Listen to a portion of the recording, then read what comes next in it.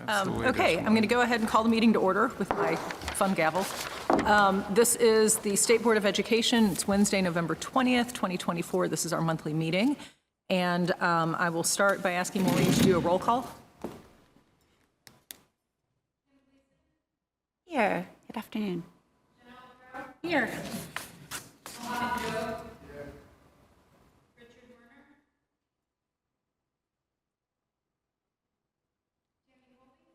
Here.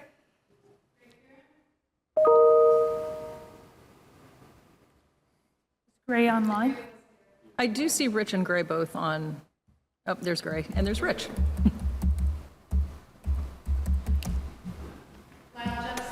Here. Here. Here.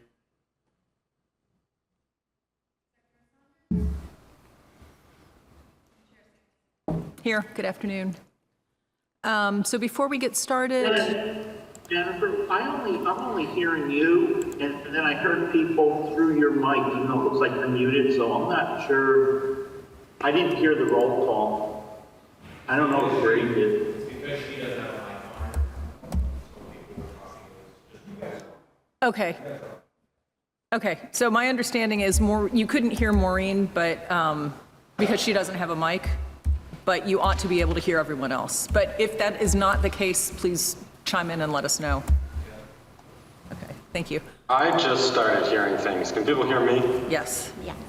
Okay. If something was said, I missed it because I only heard the last 5 seconds or so, but I think that was an issue on my end.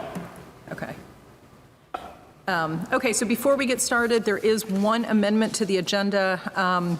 We're going to change it's item H, Update Roles and Responsibilities Committee, and we're going to have that be a committee update agenda item.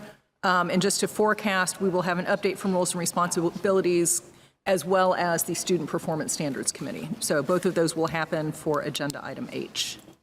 Are there any other amendments to the agenda? Okay, hearing none, are there members of the public who wish to be heard? All right, I see Mr. Fredette. And I don't see anyone online, so I will turn it to you. Yeah, I think you should come and sit. And I will preface all of this by saying thank you for coming. We encourage your testimony to be limited to 2 to 3 minutes, and if you have anything in writing that you would like to be included with the minutes, you can send it to Maureen and Suzanne. We'll have a link. And you may get a response from us. It may get put onto a future agenda item, or we may just take it under advisement. So thank you. Thank you, Madam Chair, and good morning, everybody. I'm Ken Fredette from Wallingford. I'm also from the Friends of Vermont Public Education, and I appreciate the opportunity to speak today. Yesterday, I watched Lilith Koch, representing the Seventh-day Adventists, repeatedly dance around questions regarding inclusivity during her testimony to the Independent School Approval Review Committee. One of her early responses was perhaps the most telling, that they have a similar commitment to diversity as us. It was noted by Jenna O'Farrell that the Adventist statement does not include all Vermont standards, and Lyle Jepson stated that the board would need to see statements in writing that do align with those standards. I respectfully submit that unless and until those statements have been received, it would be inappropriate to give authorization to accredit schools in Vermont to that or any organization. I also point to the compelled support clause of the Vermont Constitution. It doesn't say anything about money. It just speaks to supporting religious institutions. As for the other candidates being considered for authorization today, I am heartened by Rule 2227A, number 5, that says any schools to be accredited would have to make their finance information public. And I hope that moving forward, that will be the case for all independent schools operating in Vermont. Thank you. Thank you. All right. Any other members of the public? Maureen, is anyone online that you see? Okay. No other members of the public. Okay, so at this time, we are going to move to our executive session.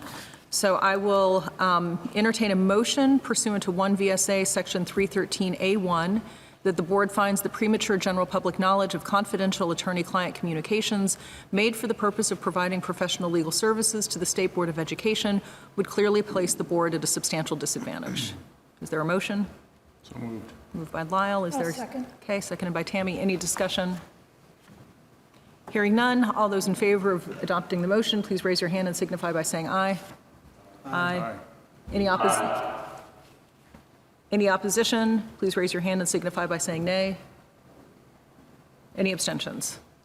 Okay, the motion carries unanimously. I will now entertain a motion that the State Board of Education enter executive session to receive confidential attorney-client communications made for the purpose of providing professional legal services to the board pursuant to 1 VSA Section 313A1 capital F. Is there a motion? So moved. Is there a second? Second by Jenna. Any discussion? Is there any further clarification of the nature of the legal advice?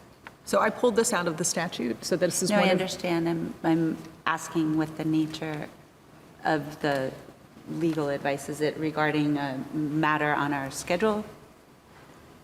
Some of it is, and some is also pending litigation. Thank you.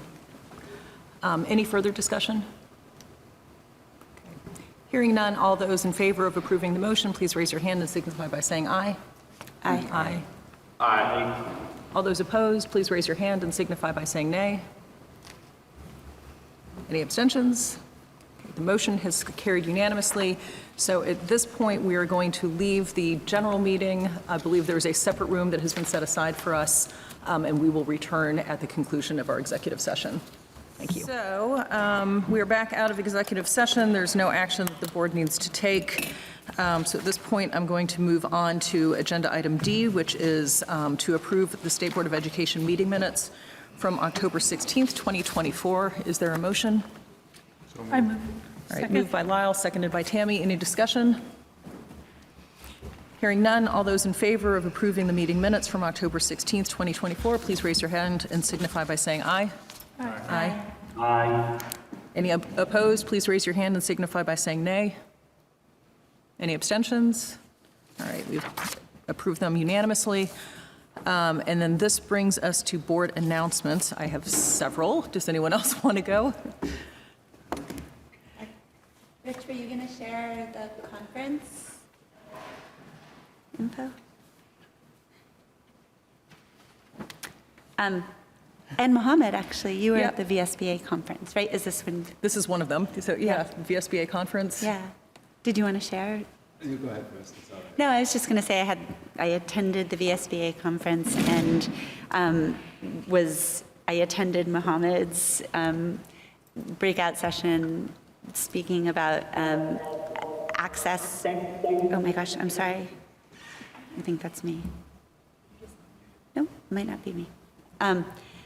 Access in public meetings and accessibility, and I found it really enlightening. There was further another session that I attended regarding public engagement all year. And it was targeted for local boards, but I think it has application for our work as well. And they had a couple of amazing keynote speakers.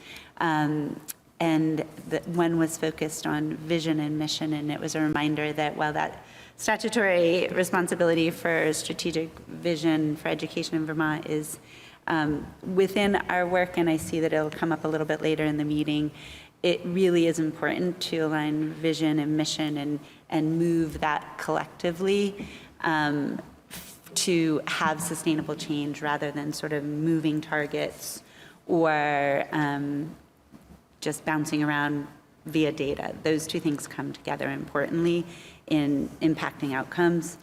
And then the second speaker was highlighting the capacity to disagree well, you know, in challenging conversations. So I find those terrific opportunities. I wasn't there the night before to see the student presentations. I just went up for the day, but I don't know, Mohammed, if you got to be there, or Rich, I think maybe you were there for the night before, and I understand that to have been incredibly moving. My presentation was based on exactly what you said around having a vision and a mission to support the students and families around us.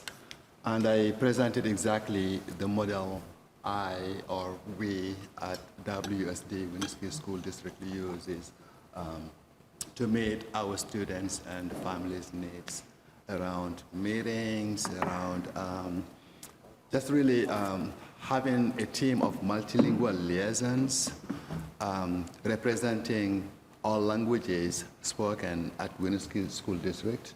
We made sure we have a liaison in the school to support incoming and outgoing communication. So that's the kind of model I presented, and I said the numbers don't matter much about how many students or families you have speak a language. I provided an example of us having one Pashto speaking family, but I still provide them an interpreter when we need to communicate with them or when they do need to communicate with us. And I open the choice to them. Whether they want it in person, they get it in person. If they want it virtually, they get it virtually. I feel obligated to present this at any occasion. So I'm encouraging anybody out there to really ensure you are communicating with the students we are here for and their families. These kind of things need to happen. It's not about the numbers, it's about who we serve. Yeah. Mm-hmm. Kim, you also went to the Rowland Foundation?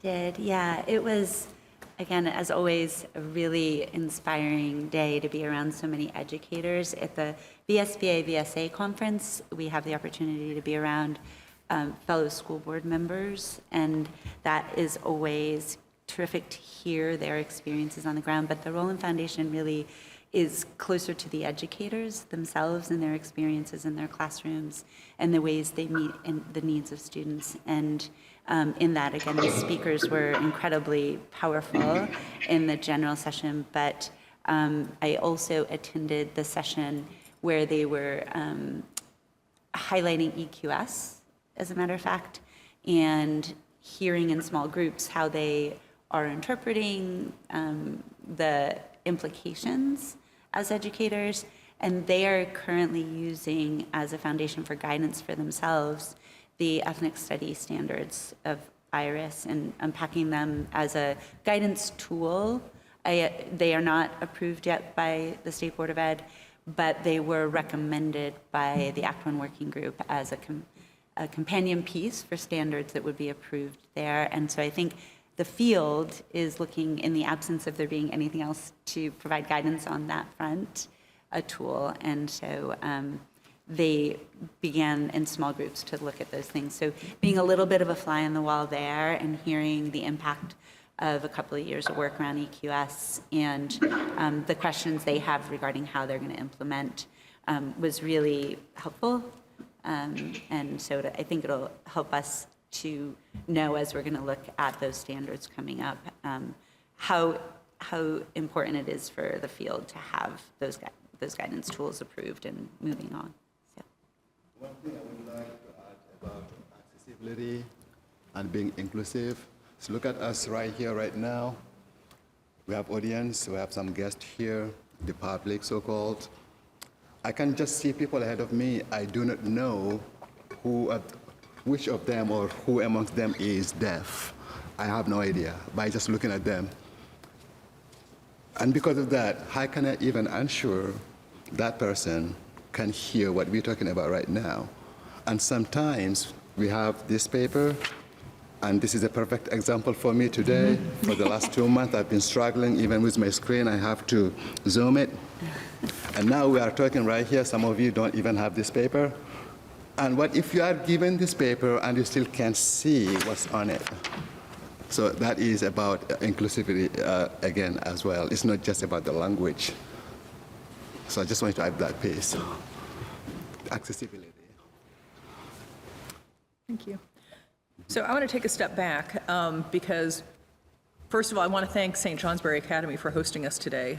We started our morning with a terrific tour of the school and also had a wonderful lunch together, so thank you. And this is really our opportunity to acknowledge Jenna O'Farrell and her service on the board. As I mentioned last month with regard to Kim, Jenna and Kim both started, it'll be 6 years in February, March, and so we are going to be losing, you know, 2 really veteran members of our board. So we wanted to come to St. Johnsbury, which is, you know, where Jenna hails from, and acknowledge her and, you know, thank you for all your service. And not to put you on the spot, but if you want to say anything. And we'll have more time to really thank you in February, but you know, you have a platform. Thankful for St. Johnsbury Academy for allowing us to be here, but it is definitely a full circle. When I joined the board, Callahan Beck was your student rep, our student rep on the board, and her last meeting was at St. Johnsbury Academy, which would have been one of my first, but I couldn't make that one, and now this is nearing my end. So St. Johnsbury Academy is a very special place. I think the board members all heard that today at lunch, not only from myself, who I keep saying that, but Brennan, having a student's perspective on what makes St. Johnsbury such a great place to be.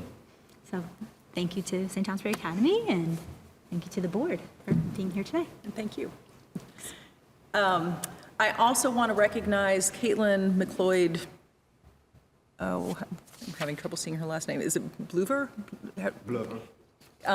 Who was from Winooski, Mohammed, I'm sure you know her. She came before the board in August as one of the Teacher of the Year finalists, and she was selected, so she is our 2025 Teacher of the Year.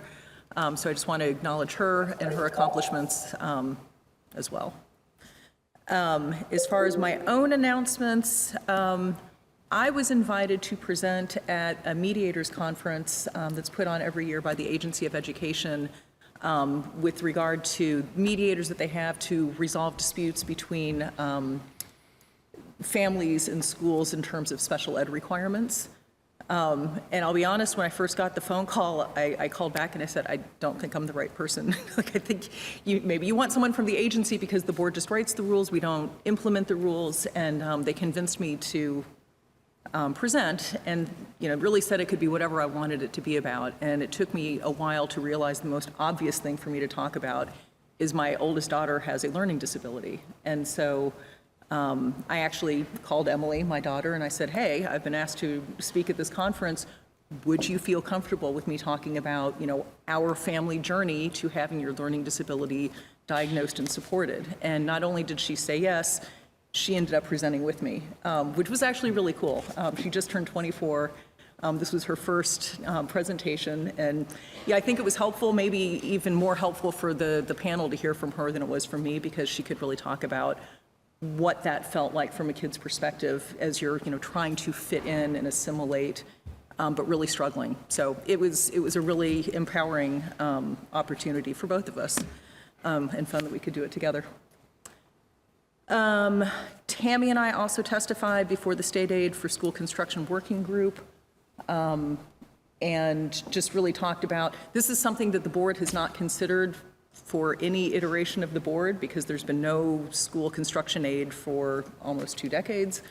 So, you know, we kind of had to dust that off and talk, but there was some, and I think I'd sent this to the full board indicating that we were going to be talking. These were the questions. Was anyone interested? I think, Tammy, you indicated that you would be willing to serve on a working group to just keep everyone in the loop and connected. So they were very grateful for our testimony. I don't know if you want to add anything to that. I think one of the things that we've pointed out that's important and sort of why the board might have a continued interest in this is that the board continues to have authority over school governance, right? And one might imagine a world in which we might have some conversations around governance and sort of district organization and things along those lines. And to some extent, that would overlap with decisions around school construction in the future. And so the board has an interest in making sure that as we consider school governance, right, that we're also making sure there's an alignment between decisions and priorities set for school construction. Thanks. Tammy and I also submitted a revised budget and met with the governor's office to review that. And the Roles and Responsibilities Committee, I think we talked about this last month, but we looked at 16 VSA 164 and all of the board's responsibilities and duties that are listed in statute, and went through the list as a committee to say, you know, are we doing this? If we're not doing this, what would it take us to be able to do it? And from that, we crafted a budget and sent that to the governor's office. So we will hear back. I think some things were probably more easily recognized as support that the board absolutely needs, for instance, legal counsel. So I think, you know, there was some recognition that we need help with that, and maybe it would be great if we could get some other funding as well, but we'll keep you posted. And we'll talk a little bit more about this in the roles and response when we have our committee updates, but certainly a priority for our budget request is legal and technical support for modernization of the rules. Right, we've undertook sort of revisions to the EQS and the independent school rules. We're anticipating CTE. There are a lot of other rules out there. Some of them haven't been updated in over 30 years. And a priority for the board, I think, going forward is modernizing the rules so that they return to being sort of the standards to which districts and district officials and school boards can refer and use in their day-to-day work. So I think that's a priority in our budget request, is for some additional support to do that, recognizing that that would be a multi-year affair. No one on the board panic, we're not trying to do all the rules in 1 year, but we'll talk more about that under the Roles and Responsibilities Committee recommendations. But that was an integral part of our budget request, was for additional support over a period of time to begin the process of modernizing the rules. My next update is I think all but 2 members of the board have now taken their ethics training, and I will be following up with the 2 individuals who have not, but my goal is to have everyone take it by December, so we stop having these updates. And that's it. And Tammy, you presented last night on a separate, I don't know if that's... Not as a board member. Okay. But I did present last night last night, I was on a panel at the Harwood Unified School District to talk about school finance and sort of how to reform the system going forward, but not as a state board member. Anything else? All right. I do see that we've got St. Johnsbury here, and we're slightly off schedule. Would it be okay if we hold off on our student presentation and let you guys go, just because I don't want to, you know, hold you here, unless you want to listen to it. Okay, is it okay if we're a little bit off schedule? Okay, just wanted to make sure. Okay, well, thank you. If there are no other board announcements, then we will turn it to Gray and Caleb for the student report. If you wouldn't mind, could we have Greg go first, assuming he's available? Just because I always like to build off of his comments. Sure. All right, well, I'm just going to talk about things that are happening at the school, which is a little less this time of year because we're between sports seasons and the first quarter has already ended. So it's kind of usually would be a quieter time, although there are certain things at the school that make it a little more chaotic right now. In particular, we have a lot of debate in our school about the budget, not the budget, well, we're coming up on debate about the budget, but also the schedule for this coming year. At the beginning of the year, our principal announced that the schedule is going to change to address gaps in math learning that were hurting students. Sorry, am I the only one getting a lot of feedback? You sound okay from here, Yeah. but you are on twice. Okay. Yeah. Oh, it's gone now. Never mind. But one of the things with the schedule is that our principal's plan was then to take this to students and teachers to have them brainstorm what a schedule could look like for the next year. So since then we've had, we had an initial meeting and then we broke out into focus groups to talk about this. And that's progressed for a few months now. But it was also met with a lot of harsher feedback from the school on people not wanting this schedule to change at all or being upset with the data that was presented, arguing that there should be a schedule change. So that's certainly been the talk of the school for the past 2 weeks. And I think there's a lot of legitimate issue there in terms of how things are being handled, but I don't think it'll affect our schedule too badly. And it won't affect me at all because I'm a senior, so it's tough for me to weigh in on it. But we are definitely a school that has a lot of schedule changes constantly. And we went for the last 3 years of high school without any large schedule changes. We had minor schedule changes, but the whole thing wasn't switched up. Prior to that, it was almost every single year that Virgins has gone like either back and forth between an AB schedule and a 4-block schedule or trying to incorporate new things. So I think the school is a little bit disheartened that we are seemingly moving back into that cycle by moving more towards a schedule that we've already had in the past. Then besides the schedule, sports seasons have ended, but our NHS induction ceremony was last week, which for this upcoming class was a lot of people. It's like 17, which doesn't sound like a lot, but at Virgins, that's like a third of the grade. So that's a pretty good amount, certainly more than any other year that I've been at the high school. And the induction ceremony is always really cool. Then the senior walkathon just happened.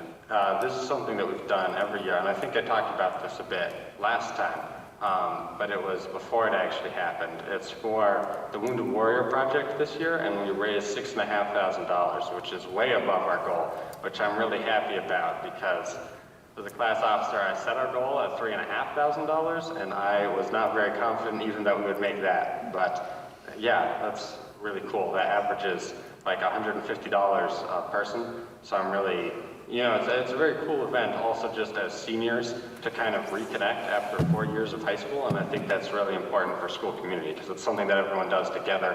It's a way that everyone can go and show their support to the class and also to this fundraiser that we've chosen as a class.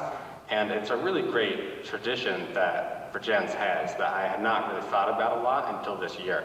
But I certainly think that that type of thing could be implemented by more schools because it's a really cool opportunity, not just for the charity, but for the school itself. And I think that, there is one other thing, which is that the musical season has started. That's the one season that is starting. Our auditions for the musical were yesterday. The musical was announced a few weeks ago as 9 to 5, which is like the 80s movie with the Dolly Parton music. That one. Yeah, I'm excited about it. So. All right, that's all I have. Any questions? So Gray, that walk, if I recall correctly, was 18 miles, right? Yes, just about. It was tough to make everyone do the whole thing, not out of choice necessarily, but because people have activities later in the day. So very few people finished the walk. We walked to Button Bay State Park and back, and then we hang out there at the park. We have a picnic lunch. And the local police officers who help guide us there, they go and they eat lunch with us, and we have a comical looking giant check with the number we raised and stuff like that. And it's just a cool experience. Although I wouldn't say many people actually completed the 18 miles because coming back after it gets to 3 o'clock, a lot of people had sports or other activities or other commitments. So we also had vans that go along and can just bring people back to the school whenever they need to for their personal things. And how many people are in your senior class? 72. Okay. That's an impressive amount of money that you guys raised. Yeah, I was very happy with it. I don't know if it's a record of all time, but it's the most that any other classes have raised since I've been in high school. Any other questions or comments for Gray?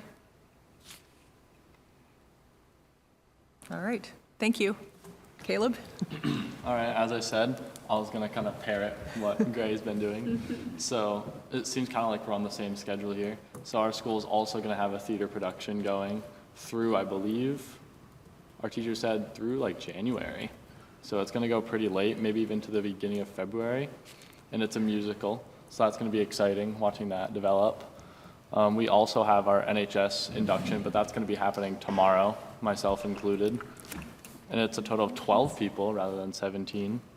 Our winter sports are starting, I believe, December 2nd, so this is also our off season, which is strange because North Country, I believe, started theirs the beginning of this month. So they were getting a little bit of an edge, apparently, on everyone else.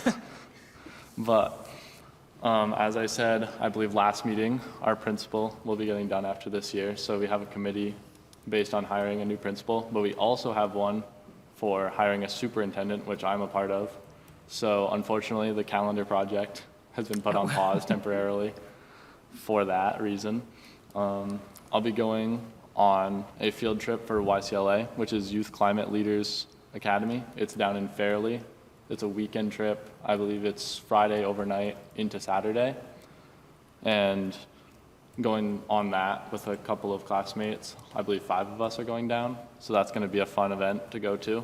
Just discussing like things that we can do at our school to assist in just helping the climate in general, like things like food waste, anything like that. Yeah, I think that's about it. Thank you. Congratulations for your induction to NHS. And do you know what the musical is? I don't. I forgot the name, and my teacher's gonna be so mad at me. You can email Maureen and have it included in the minutes. For the Youth Climate Leaders Academy, is that, like, do all schools have it? Do you convene with students from other schools? I believe yes. Like, it's an event that's held separate from schools, but I think a lot of schools participate in it. So yeah. Anything else for Caleb? All right, thank you. Okay, well, this brings us to the St. Johnsbury presentation.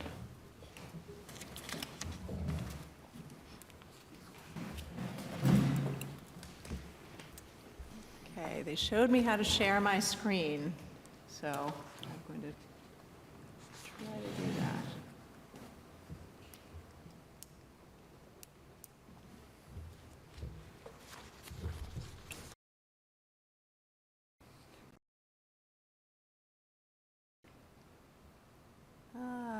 Now I have to start it. How do I do that? Help me. That's Teams. I'm sorry to be taking your time with this. No worries.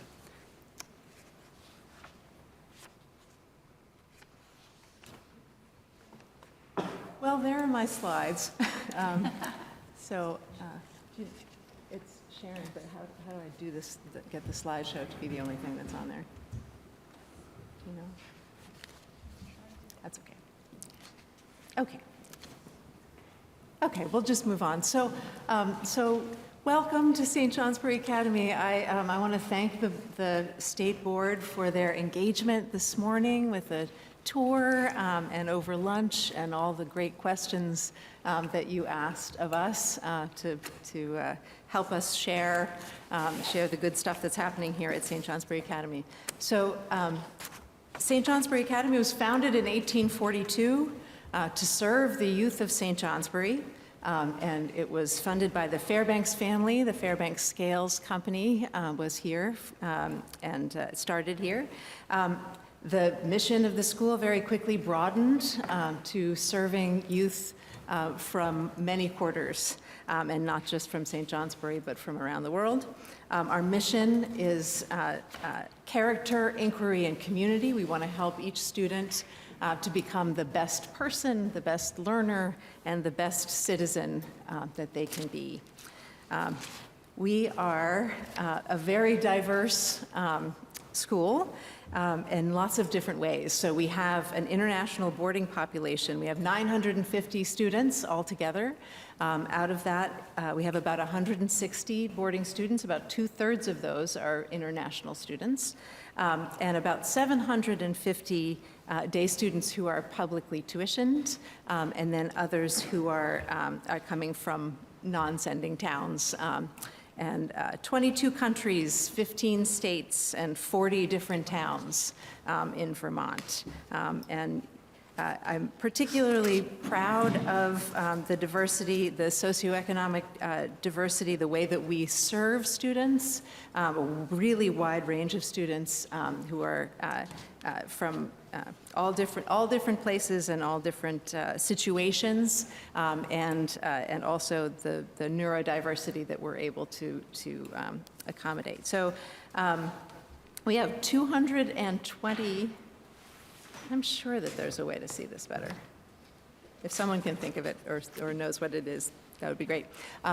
So we have 220 academic courses. We try to serve every student academically and every student's learning path.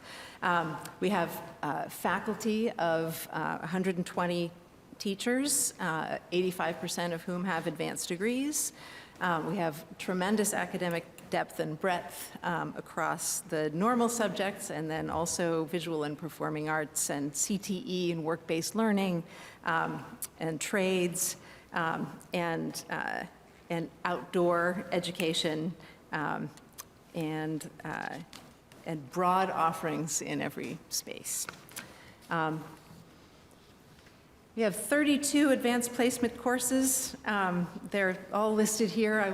They're listed here blurrily, but you know, everything from physics to world history to English language and composition, United States history. We've added African American history in the last year or so.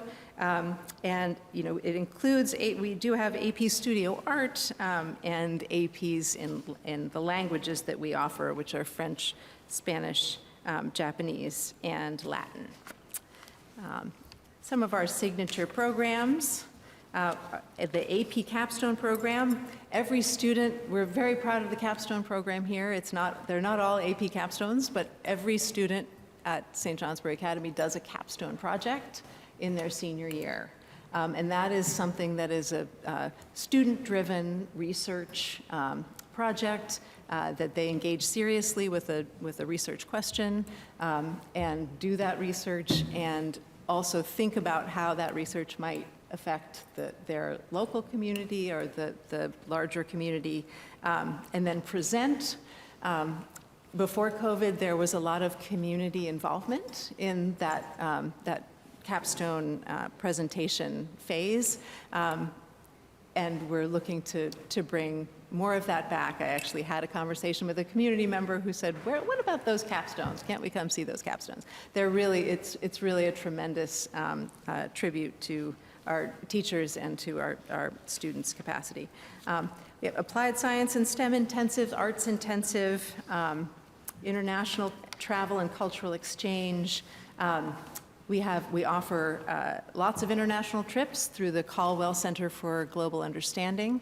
We have trips to Japan and to India and to Iceland and this coming spring to Laos and Cambodia and many other places. You'll see this it's a little blurry, but the left-hand bottom slide here or photo here is of our sister school on the island of Jeju in South Korea. So it's St. Johnsbury Academy. Jeju exists, and it's an outpost of character, inquiry, and community. And they've got the same mission, and it's a really unique American school. And we now have exchange among students and faculty happening there. Applied science and STEM intensive, engineering, design and development, biomedical and health sciences, and sustainability studies concentrations. Our technical career intensive, we offer culinary and electricity, welding, automotive, building trades, fine woodworking, and then also health and human services, business and entrepreneurship. And those are both at the introductory level so that all students, whatever they're looking to pursue, can partake in a CTE course, and also in the more ordinary track where you have a double block in the afternoon or morning where you're engaging intensively with one or other of the CTE trades. And arts intensive, we're in the art building. You got to see some of the art happening, dance, fashion, band, clay, Lots of sports. My goodness, this is just so blurry. Sorry about the blurred slides. So we have 26 different sports that we offer, including esports and bowling, which is a recent addition and serves a population that we had not yet been serving. I think what I want to point to around athletics is our sort of ethos of participation. So we have really excellent athletic teams. We have a state championship cross-country team. This is the 4th year in a row that they've won the state championship. So we have really high-functioning teams, and then we also have teams that are for folks who want to participate. And we want to encourage kids to get out there and play. You can't see all these clubs, but we have 40 different clubs, from theater to book club, chess club. Our most popular club is Dungeons and Dragons. There's dance club, personal fitness, robotics, Scholars Bowl, Science Olympiad, lots of academic competitions, and Jewish Student Union, sort of identity, affinity groups, and the Outing Club. And some pictures of kids doing some of these things. I want to talk about Fuller Hall a little bit. We visited this earlier today. Every morning, it's one of the things that helps St. Johnsbury Academy be the community that it is.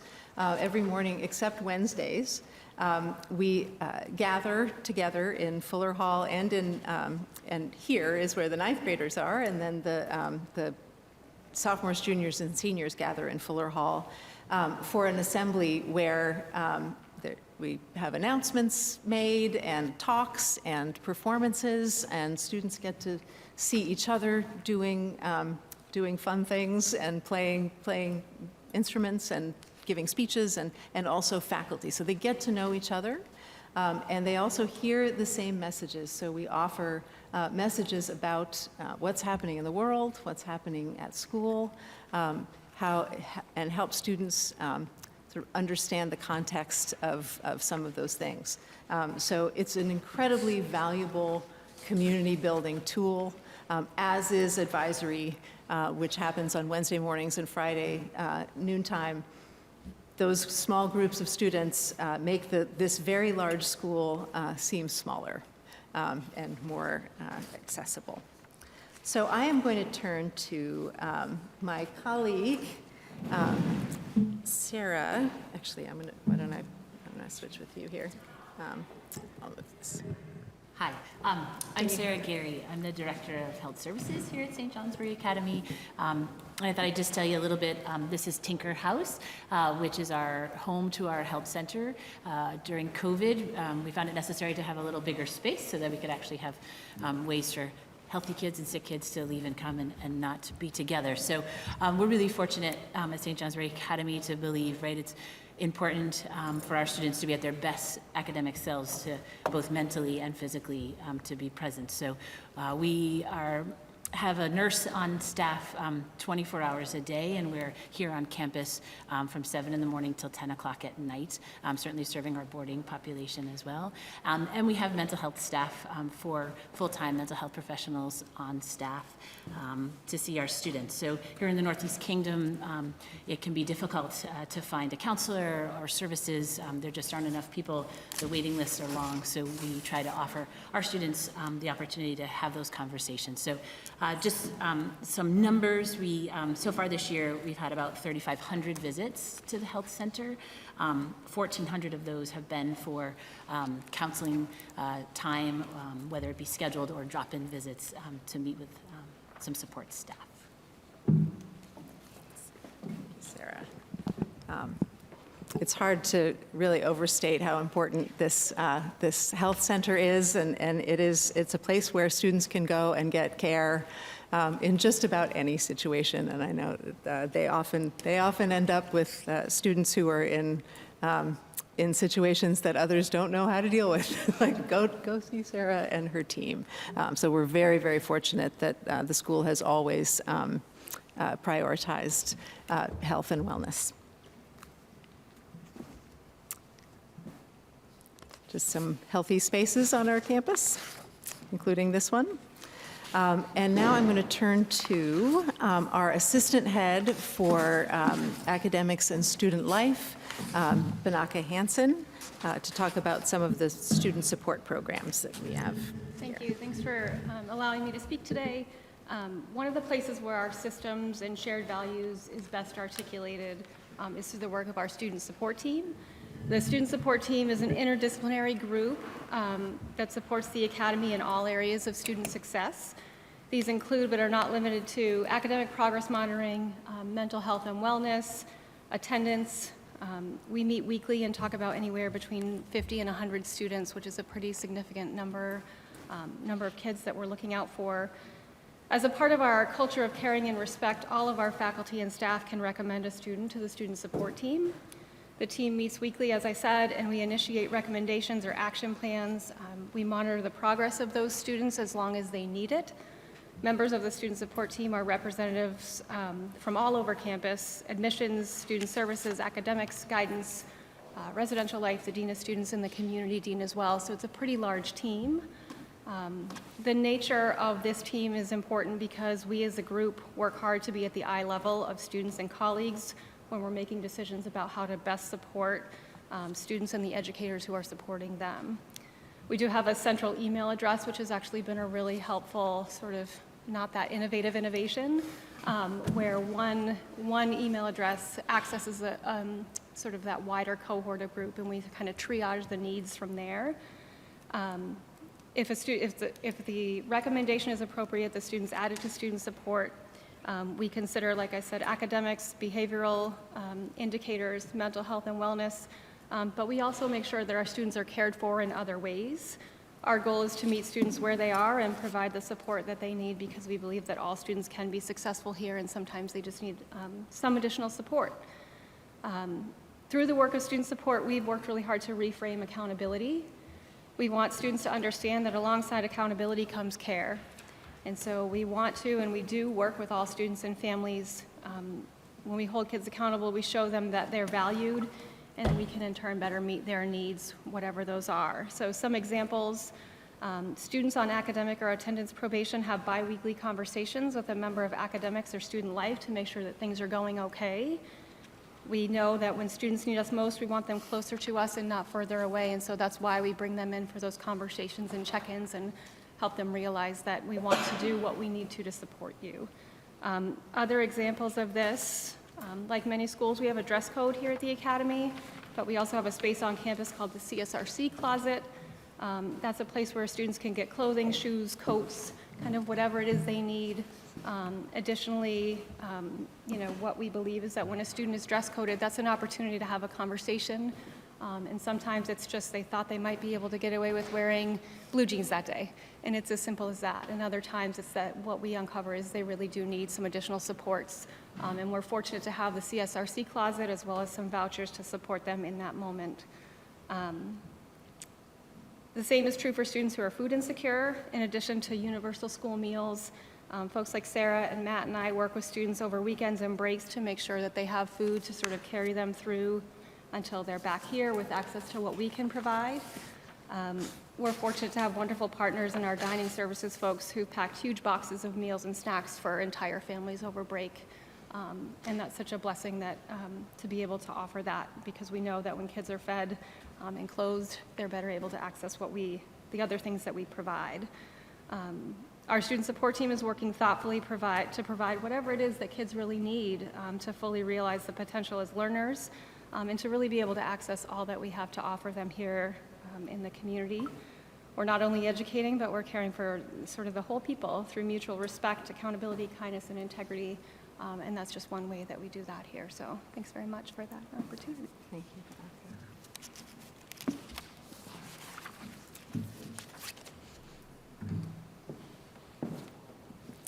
So now I'd like to invite Matt Forrest, who is our Director of Student Supports. Hi. So just to go over a few services that we offer to students. So we do have an MTSS model, and as part of our Tier 1 supports, we have a reading and writing lab that's staffed by a reading and writing specialist. It's open to all students 4 days a week after school from 3 to about 4:30. We also have a math lab that's run the same way after school that any student can access. We've created a life skills program that for students that have intellectual disabilities. We've actually revamped the classroom so it looks more like an apartment. So you've got a kitchen, an area where they can wash clothes, washer, dryer, bathroom, and a bed. So you can essentially run it like have bills come in and have the kids kind of manage their how they would run an apartment, to manage that. Staff stock the refrigerator. They go on trips to the grocery store and compare, contrast prices from different grocery stores to do their bills and come back and make meals and stuff like that. So it's been pretty successful. We're not running it this semester. It will pick up next semester because we didn't have enough students first semester to run it. As part of our approach to providing services for students, we've adopted the Orton-Gillingham method. We noticed well, 4 or 5 years ago that 78% of the kids in our department were struggling with reading and writing issues, and we needed to have a uniform way of addressing that. So we've seen quite a bit of success with that. We've offered 4 regional trainings where we invited public schools to come and attend those, and the whole special services staff, student services staff is trained in that, as well as about a handful of general ed teachers. And we have had students coming in that entered their 9th grade year reading at a 3rd grade reading level and are graduating at grade level right now. 2 of those students are presenting that as a capstone project, and one's created a lesson for teachers to be able to use in the primary grades to help kids overcome those things. So we're seeing good success with that. We also recognize that that data that I just shared with you, that many students coming in with those literacy needs, we're seeing that in the general population as well. To address that, we've offered testing to all students who need it at no cost to families. So a district typically takes about 90 days for that whole testing evaluation process to come back around and get the IEP implemented. We're turning that around in about 2 weeks. So as of today, we have evaluated 80 students. We have 10 on a waiting list that's working through that process. 50 of those students qualified for services that came up through the systems, and they were not identified in the sending schools. And out of those 50, they all were scored in some area of the test at 15th percentile or lower. So we were able to jump in, get services in place, and monitor that. The remaining 30 of those students, we've collaborated with districts who didn't have the staffing to evaluate, so we worked with them to get those done. And we also, and part of that 30 was also students who had a primary diagnosis, perhaps of something like ADHD, but we were recognizing there was something else going on there, so we worked with the families to get to see if there was another learning challenge that they were working with. So out of those 80, there were only 2 that came out without a disability. So we've been able to put those services in place. And then our MTSS model is constantly evolving, but we do have the Learning Center, the Reading and Writing, the math labs, conference period for Tier 1 services that all students can access. And there's a flow chart that we use with the student support team, moving kids up through that system to make sure that their needs are being met.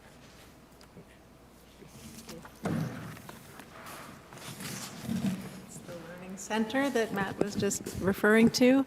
I do want to say that one of the things that was I'm very proud of is when we saw that many students were coming to us after COVID with these significant needs that were more than we saw before.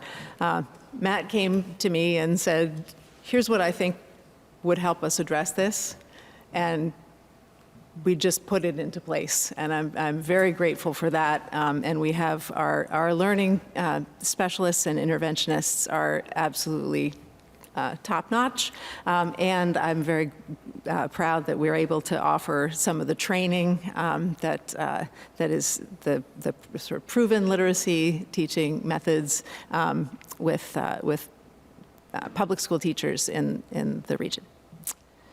So I just want to say one more thing. Our community partnerships are really profound, and I think one of the things that is so special about the Academy is the extent to which we are connected to and overlap with our local community. And that is woven into our curriculum and our community activity. So in CTE, we have work-based learning and internships, so students going out into the community to local industries, to the automotive students going to auto dealerships. We have a lot of community service going on. We're very well connected, thanks to Banaka, with Northeast and Jenna, with Northeast Kingdom Community Action, so I was interested hearing Gray talk about the walk. We did a walk for a healthy community this fall, and it was not 18 miles long by any means. But we raised, how much money did we raise? We donated 1,000.4 pounds of food and we'll drop off a check for $5,000. Yeah, so many thousands of pounds of food. I mean, it's just really, it's very exciting to be able to do that. We have also very strong local district relationships. So I'm grateful to the superintendents at St. Johnsbury School District and Kingdom East and CCSU for their partnership. I mean, we really, I think that we're establishing a model of a public-private partnership that is good for the community. It's a real K through 12 or pre-K through 12 school.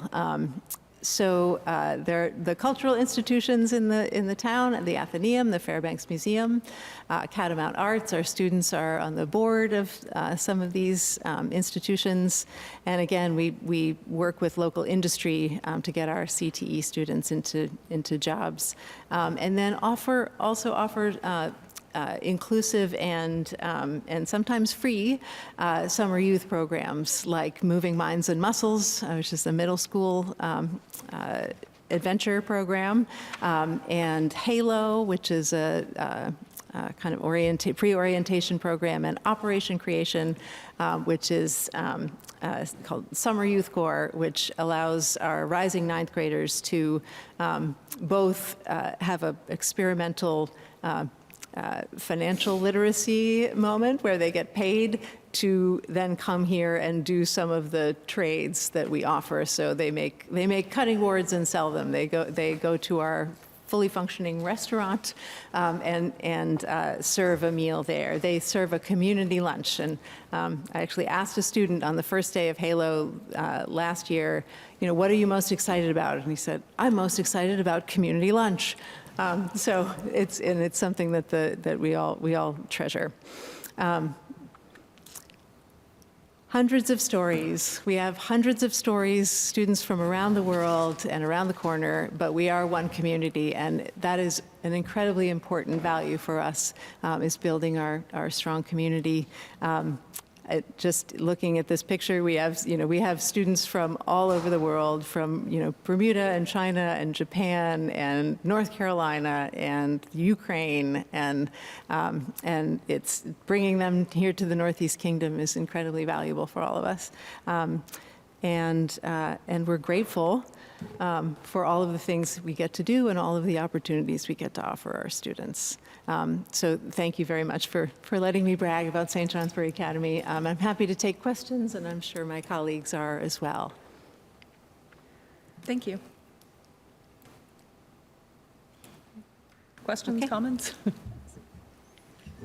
I think I said it to you. I'm completely impressed with the feeling when you come on campus, when you walk to the different buildings and you walk by the students who are holding the door, and it's something you've created. It just doesn't happen.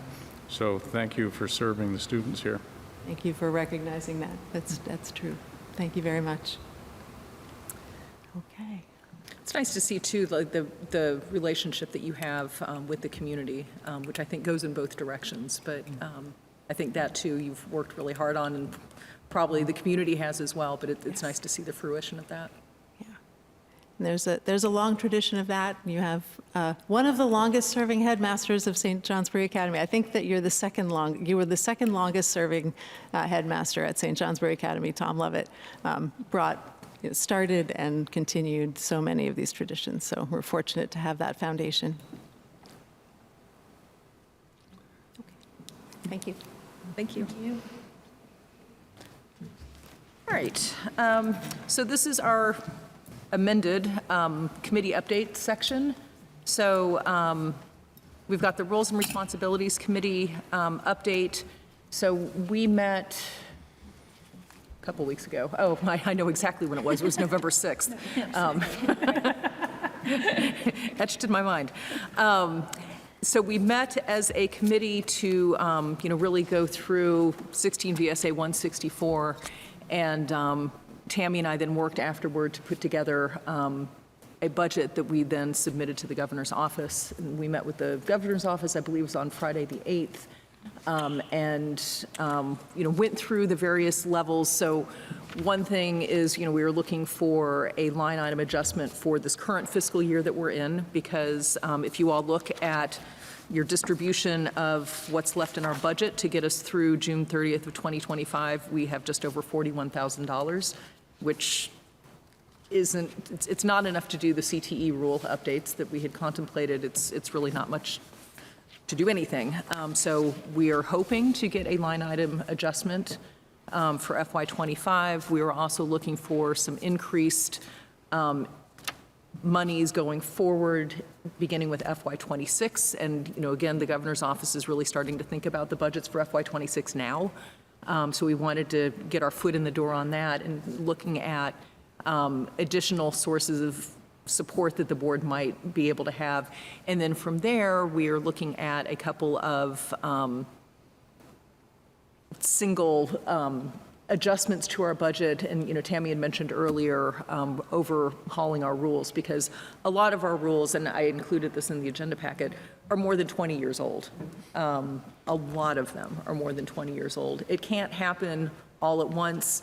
It can't happen in a vacuum. We would have to be deeply coordinated with the agency, and we have a for instance of what a rule update might look like and how it might be chunked out over a period of 5 years. So we submitted that. Obviously, if we do get the green light to update our rules, we would put this out to bid if we don't have a council on retainer, and then, solicit the bids as we've done in the past, and, pick someone to help us. But this was just a good way to provide some structure to our framework. I don't know, you want to add anything to that? No, I think you've covered most of it. I think just sort of to put a punctuation point behind this in terms of roles and responsibilities, what the committee has been really focused on is thinking about the kinds of things that the board needs to be engaged in going forward, and sort of our role as a regulatory body, sort of the rules sort of percolate to the top of the list, but also acknowledging that there are other things in statute that technically we have some responsibility over, such as setting a vision for the state in terms of education. And those are conversations that we're going to have with the agency, right? Because we know that the agency also has some interest in that. So I think part of what we're doing, obviously, is starting to set some priorities and thinking about sort of what the role of the board is going forward, but also recognizing that some of that we're going to need to work really closely with the agency to figure out sort of where is that blur, the line's a little blurry, and where we're going to draw the line in between what the board does and what the agency does. And for example, I think sort of the vision and strategic planning may be one of those things. Certainly updating the rules is a priority for the board going forward. And as Jennifer said, we are hopeful for some resources to help us sort of kick off that process, and that would be a multi-year process to do that. So, Kim?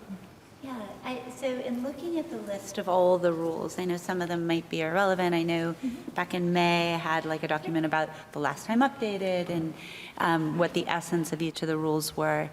It strikes me that conversation regarding what rules would be important for the state board to retain and which of those are more practice related or not at the policy level. So the what seems to make sense to be held at the State Board of Ed, but the how it gets very much in the weeds. And it strikes me that we wouldn't have among us the capacity on those how questions, and it feels like those are more aligned with AOE guidance, for instance, or otherwise. And so I would hope that that's a thoughtful part of the conversation, because I would rather see the State Board of Ed leaning in on EQS 2200 and CTE as the big what's, and suggesting that we step back from some of the others that we really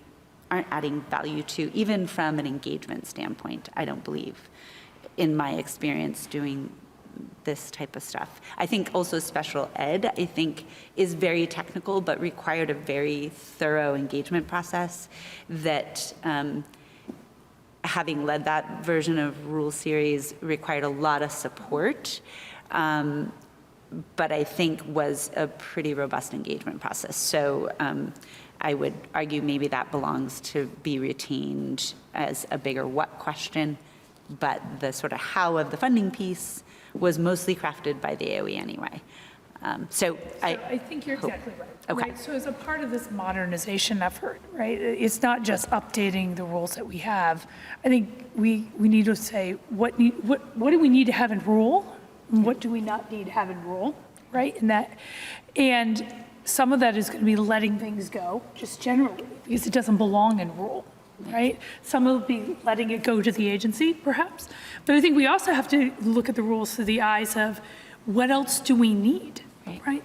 For example, one of the things that we noted in our review of statute is, some requirements for the state board to be focused on digital literacy and things along those lines. Well, we don't have rules on that. So I think when we talk about modernizing the rules, this is a far more comprehensive strategic sort of review and alignment going forward. And I think, obviously, from my perspective, having the agency at the table and thinking about sort of the what and the how makes a lot of sense.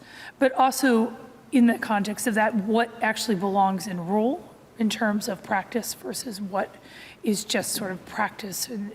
Because from my perspective, regulation sets certain standards and they're very hard to change. They're not very flexible. It should be the framework. And so we want to make sure that we're calibrating our rules that way and not so far down in the day-to-day minutia that we don't provide the agency and our educational professionals in the field the kind of flexibility they need to implement. Right. And striking that balance such that they're not so flexible that they become moving targets for practitioners, but rather, I think, importantly, retaining the big questions and investing the time and resources in those areas makes very good sense. And I'm glad that you guys are considering that. It just, when I saw that whole list of rules and time allotted to it, I thought, oh dear, let's not spend time there. Let's spend time here. We can add value here. And so I'm glad you guys are thinking that way. The document caused me pause, so I'm glad to hear. And then the other area of sort of question and support, and I've raised this before when you guys were doing budgeting, the National Association of State Boards of Ed has resources around things like strategic planning, development of content standards. Like, there are resources within organizations directly designed to support state boards of ed where we might be able to benefit from others' good practice and from a collective thinking on these areas. So it was sticker shock to see $150,000 on a strategic vision, especially understanding the commission is doing work. I don't believe probably that in history when they were updating, when the State Board of Ed was updating vision, that it was an undertaking that was, $150,000. It may be, since we're sort of trying to realign and recalibrate, it might benefit from that, but I think we've not taken the advantage of shared learning across state boards of ed. And I think when we become too insular, we are perhaps limiting our thinking, and it may, before we would spend $150,000 on that, I hope you all, since it'll be after Jenna and I are gone, consider what other resources are out there. So, and we did include that in the budget, Okay. a request to rejoin, Okay. but whether that's granted. Okay. But that is a good point. I mean, if there are resources, if we, undertake the expense of rejoining NASB, that would be cheaper than hiring a consultant, to the tune of $150,000 to help us. Yeah, so, yeah, I clicked on their site, and one of the things that pops right away is developing content standards, and I know that's the next committee update. So I think we should not forget that there are resources. Thanks. So we have a couple, we decided in our committee meeting, we wanted to bring a couple of motions before the board. One is to just allow us to continue looking at this multi-year process of updating the rules and having those conversations about, what does it make sense to sunset, transfer, add on, update. Just to really have those conversations.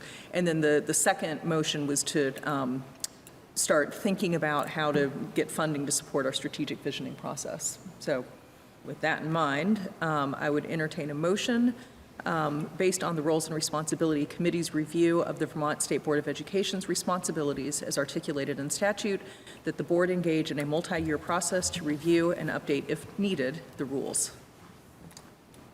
I so move. All right. Moved by Tammy, seconded by Mohammed. Any discussion? Hearing none. All those in favor, please raise your hand and signify by saying aye. Aye. Aye. Aye. All right. It appears that we are unanimous. Thank you, everyone. This is a really exciting thing to undertake, and I think it's really important for education in Vermont that we do it and get it right. So let me further entertain a motion based on the Roles and Responsibility Committee's review of the Vermont State Board of Education's responsibilities as articulated in statute, that the board begin to engage in and seek funding to support the strategic visioning process. Is that as articulated in the document you gave us where it's the $150,000 in consultant, or would you interpret that motion to be inclusive of seeking resources through a national association or otherwise? I think it's broad enough that it's seeking funding to support its strategic vision. I think at this point, Kim, the Roles and Responsibilities Committee was reflecting on the things in statute that are a responsibility, and setting a strategic vision is part of that responsibility. I would imagine, we would, after your good advice, go and consult the see what resources there are. And we would be coming back to the board with a plan for how we might move forward with that. I think the motion is just simply authorizing us to start to think about that kind of work and for us to request funding just generally to do that kind of work. But I wouldn't imagine that we would start a sort of a wholehearted process doing this without talking to the board about what that might look like. Well, and also not doing this without consulting with the governor's office and the agency. Like, we're not freewheeling here, and we did propose this to the governor's office, and I think the next steps with the governor's office is that they're going to circle back with the agency and then come back to us with what they feel they can do. And it might be that we will have further conversations with the governor's office about whether it is appropriate for the board to embark on this work. And it might be that the answer is no. I mean, but we don't know yet. We're like at the very beginning of this process. I was just going to add that adding funding, it helped to build capacity, right? Like, I think there's a limited capacity of board members to do a whole strategic plan and coordinate with the governor's office and the agency and the public, right, to lift that work up. And that's reality. Yeah, no, I don't disagree with that, but if the answer is that funding is not accessible, it doesn't make it not our legislative responsibility. So it remains our responsibility. So I'm definitely in favor of us recognizing that responsibility and taking action to seek resources to support that. I could also imagine a scenario where we would be denied funding and then consequently not be continuing to pursue the resources, and it is in statute for us to do that. So I understand there's like the governor's office and the AOE and the State Board of Ed all, I think the risk is that our role in a strategic vision for education is in statute for us. The risk of politicizing it being held at a single point, I think, is what had come up in the VSBA committee report or whatever, that you've got, a governor's office, appointing a secretary with or without consent, a governor's office appointing the State Board of Ed, and then if we are not able to conduct our statutory responsibilities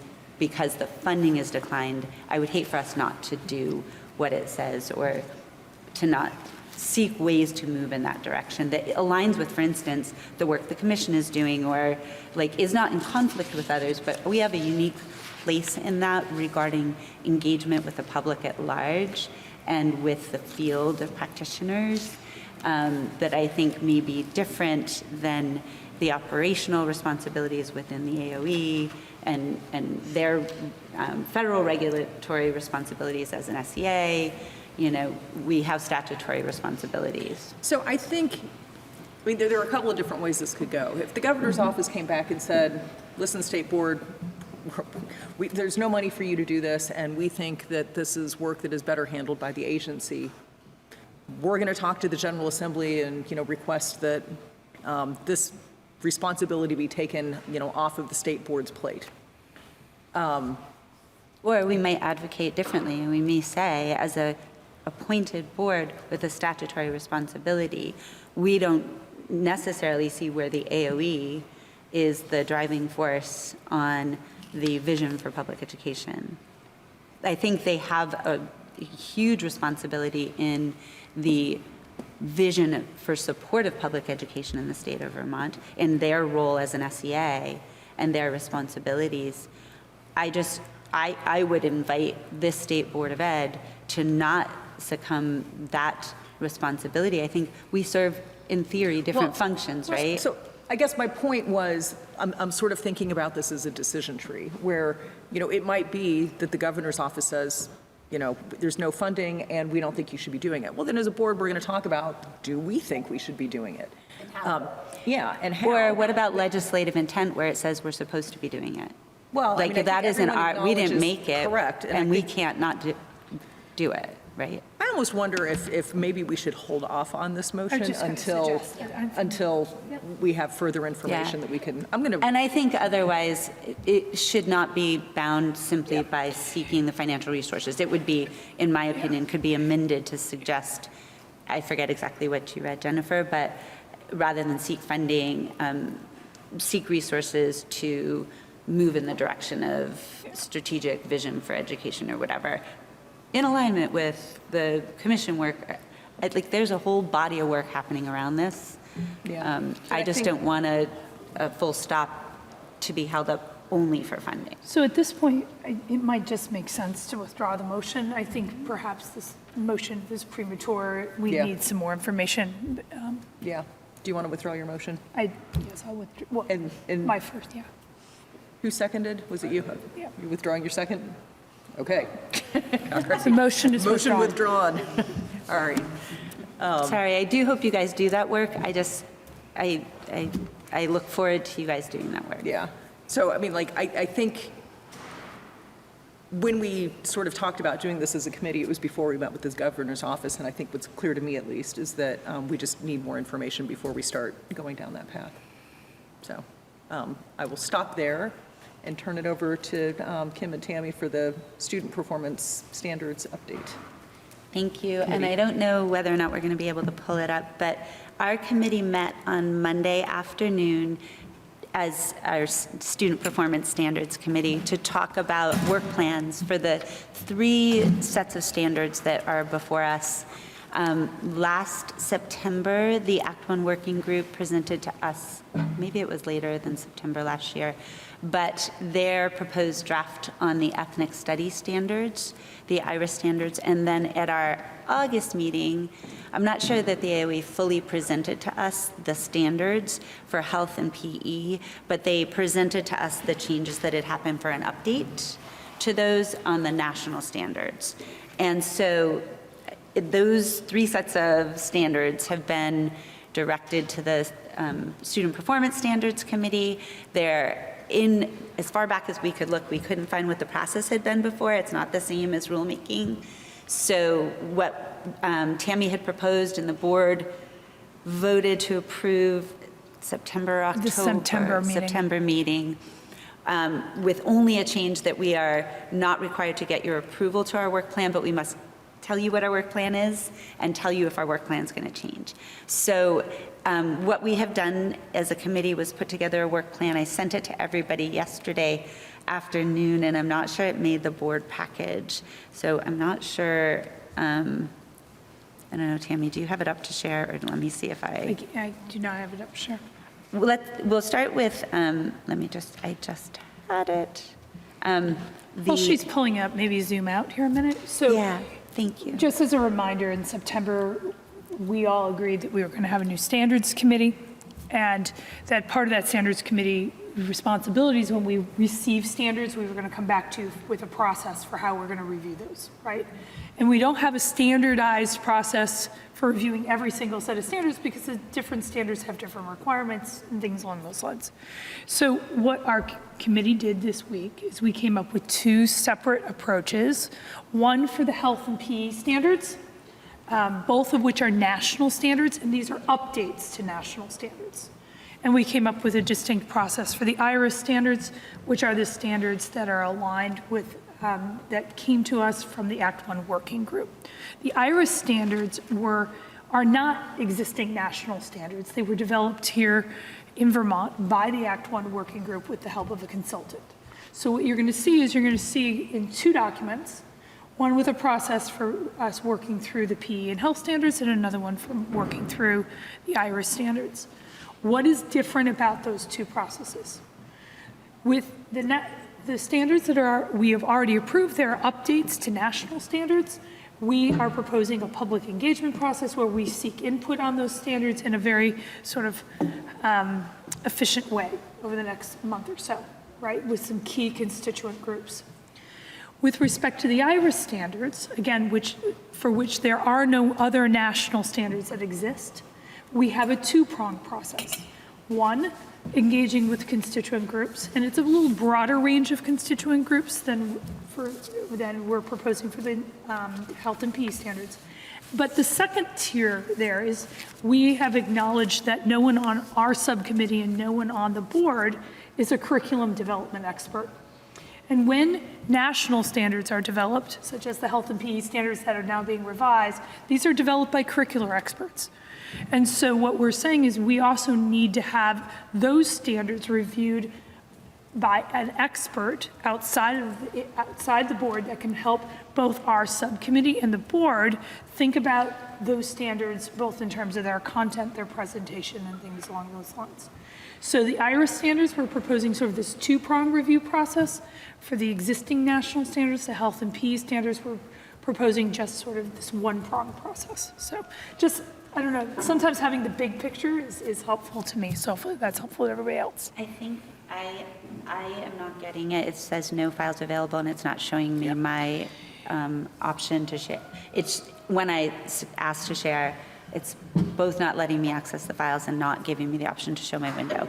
So I think the full board has it in their emails from yesterday, and I know Maureen and Suzanne will get it up for us on the materials. Was it the same, or did you guys make amendments to what was posted for the committee meeting on Monday? Because I did see it there.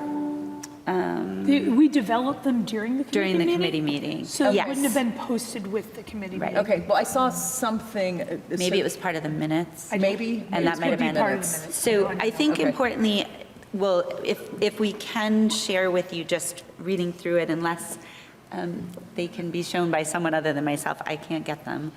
in the shared deck, it looks like, for whatever reason, I don't know if I need to update Teams or something.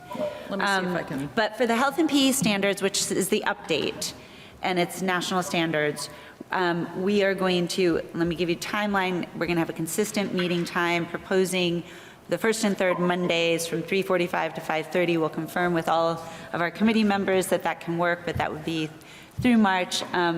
Proposal of those standards to the full board no later than January State Board of Ed meeting.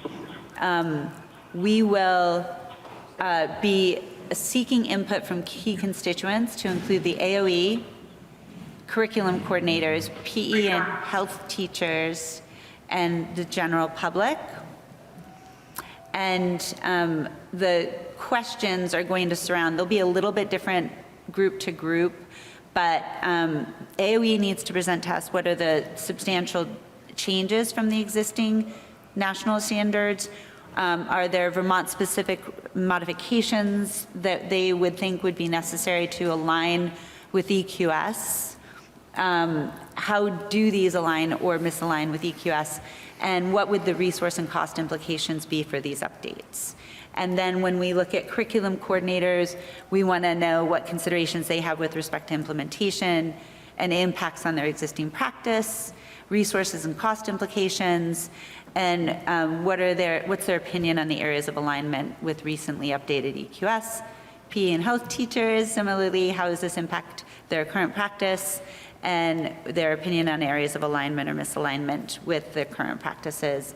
And then we'll make sure to have, while we won't necessarily do a big public hearing, we will make sure that we have time that's bigger than 2 minutes, like, bigger than 5 minutes on our agenda for public input at the meetings leading up to this. It's possible, these being updates to currently existing national standards for health and PE, that we would be able to get it to you all by the December meeting, but we recognize it may be more likely the January meeting if any of the feedback requires us to make modifications.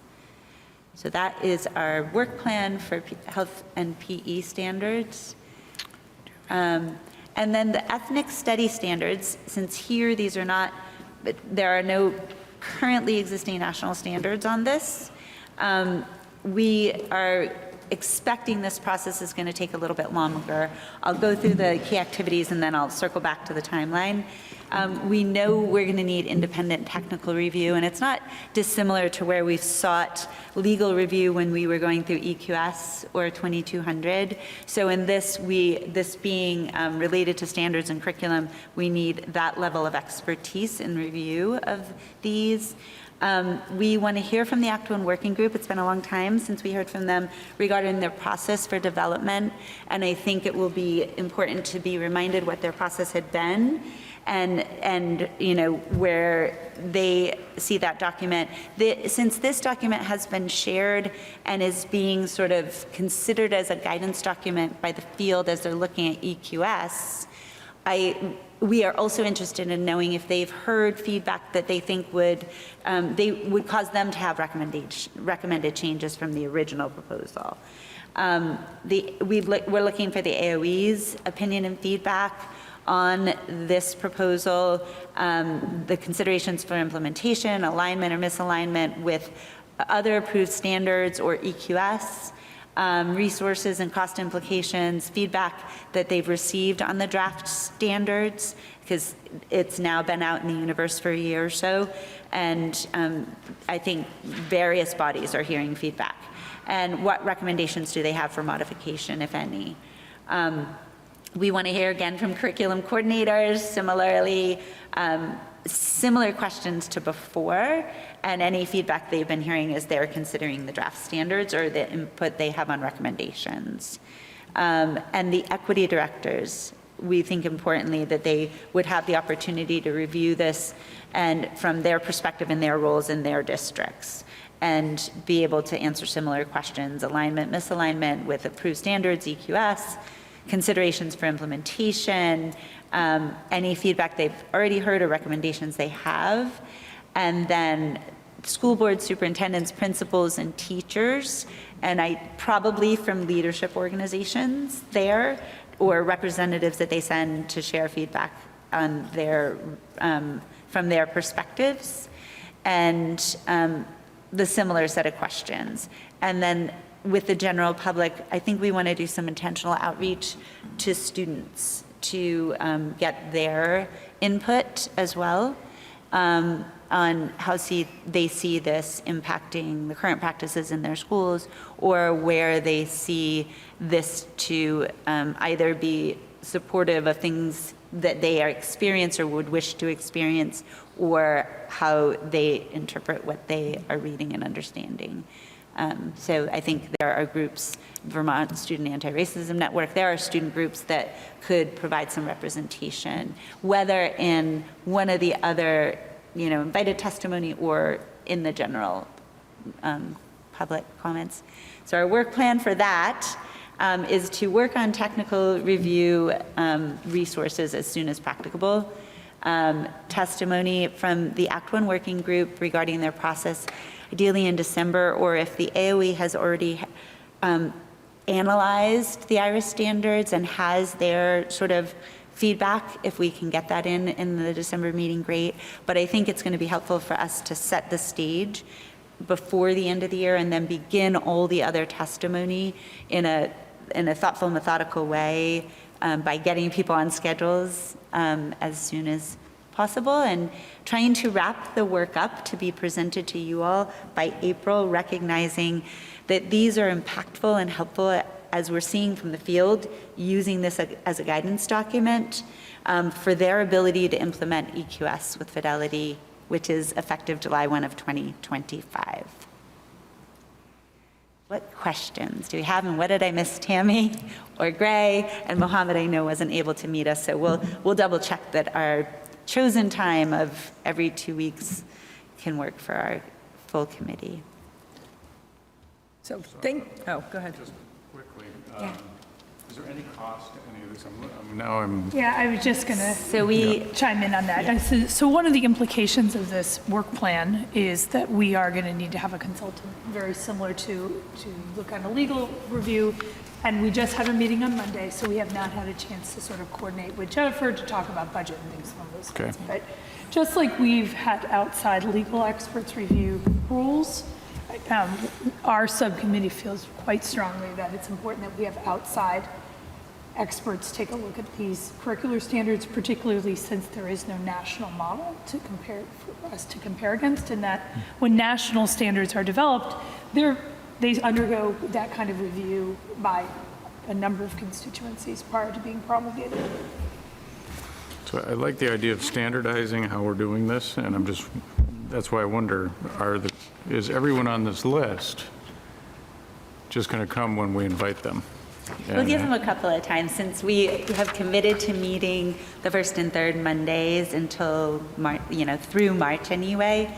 I think we'll have multitude of dates. I think if it were to make sense that when the AOE comes to offer their feedback on health and PE, if they have initial reactions to what was out in the universe before, that helps inform in advance of the process for the ethnic studies standards, then maybe there is alignment in having people reflect at the same time. But we recognize it's different to update national standards that had been previously in existence than it would be to take a fresh look at standards where there's not, these have not previously existed and there's not a national norm. So if we can find efficiencies when we have the benefit of these folks in our time and space with these meetings, we will absolutely offer that opportunity, because it's the same people reviewing it. We just recognize one will be on a faster track for the very fact that it's an update, and we don't want to slow that down if we can finish that up for you all by December, and anything else we can do before then with the others. I think we will want to move it along for the field. It's important. I think that makes a lot of sense. The only real comment that I had, sort of piggybacking on Lyle's comment, because statutorily we get $50 a meeting, whether that meeting is 1 hour or 8. given where we are with the budget and given that I think it makes a lot of sense to be thinking about a consultant, if there are opportunities for the committee to be meeting for a longer period of time, I would just encourage you guys to do that. Yeah, we talked about that. We recognize in definitely supporting all of our schedules and those who would come before us, there's a limitation to when we can start for folks in school, no matter what Tammy and I may carve out of our schedule. I know Mohammed and Gray have constraints that would be important. And then understanding on the back end of the time, if we're inviting professionals to come after their workday, ideally that's great and they can do that and stay longer. But I think we are sensitive to threading that needle and doing. We had talked about a 2-hour meeting, and if we can do that and start at 3:45 and be done at 5:45, great. If we have momentum that we know we're going to be able to get this to you by December on parts of this, I think we could make a decision that before that agenda is final, we take more time. So understood on the number of meetings. I don't think it will shorten the number of meetings we're going to have. That I am, given the body of work on the new The IR standards standards. are both substantial and significant. Yeah. Right? And we need to proceed in a very deliberate way to make sure that those standards are as high quality as all the other national standards that we've adopted for other topic areas. And that process is going to just take some time and frankly, some resources. And you and I, Jennifer and Tom, have been in longer meetings when we've been doing other rules and stuff. So we will absolutely consider longer meetings if necessary. But I do want to highlight, we also recognize that, to Kim's point, that the EQS is going into effect next July, that these standards are integral to implementing the EQS. So we do need to be deliberate in our work, but also we need an element of hustle here too, right? Which is why we've got sort of the meetings, at least on the books, for reserving time on that cadence between now and April. I see that Zoe is with us, welcome, and has a hand raised. Let me also say I've been getting some emails from Katie Ballard, who was supposed to go at 2:55. We're about a half, more than that. So Katie is waiting in the wings, but let me turn to Zoe and then we'll go from there. Hi, good afternoon, everyone. I'll be brief because I know we're ready to move on to the next agenda item. I appreciate the committee putting together a process for review and making sure that there's a clear approach. My only concern is some of it feels duplicative with what the work of the agency is doing. So a lot of the folks that you're referencing in terms of getting input around the standards, the agency has been proactive in already getting that input and being able to bring that forward to the committee. And also I think there's value in being able to leverage the existing expertise of the agency as you're thinking about the curriculum review as opposed to adding another expense through a consultant.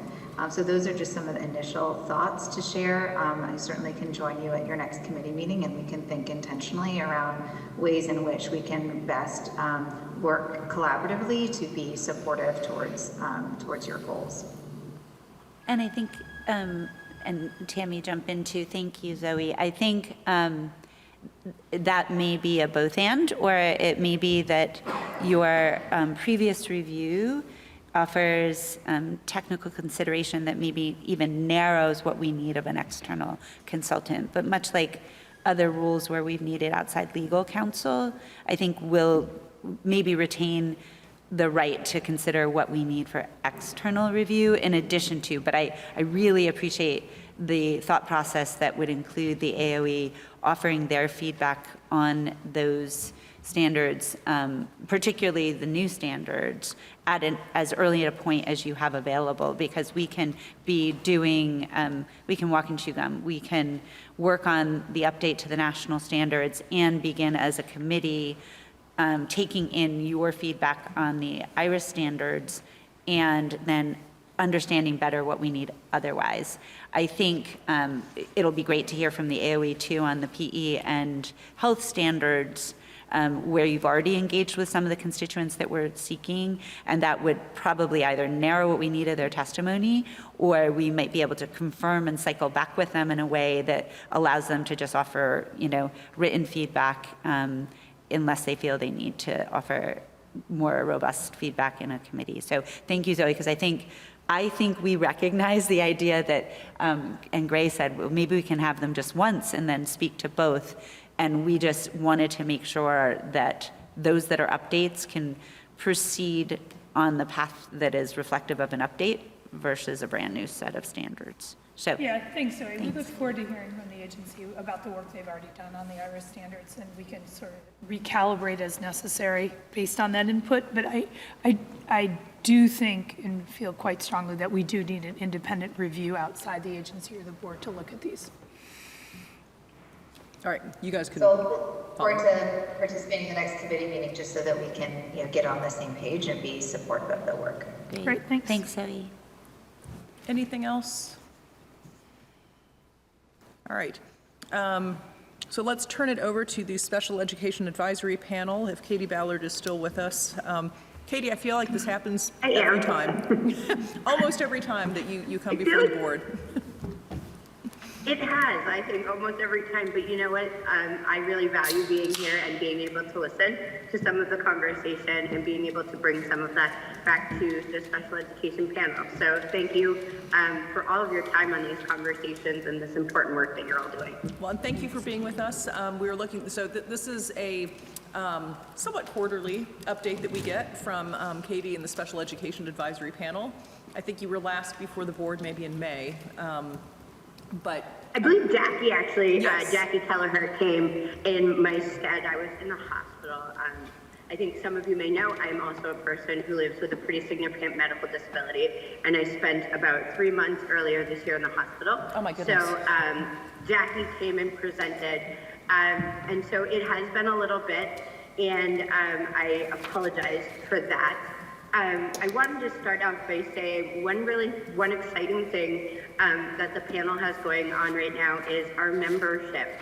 We, I believe it was last year when I came to you, probably earlier in the year before Heather was hired as our special ed state director, we were really struggling with membership. We weren't able to get things moved from the AOE to the governor's office, from the governor's office to appointment, and we were starting to really lose members.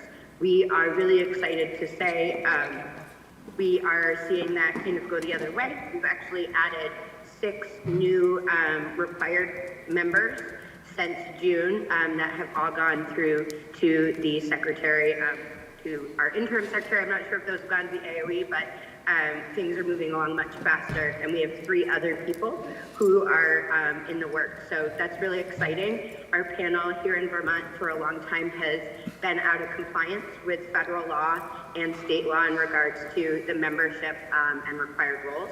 And that's something that we have struggled, I would say, also due to a lot of changeover in staffing and support from the AOE. So we are really excited to have Secretary Saunders' support in continuing to improve our membership and look forward to having a full compliant panel, hopefully by the end of this year.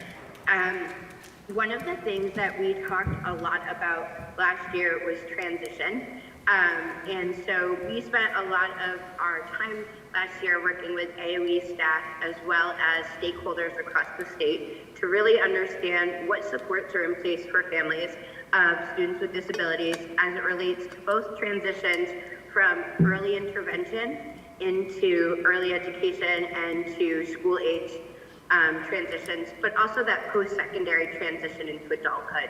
And we learned a lot. We learned that most students, including my own son who is 17, didn't have transition plans. They weren't actually being provided. We learned that the way that they were being monitored was also by having districts select blind or to provide 10 IEP transition plans to the agency, and that was kind of how things were monitored.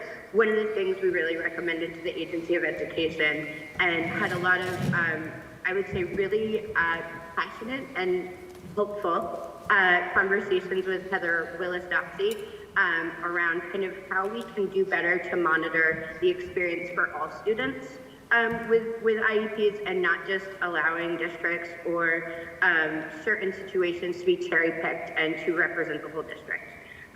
We are actively engaging in more conversations around transition. Very excited for John Stinney to be back at the Agency of Education in the new year and joining us to answer questions. We've been kind of gathering questions for a while, and our hope is that once he's back and we're able to get answers, we'll be able to provide some recommendations and feedback both to the state board and to the Agency of Education as it relates to what we've learned about transition. One of the things that we've really focused on this year is trying to stick with a strategic plan, despite hurdles from different conversations taking too long, as well as just knowing that AOE is likely going to be at capacity with some of the staffing challenges and with positions open, especially in the special ed world. So we are hoping to continue to talk about the work that's being done in transition and with the P2P grant. And I'm going to apologize. I had in my notes to write down what the P2P specifically meant, and I didn't.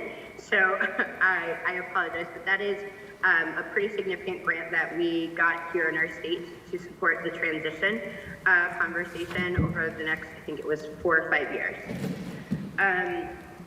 This year, we've been a bit slow to take off as we were getting ready to kind of get things started. We lost a few key members, and obviously losing Heather in the beginning of October was also a pretty big loss to our panel. So we have been really focusing on parent engagement as it relates to conversations with the AOE, with being able to provide feedback and their role in participating in meetings, as well as supporting Anna Russo and some of the AOE staff in target setting for indicators that are due for public comment. The last thing that we're really focusing on this year is having a conversation about independent schools. We received a number of public comments over the last several months around concerns from parents, educators, as it relates to students who are in special education, so they have IEPs that are publicly funded but are in out-of-district placements or in alternative programs. And just to give a little bit of a framework, the reason that we really, as a panel, have been looking into this was the concern around the continuum of alternative placements. So the idea that there are alternative placements out there if a student can't stay in their school is something that is really important and seems to be a bit lacking in Vermont. So we have 5 parts on our year-long agenda. We've completed 2 of them. That was hearing from the Agency of Education directly. I believe it was Deb Ormsby. She came and spoke to us about independent schools, about some data, about the process. Then we had someone who came and spoke to us from the field. And this next month, we have someone coming to speak to us who is from the special education case administrator, sorry, forgot that acronym. But so we're really looking forward to having a pretty in-depth conversation and being able to provide some feedback and some recommendations as to the experience related to that continuum of placement and making sure that schools are providing families with that continuum of alternative placements and not just here's your alternative or completely not having one. And then lastly, we are really excited to be having Megan Roy from the Commission on the Future of Public Education join us at our next meeting to be able to provide some pretty intentional feedback to that process.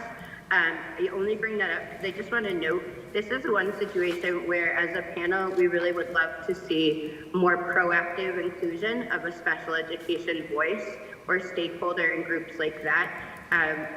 Thank you so much. Secretary Saunders has shown her commitment to the special ed panel about making sure special education is continued to stay in that conversation. But we always just like to put a plug in for the intentional proactive inclusion of that stakeholder group in those conversations as they relate to the future of education for all students, which of course includes students on IEPs.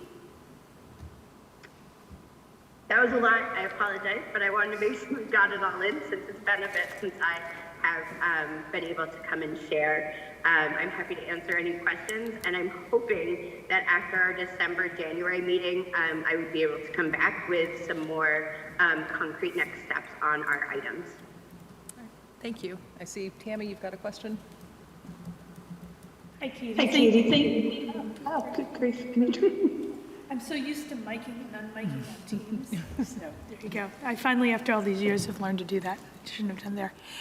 Thanks for coming, Katie. Really appreciate it. And thank you for waiting while we were doing all our other work.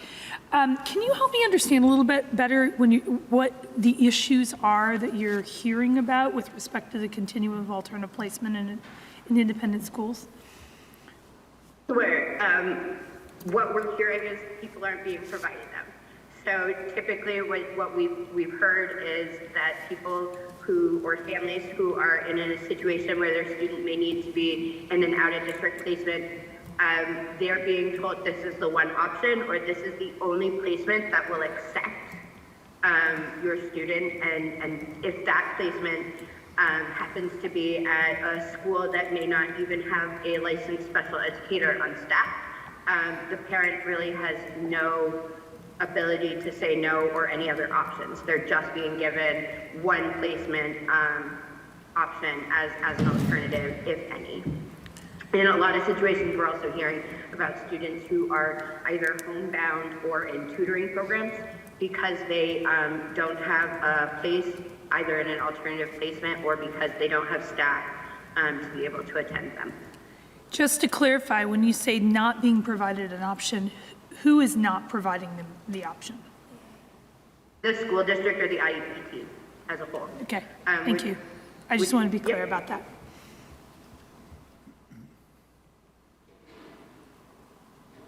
And in the instances, Katie, that you were describing, it may be a situation of the only placement that would accept the student, or that as the LEA, if there is not a licensed special educator on staff, it's not a placement they could recommend. I don't want to try and make assumptions about where some of that comes from or why they're making the recommendations they are. What I can say is what we're hearing is that there either isn't a consistent alternative, like they're given this is the one choice, or like you said, I would say what we've heard is more the LEA because, as most people probably are aware, the LEA ultimately has the decision-making ability for the IEP team. Obviously, parents can use their rights to appeal, but in the moment, LEAs have that decision power, so they can decide.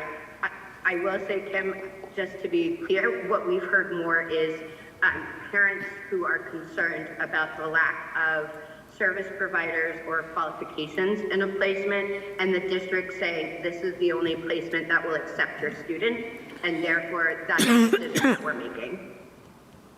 Got it. And Katie, let me just follow up. Are these students that are going to, like, let me put it this way. These are not therapeutic school students? I'm assuming by therapeutic school students, you mean students who have higher needs.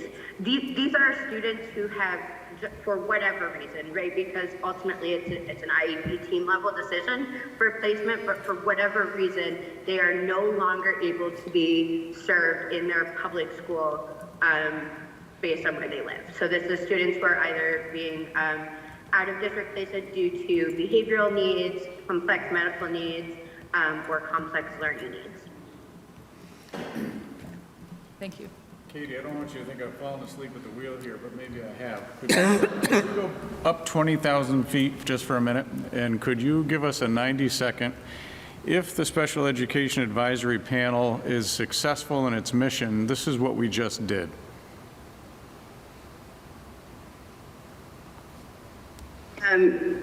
I guess if we're successful, I apologize, I'm not totally sure I understand that, but if we're successful, what we hope to see happen is there to be a conversation about how that decision and what that continuum of alternative placement looks like. So we would like to see parents being given multiple options, or teams having, I would say teams, not parents, being able to look at a continuum of alternative placements and not being pigeonholed or put into one placement based on their behavior or their identification. So our hope would be that all students who are publicly funded public education students here in the state of Vermont have a safe and appropriate public education, whether that is in an alternative placement therapeutic school, whatever that placement may be, as long as they are publicly funded and public school students. Our hope is at the end of this, they will have a safe place to get their education. And your panel will work on a process to have that happen, is that correct? Our panel is working on a conversation related to providing feedback to the state board and the Agency of Education as it relates to our concerns of unmet needs in this area, and to make recommendations on potential places for change in the process. Thank you. Zoe and then Tammy. Oh. We do Zoe Mohammed and then Tammy? Hi, good afternoon. And Katie, thank you so much for your service and your passion to make sure every student is getting the services that they need. Appreciate your work. I just wanted to make sure everyone is aware that should there be a complaint, there is a formal process around submitting that complaint that the Agency of Education takes very seriously. And if there are corrective actions identified, the agency does monitor that to make sure that those improvements have been made. So just wanted to make sure that everyone had awareness that there is a formal process in place to review that and to respond to any issues that may arise. I just want to respond to that as part of the conversation we're having as a panel, is that process in itself is not necessarily accessible or working for families. So we've had both professionals who are working in independent schools and have concerns, as well as parents who've come to the panel and said they have put in a complaint or they've tried through the process that they felt was the appropriate one, and they were not successful in getting engagement from the AOE. I think part of the challenge that we are hearing on the panel is there is a very big difference between the people who address independent school issues and school districts not providing the standard of education in those alternative placements, right? So it is really hard for families to deal with anything related to an independent school issue because the local school district will tell them that they don't have any ability to oversee or control what's happening, and the Agency of Education will only hear the complaint against the school district as the LEA for the case. So I just want to make that note, because Zoe's absolutely accurate. The Agency of Education does have these great avenues to address parents and educators' concerns, but unfortunately they are also not capturing all of the experiences that we're talking about and looking to address on the panel. Mohammed, Tammy, and then Jenna. Katie, thank you for your presentation. And just wanted, I was thinking as you were talking as well, whether staffing could be a huge factor into what is happening actually, and how we could think about reinforcing best practices maybe to attract more practitioners. And I know that includes a lot or involves a lot of factors. Housing went high in Vermont and in all, or in many other states.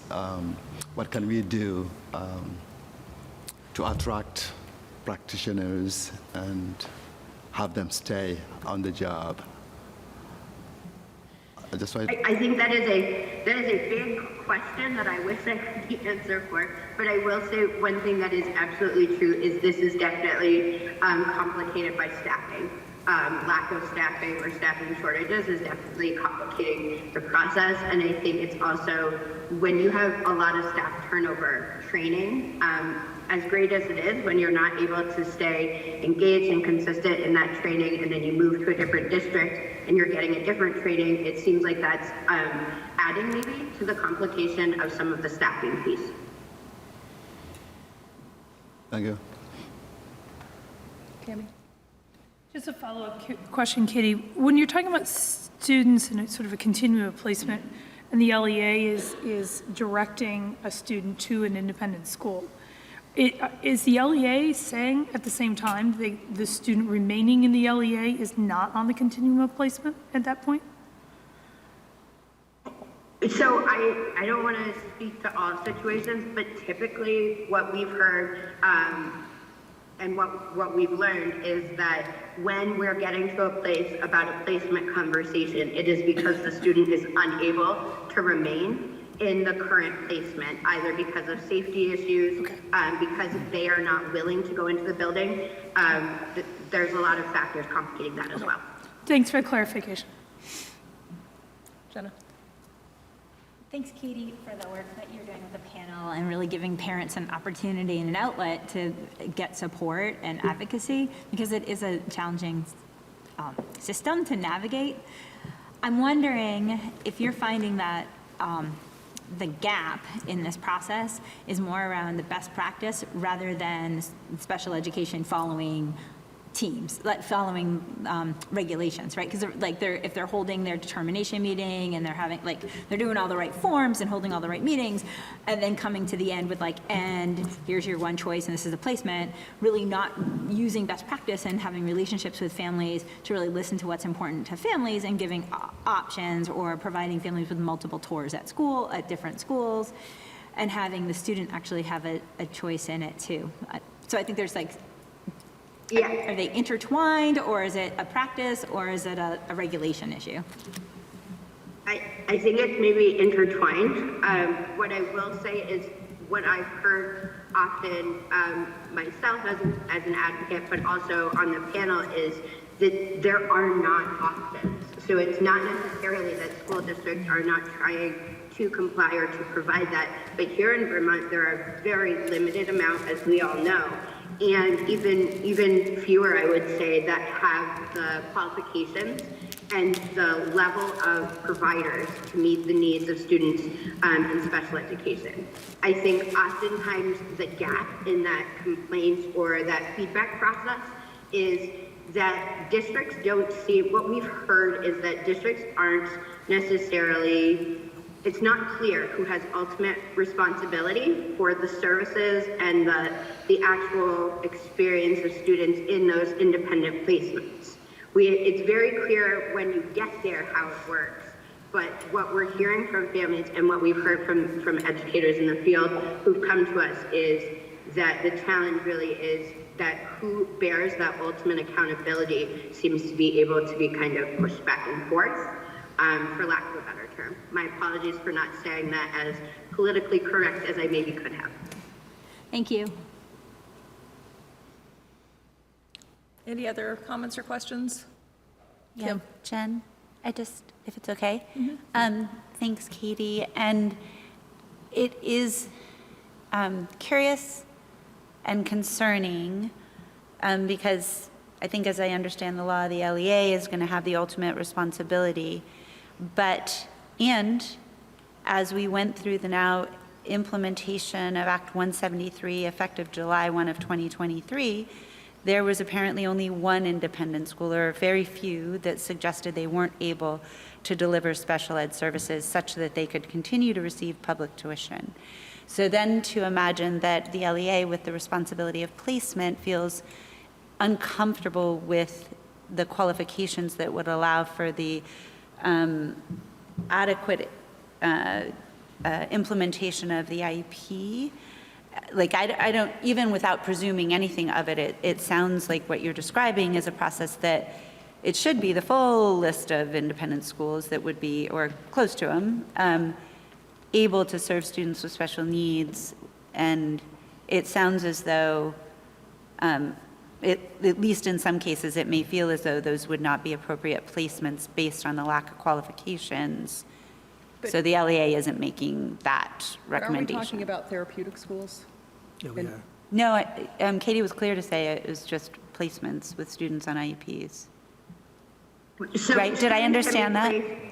Yeah. We're talking about independent schools that accept students who are publicly funded. So these are students who cannot be provided their education in the school setting for where they are, where they live. So they are not able to be provided that free and appropriate public education for whatever reason, and they are their tuition is being paid for. I'm sure Secretary Saunders or somebody could say it much more eloquently, but I do just want to be clear. One thing that we've really heard from the panel, and this is why it's a 5-part conversation that we're really taking the time to dive deep into, is that there's a lot of murkiness, right? There's all sorts of different experiences, there's all sorts of different perspectives on what should be happening and what shouldn't be happening.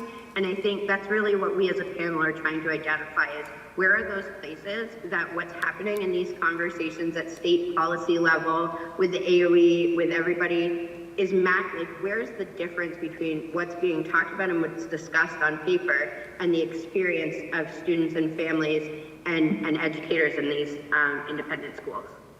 But I want to go back because I understood you to be talking about student placements by the LEA in therapeutic schools and not, students who apply for admission to an independent school and then there's a special education need that needs to be serviced.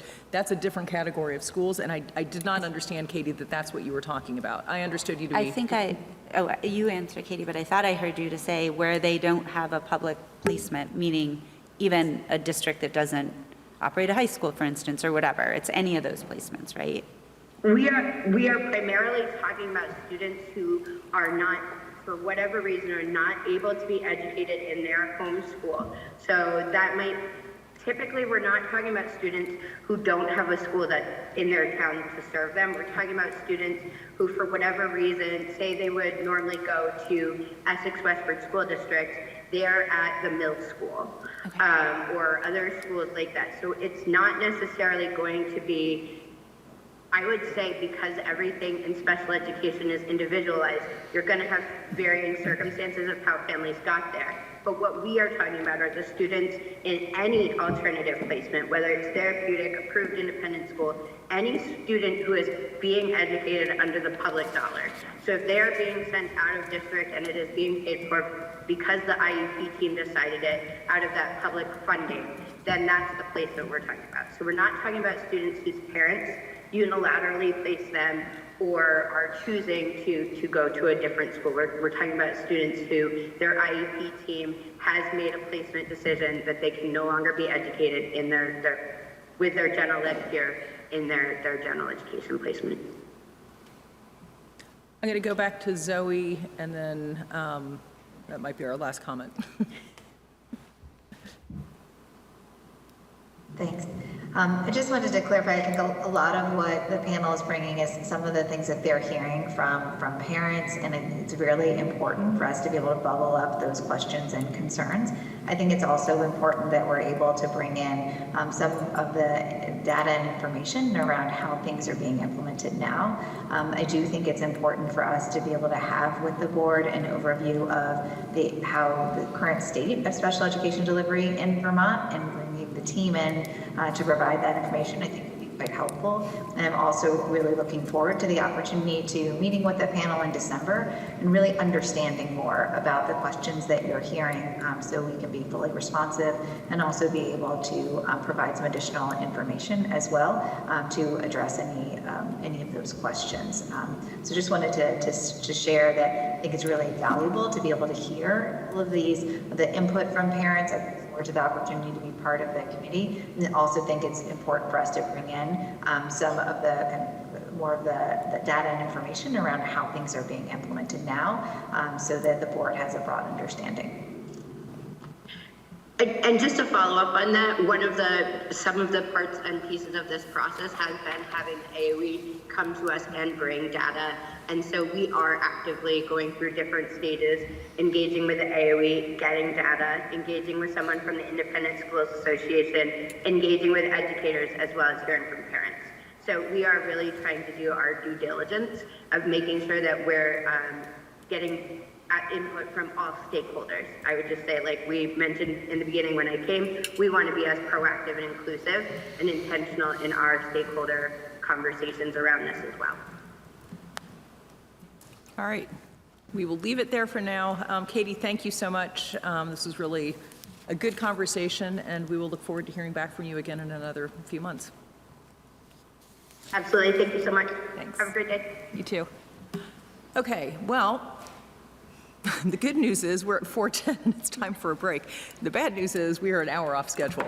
I do think it might be helpful if board members took a minute to stretch their legs, maybe get some water.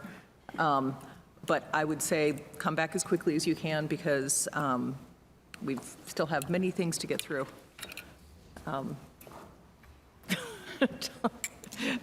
Thanks. All righty, thank you. All right, we are back and we are off schedule, but we are going to take up item K. And I'm just going to forecast, depending on how quickly we move through the next few items on our agenda, we may shift the order around. We may table some of these conversations until December, because I will just say that not all board members are feeling well, and I want to be sensitive to not overstaying our welcome. But with that, I'm going to turn it over to Tom. This is the Independent School Approval Review Committee, and there are 3 applications by accrediting agencies for recognition by the board. Thank you. Mohammed, can you hear me over there? I know my voice is a little soft. You good? Okay. Thank you. Thanks. So I want to start with a little overview just for the good of the public and for maybe a reminder for board members. The 2200 Approvals Committee recommends approvals for independent schools and post-secondary programs to the full board for their approval. Part of the school approval process for independent schools can involve a third-party accrediting organization that will visit a school instead of an agency education team. The AOE team usually has 2 to 3 people visiting for one day, whereas the third-party accrediting organizations that we've seen so far have 3 to 15 people for 3.5 days. We require that organization has rigorous standards, do a comprehensive site visit, have a reliable process for assessing schools, and is a cooperative partner with the AOE. It's only part of the approval process. The school is still responsible for its application and for meeting the requirements in 2223, 2224, including signing attestations. The AOE still needs to review that report, and the Secretary still needs to make a recommendation to our committee before we can take it up. In order to receive public tuition, schools also have to meet 2229 and 2231. In the past, under Rule 7320, there were 11 organizations that were recognized. They were grandfathered until this December 1st. Only 5 of the 11 have asked to be considered. Only 3 of them, NEASC, ASNE, and organization we will hear from today, the Adventist Accreditation Association, have schools in Vermont. NEASC and ASNE were well known to the committee and the board. They participated in the rulemaking process.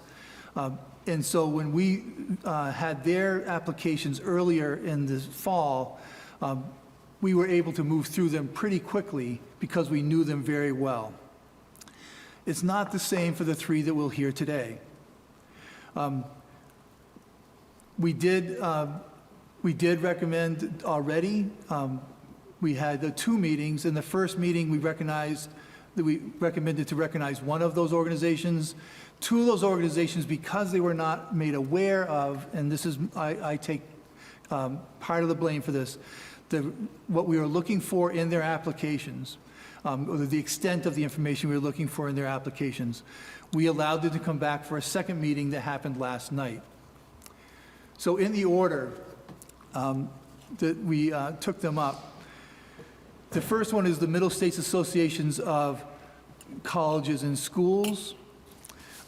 It's been operating, and I'm going to go through all 11 criteria so we can tick these off. It's been, for criteria 1, they've been operating since 1935, so more than 5 years.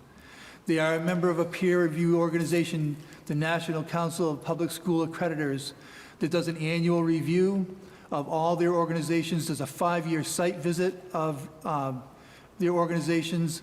They do a full organization review and reevaluation if found necessary in that 5-year review, and they're adopting a new instrument for that organization this January. All the organizations we will talk about today are part of that national peer review organization. Middle States has a peer review process with experienced evaluators, and they evaluate similar school types. That's criteria 3. Criteria 4, they have a comprehensive training program tailored to the school that's going to be visited. It's an ongoing training program that involves mentoring and evaluation of peer evaluators at the end of the program.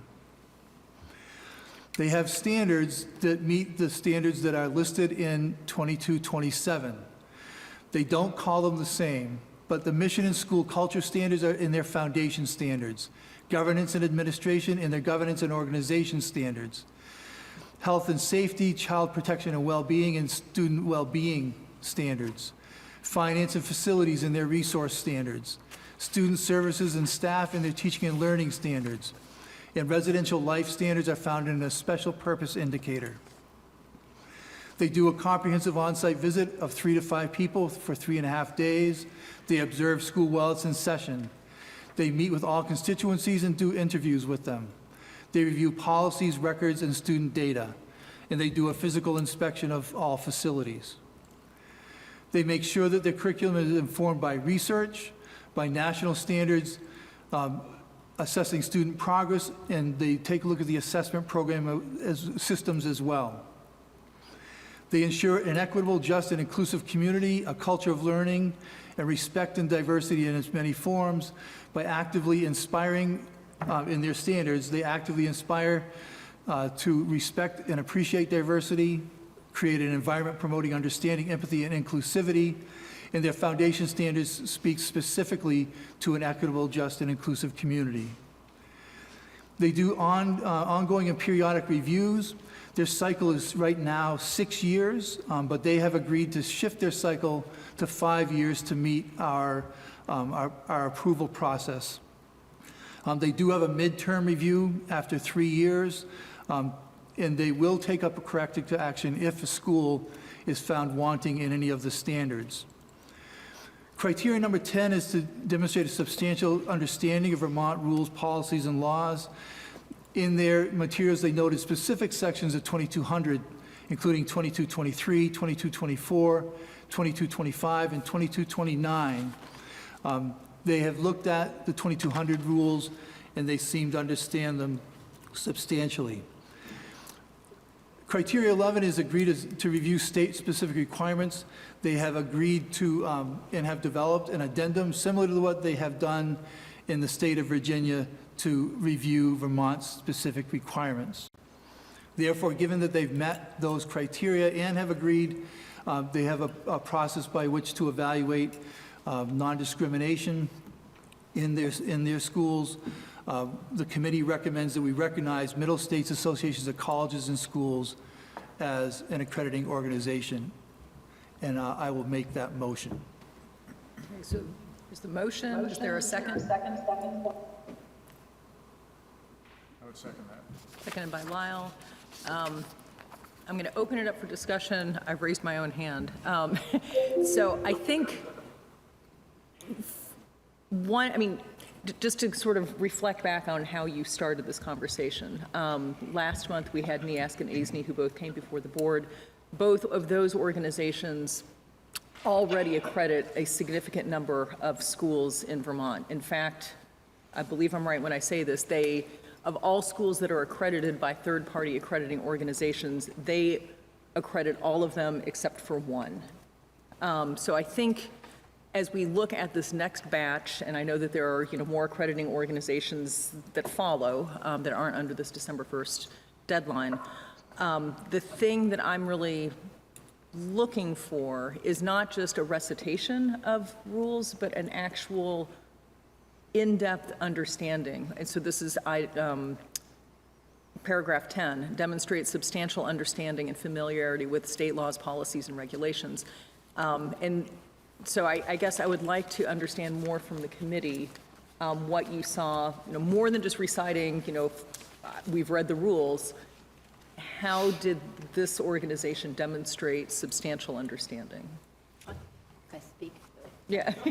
I think one of the things Tom just said was they're in the practice of developing a state-specific addendum. So they have practiced doing that in other states.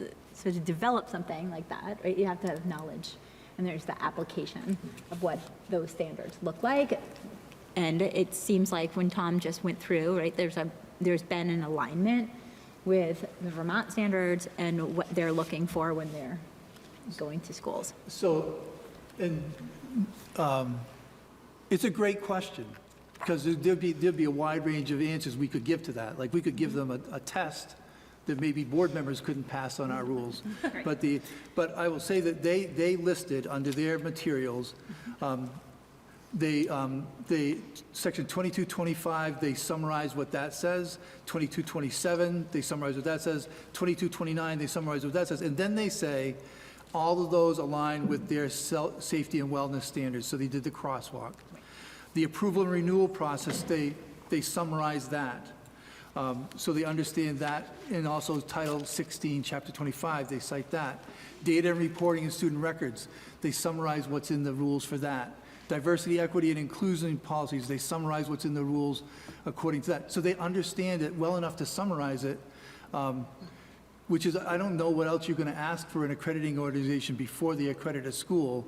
To keep going, student health, safety, and wellness standards, they summarize those, including fire and building codes, child protection protocols, mandatory reporting policies. And then they have another whole section on curriculum, governance, leadership, ongoing evaluation, improvement, health and safety, that also align with their standards, crosswalking with Vermont standards.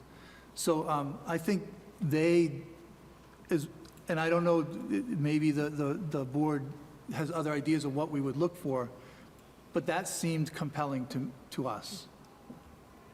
That's a helpful answer. Thank you. Kim? I do have a question regarding the practical implication, and I'm not sure we anticipated that as that section of 2200 was being sort of updated to cover what was repealed on the 7,000 rules. So the practical application is that right now they don't accredit any schools in Vermont, correct?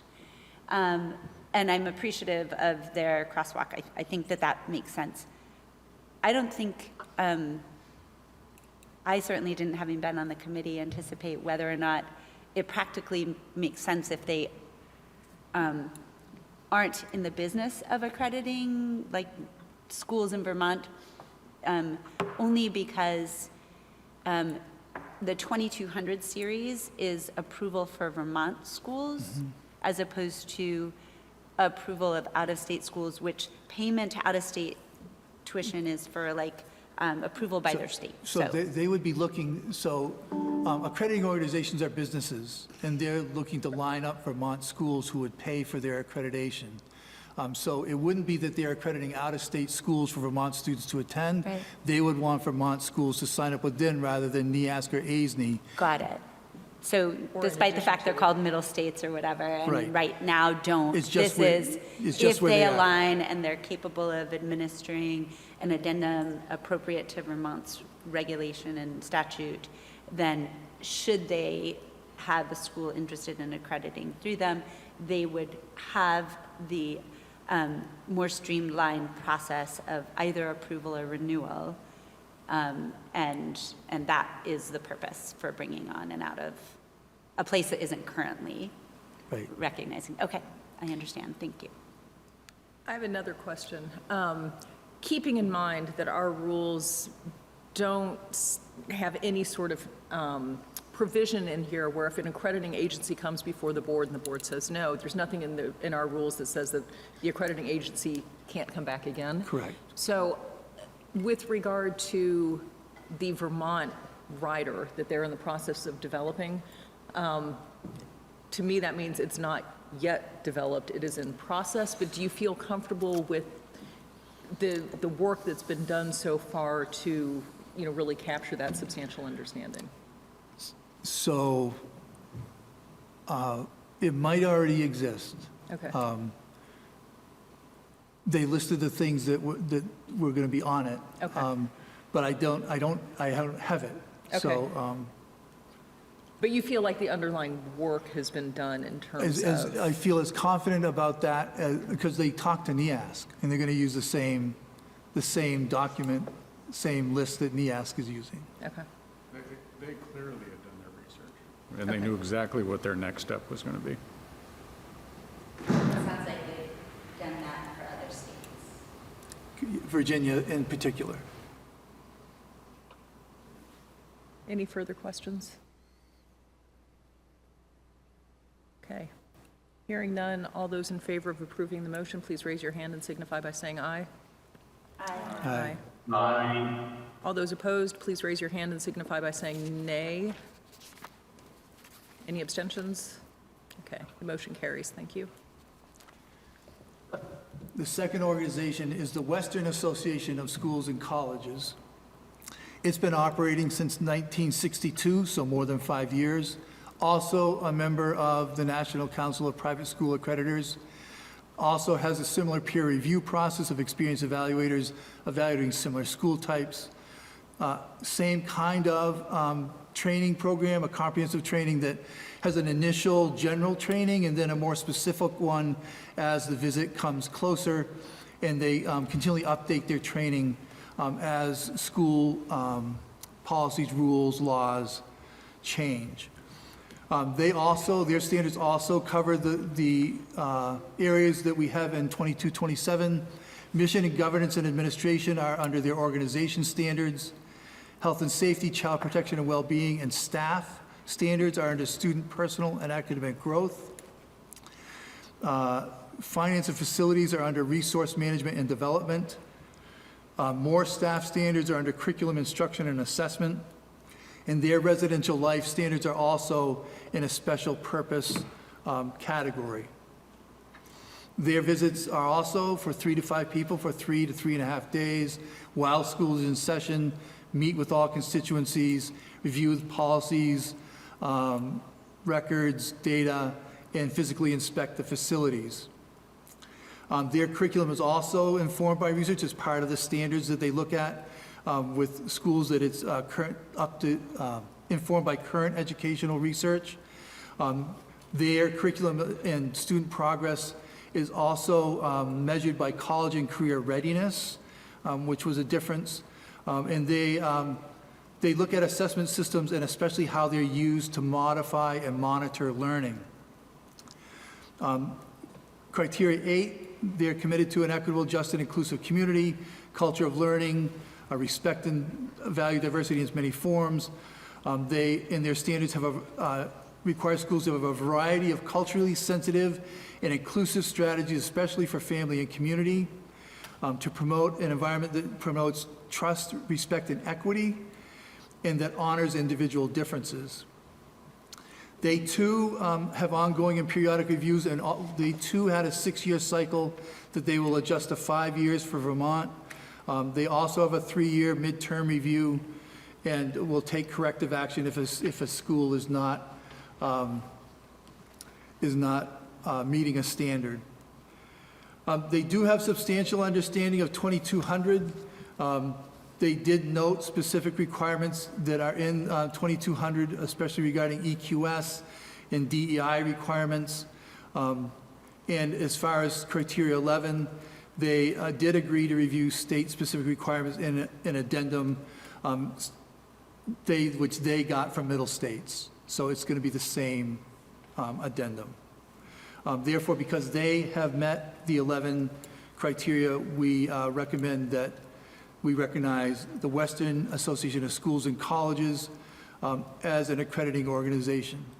I will say that we did ask about how is this practical, that you're a Western Regional Association that is going to accredit Vermont schools, and they do so with partnership with other accrediting organizations. So they do have a process by which that will happen. They've done it in Virginia, for example, in Tennessee, and some other eastern states, but they do have a process that would make it practical to do it. All right, so Tom has made the motion. Is there a second? Second. Seconded by Jenna. Discussion, I guess, again, I'd like to unpack the substantial understanding a little bit more, just for the benefit of the full board. And then also ask you with regard to their Vermont addendum, are they as far along in their process, like, have you seen the underlying things that would be included even if that form has not been completed yet? All I know is they testified that they are using the same one as Middle States. So they're peer organizations that are going to use the same document. And they're already using that in multiple states. They have similar documents in other states.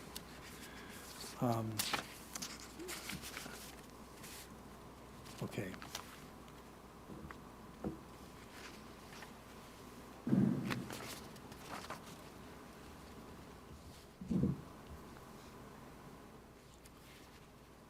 So I do not have, so all of their comments are around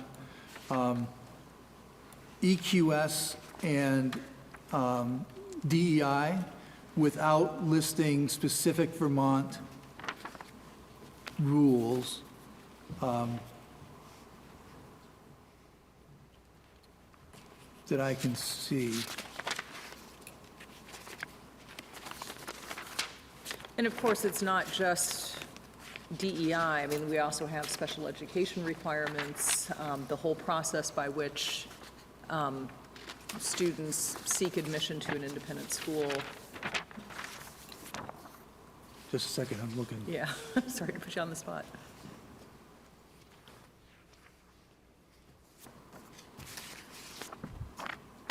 Yeah, I do not have the same level of detail for them as I have for Middle States. In writing, I don't.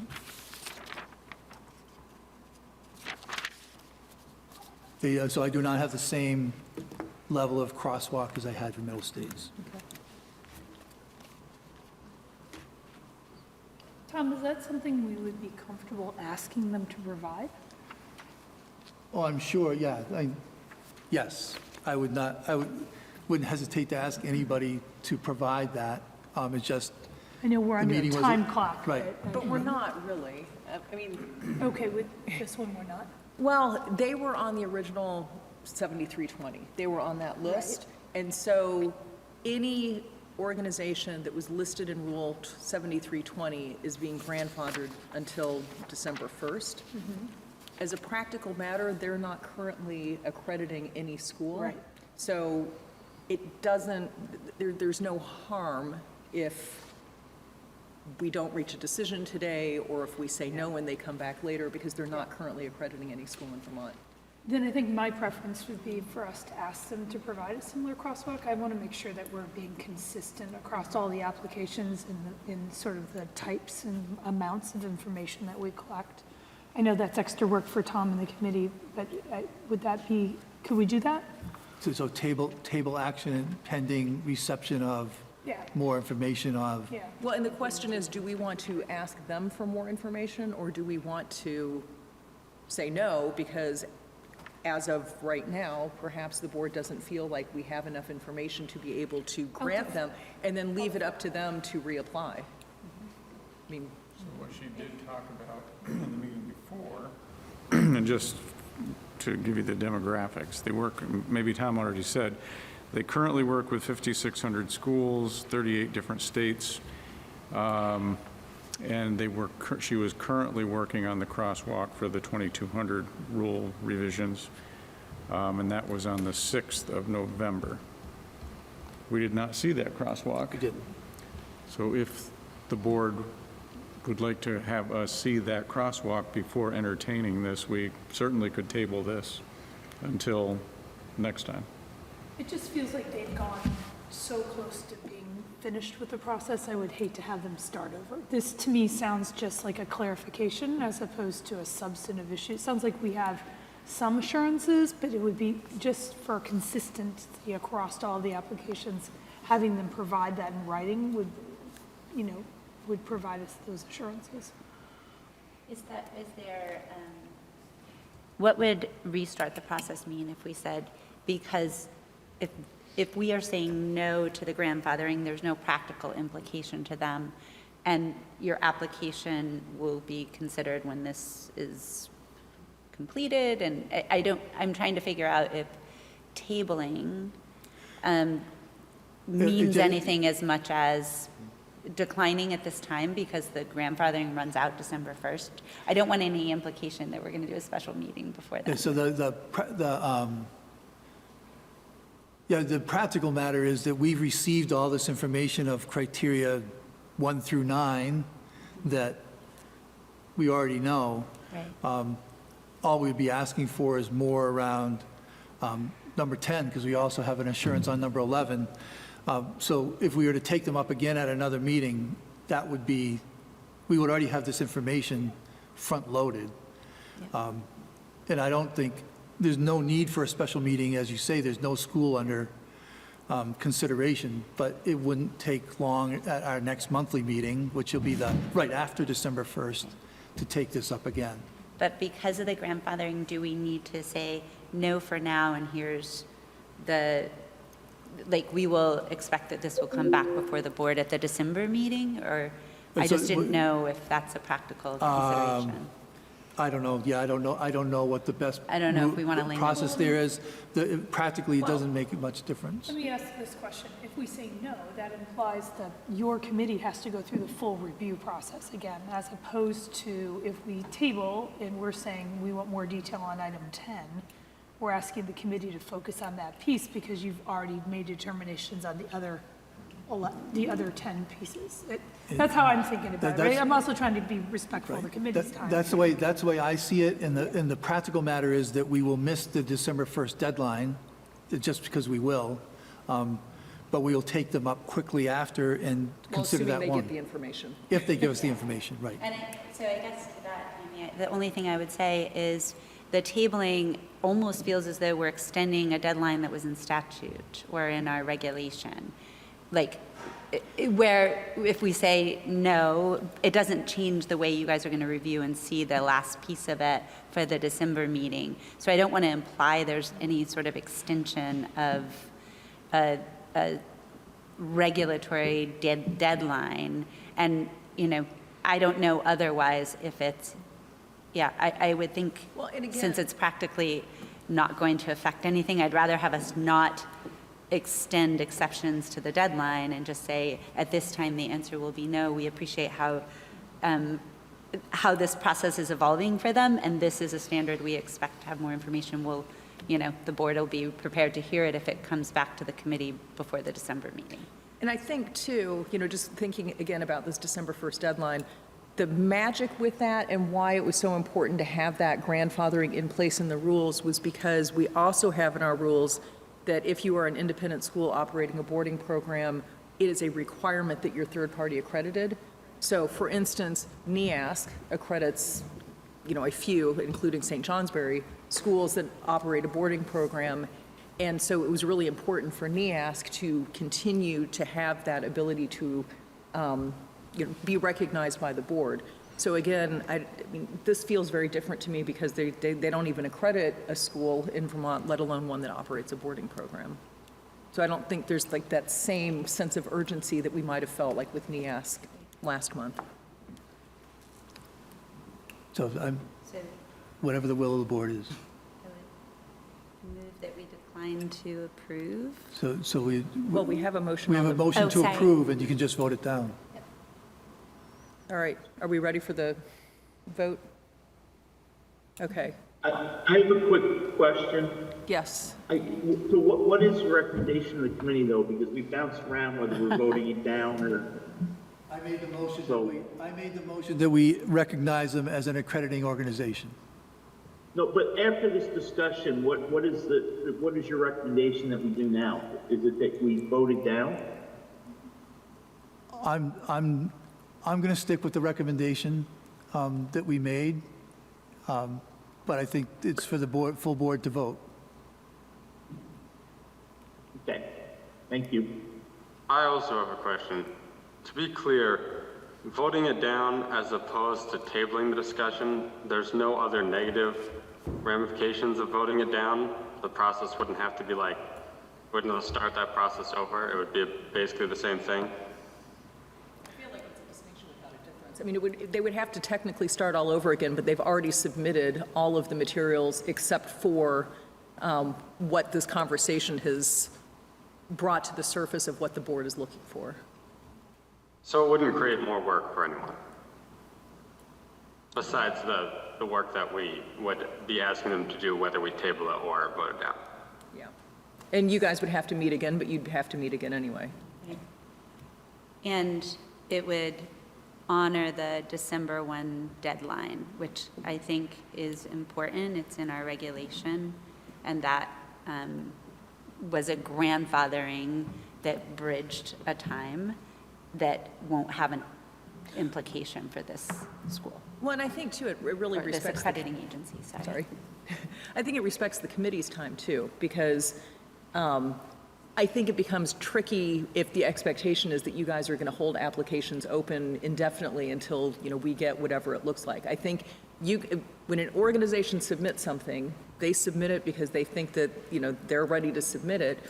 You guys look at it and refer it to the full board, and the issue is that application, does that meet the board standards at that time that it's being submitted? And if the answer is no, then they can always come back. But I think organizations that want to be accredited or recognized by the state of Vermont, you know, it's incumbent on them to do the research to show that they meet these criteria, and not so much for the committee to go back to them and say, oh, but this is what you need to do. So personally, I feel like that is more respectful of, you know, what the committee is set up to do.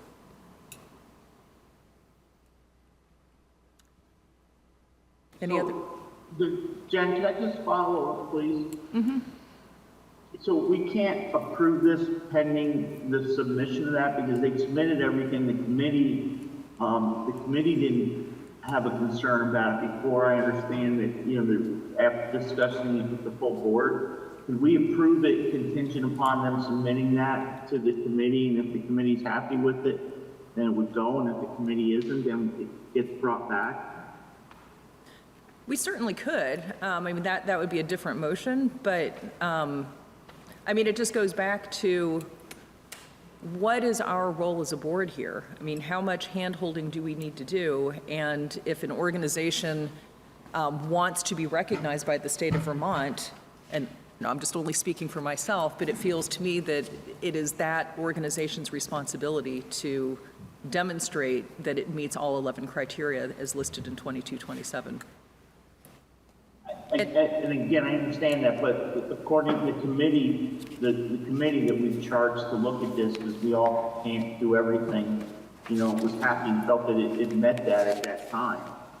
So I guess it's a little confusing because if the committee had said something to them at that meeting, maybe they had it right with them. So I was just a little confused. I mean, I don't want to put words in the committee's mouth, but I feel like we've had a conversation that has evolved. So the full history of this conversation with this organization was, in the very first meeting, they had the 2200 up on the screen, but had not done any review, really careful review of it. And at that point, I said I probably should have stressed that more fully when you asked if you were going to apply, that this is something we're looking for. So we scheduled a second meeting for a fuller answer to those questions. And we got a fuller answer, but not as full as the board would like. And in just thinking about, sorry, Rich. I was just in thinking about this role of approving accrediting agencies, it really is streamlining a process and providing a path that takes some of the burden off of the AOE. And so we need to be really sure that we feel as though the lack of a visit or some of the other pieces of the review process are well understood to be well in alignment with the expectation for Vermont standards. It doesn't mean any independent school can't apply for approval, or they can't right now because it's a moratorium, but like their renewal, even if they had somebody whom they're currently accrediting, would not mean that their renewal wouldn't be processed. It would simply mean it would be processed with the full extent of the review process by the AOE, and And I just feel pretty strongly that that timeline and deadline, I know we're feeling up against a December 1 deadline for these grandfatherings, but I think the 7,000 was repealed a while ago with these deadlines being known at that time. And I think this full discussion of the board is important, and it seems as though the middle schools provided everything in the very first meeting to make those alignments.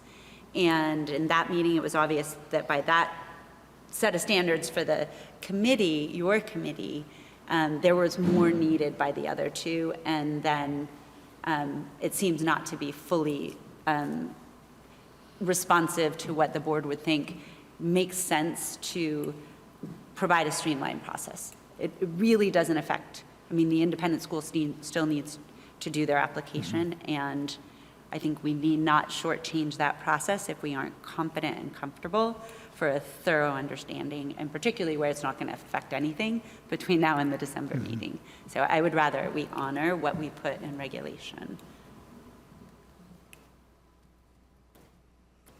Any further conversation? We ready for the vote? Okay. Can you clarify? Yeah, this whether just it's a an up vote? and down vote at Up this or down point, vote. too? Okay, just Yeah. want to be clear to all of us and for the record what we're voting on. Voting yes is moving to recognize them as an accrediting organization. Voting no is not. Okay. So, having heard the motion, all those in favor of approving it, please raise your hand and signify by saying aye. Aye. I second the motion, right? So, yeah. I'll say aye. Okay. All those in favor of, all those not in favor of approving the motion, please raise your hand and signify by saying nay. Nay. Nay. Okay. Thank you. Okay. Do we need a roll call on that? Oh, do we need a roll call because that was not unanimous? I think we do. I know. Sorry about that. Thank you, Rich, No. even from afar. All right. Keeping us honest. I know, go Tammy. Robert's rules? Yeah. Channeling minor Rich? Gleason? No. Jenna O'Farrell?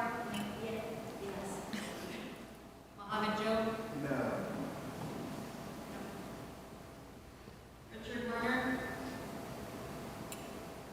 Oh, Rich, sorry, that was. Okay, no, I can hardly hear, but I will say yes. Debbie Colby? No. Greg Fearon? Was that my name? I can't really hear. Yes. It's a roll call. Yes. No.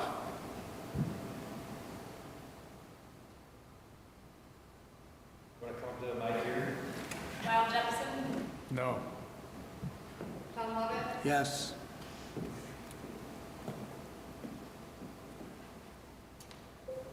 Chair Samuelson, are you voting? I am voting no.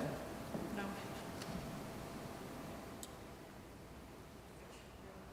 6-3? Okay, thank you. Okay, One more. one more. So just before we finish that, who will spin back around to them to talk to them about what they need to do? I think that is the privilege of the chair of the committee. I'm sorry. But they can come back to That's why I us. supported you, Gino. But they can come back to us, and Our third organization is the Adventist Accreditation Association, which has been operating since 1928, although only under its current name since 1997, but still longer than 5 years. Also a member of the National Council of Public School Accreditors, also has a peer review process of experienced evaluators. They only accredit Adventist schools. They do have a comprehensive training program that is, like others, more general, but then tailored as the visit gets closer. It's ongoing. It involves mentoring with experienced evaluators and evaluation of team members after the visit. They train the schools during the self-study process 3 times during the year, then the general training for the reviewers, and the specific training for the team once it's identified. As far as standards go, they do hit all of the standards.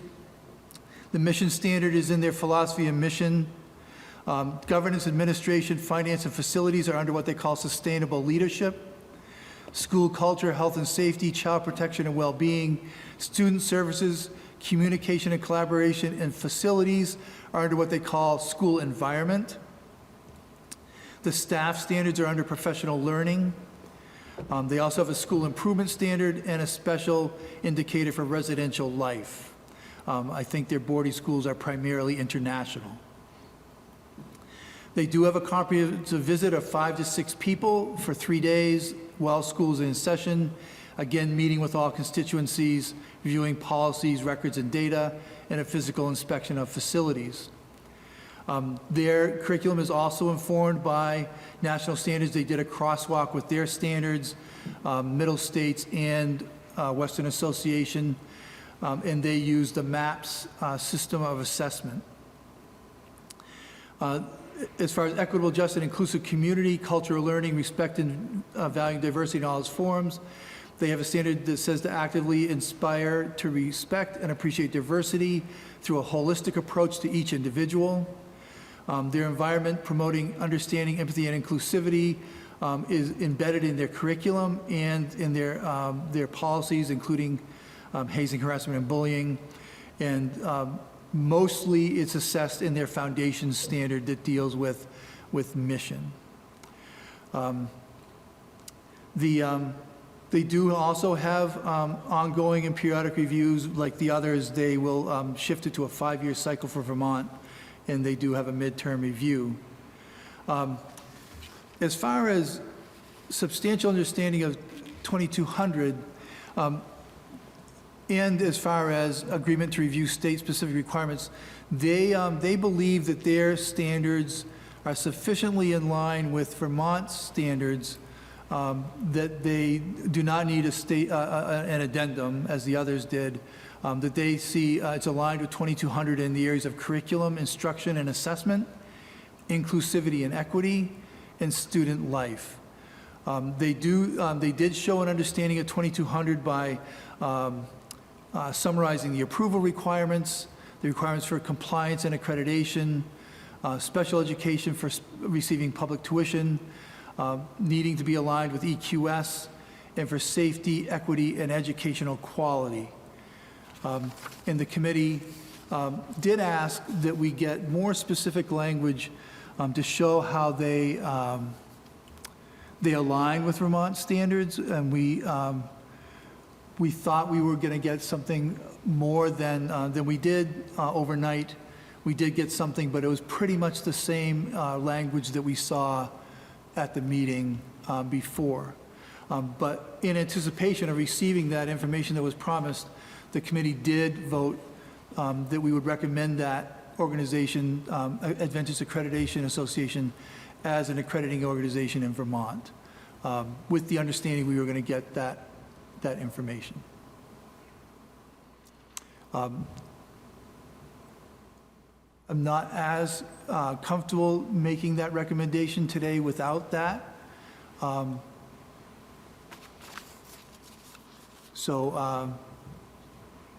guess I'll make the,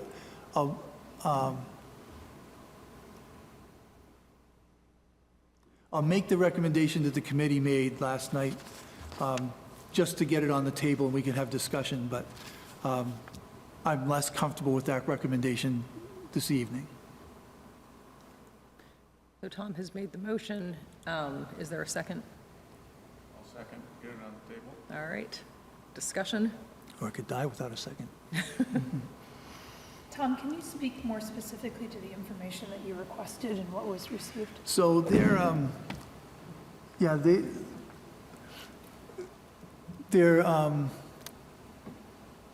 their explanation of how they aligned with Vermont standards was fairly general, and there are some areas where, for example, some of their statements were not exactly the same that would be in Vermont standards around discrimination policies and so forth. And so we heard last night that that language existed, that would make it more in line, or that they understood what was asked in Vermont standards, but we didn't receive that information. We received the same language that we already saw on their other publications that caused us to ask about it.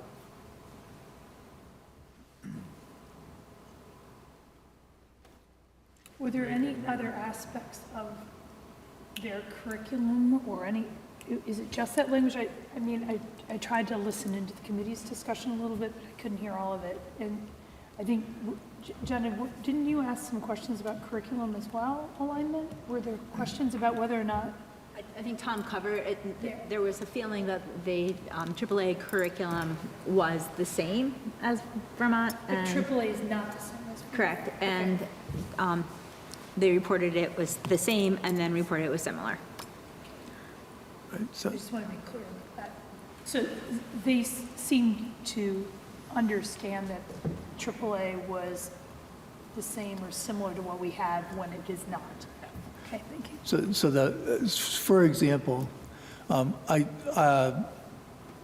they would say their curriculum is inclusive and celebrates diversity, but I don't think they know exactly what the Vermont curricular requirements are in that regard.